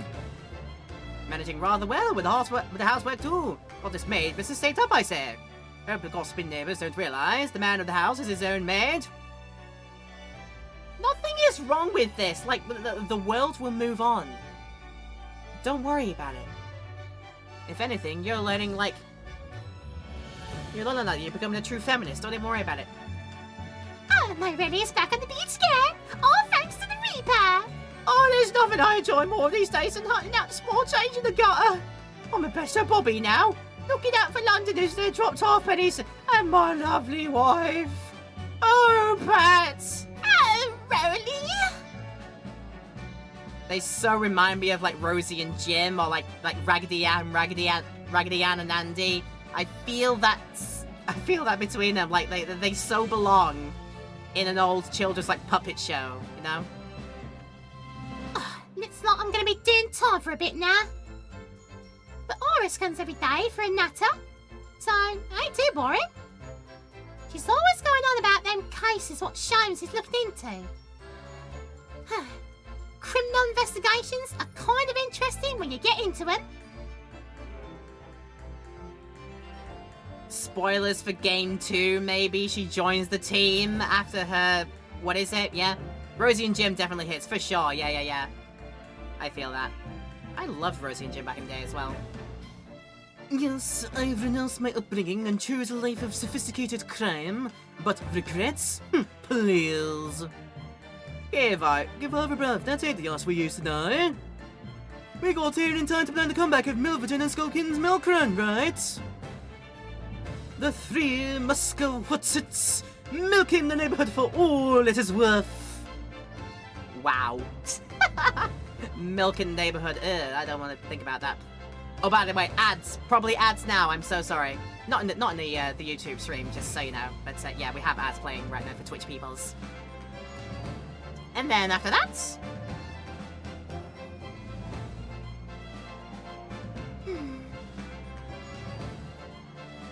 This past 6 months have been a time I shall remember forevermore. Painful goodbyes and wonderful encounters. I've come to realize that's what life is all about. Naruhodo-san, I promise your assistance will return to you one day. But for now, I leave you with many memories and a heartfelt wish that life will treat you well.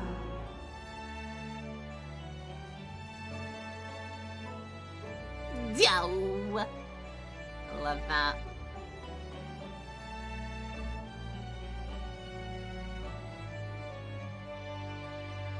What should be? Yeah! Nice! Great photographic prints. And the cat gets to be with us too. What a fantastic start to this. Yeah, really, really deep, really, really interesting twists and turns, and I am down for what follows on afterwards. Bloomin' heck. I have sacrificed my sleep pattern for this, but of course that is my doobie on that one. Have we got more credits? Oh, they're on the move. I guess we got like the are these. Okay. No pausing, but we'll keep going through it and skipping it here, so yeah. Alright. Got all their voices in. There's a walk by of all the stars of the show. Did you know the kanji on the fan of Ouchie can be mean to use guilty? That's what they tend to might do and use, isn't it? Look at all of these weirdos and many flamboyant individuals that we saw. Her with a swan on her hat. Yeah, I'm gonna pick out like which characters I'd very much like to get around to voicing when our Silly Voices troupe eventually gets around to playing this. I reckon I have a few in mind for sure. I'm Enterprise. Are you the Enterprise? Are you really? Are you the Starship Enterprise? What's going on here? But no, yeah. I am honestly, like, when I started this whole project off, the one concern of mine was going to be how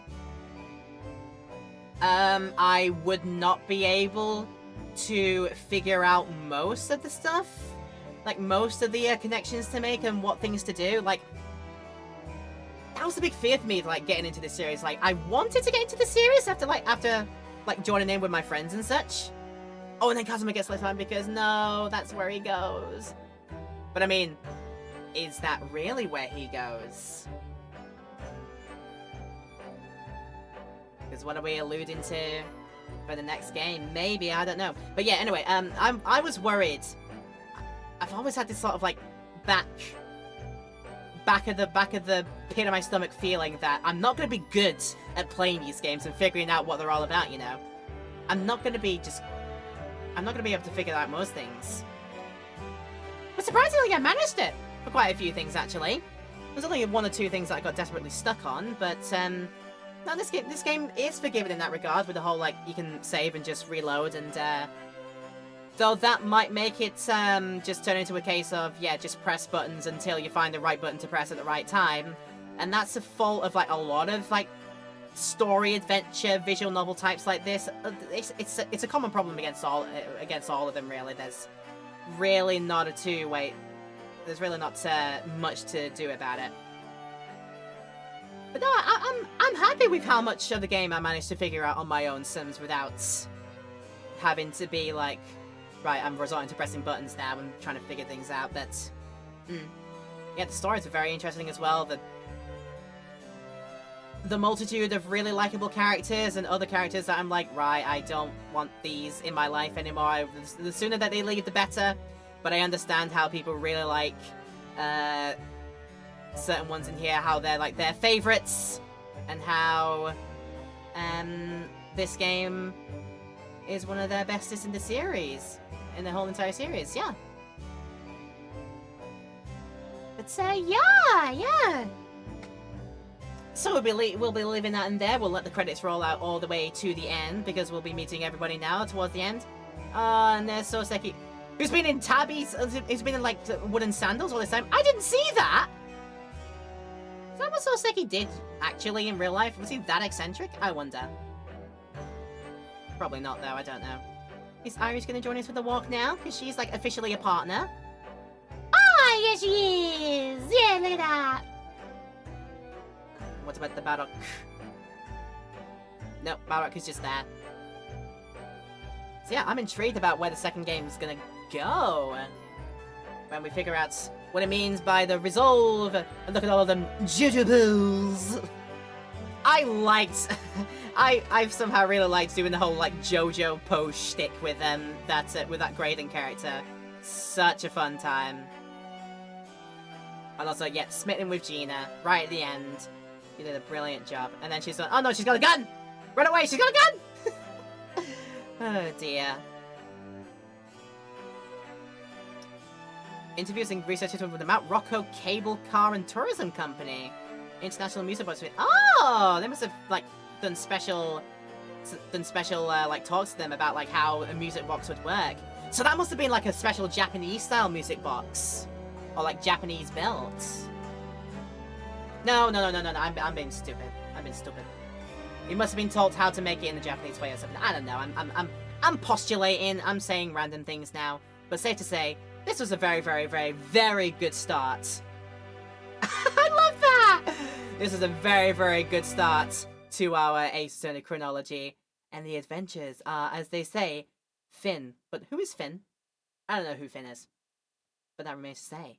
That is it for part 1 of the Great Ace Attorney adventures and whatnots. Fleeting farewell. Hope you did you proud, buddy. But wait for your sudden and inevitable, I think, turning up in game number 2, because I think that's what maybe it was alluding to. That whole bit at the end, yeah. Healthy, do I have to JoJo pose at the end of the stream? Do I have to?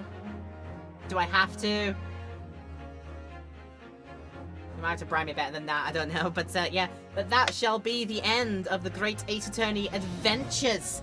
When we return next to the series, crazy crossover between Sonic Adventure and Great Ace Attorney.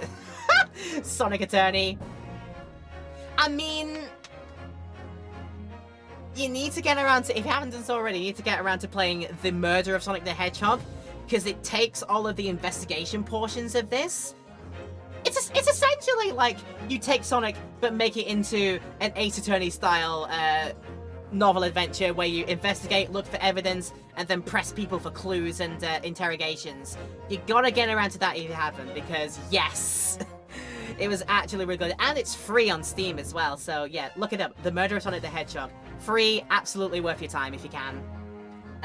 But yeah, when we kick off again, select the adventure. We start number 2 of Great Ace Attorney Chronicles with number 2, Resolve, the next time we kick off. But with that said, we are wrapping up on game number 1. A long session, and I will regret it in the morning, but I hope everybody in YouTube land and in Twitch land here right now has really, really enjoyed today. Leave your likes and comments down below if you're in YouTube land. Consider subscribing and hitting the bell, but you'll be able to catch up with when I get around to doing Ace Attorney, Great Ace Attorney 2 Resolve when we start that in our next session. That'll be it, and that's great. I'm very pumped. I'm excited, and I'd like to think that I can do this. I can do this. That was my biggest concern with starting a series like this. I was like, how long is it going to take me to figure out everything? But given how I think well I did in this one, I think I'm confident for later on, for even some of the games I haven't got around to. There's, like I said, there'll be games in the future that I know I have seen before because I've done group playthroughs as like just watching people in Discord play it. So those games I think I will try to remember and know like the gist of them. But yeah, even for some of the games that I don't even know that that well, I'm sure it'll go well, and I'm sure hopefully lots of you will enjoy and join me for the next adventure. So see you then in the next adventure. Stay and stay awesome, everyone. Check out either the Twitch or the YouTube place if you need to follow me on any socials. Check out all the links down below if you're watching this in YouTube land. If you're watching this in Twitch land, you know where to find them. And see this video up on the YouTube channel in a week's time if you've seen this on Twitch.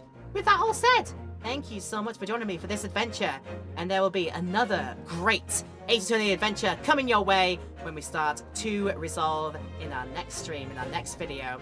Stay awesome, everyone. I love you all so much, and you know what? I'm feeling generous. You know what? I'm feeling generous. Take care, everyone. There you go. That's my JoJo pose. It's not good. I know. We'll end it properly. Thanks for watching. Love you all so much. Appreciate you so much. And see you next time. Take care of yourselves.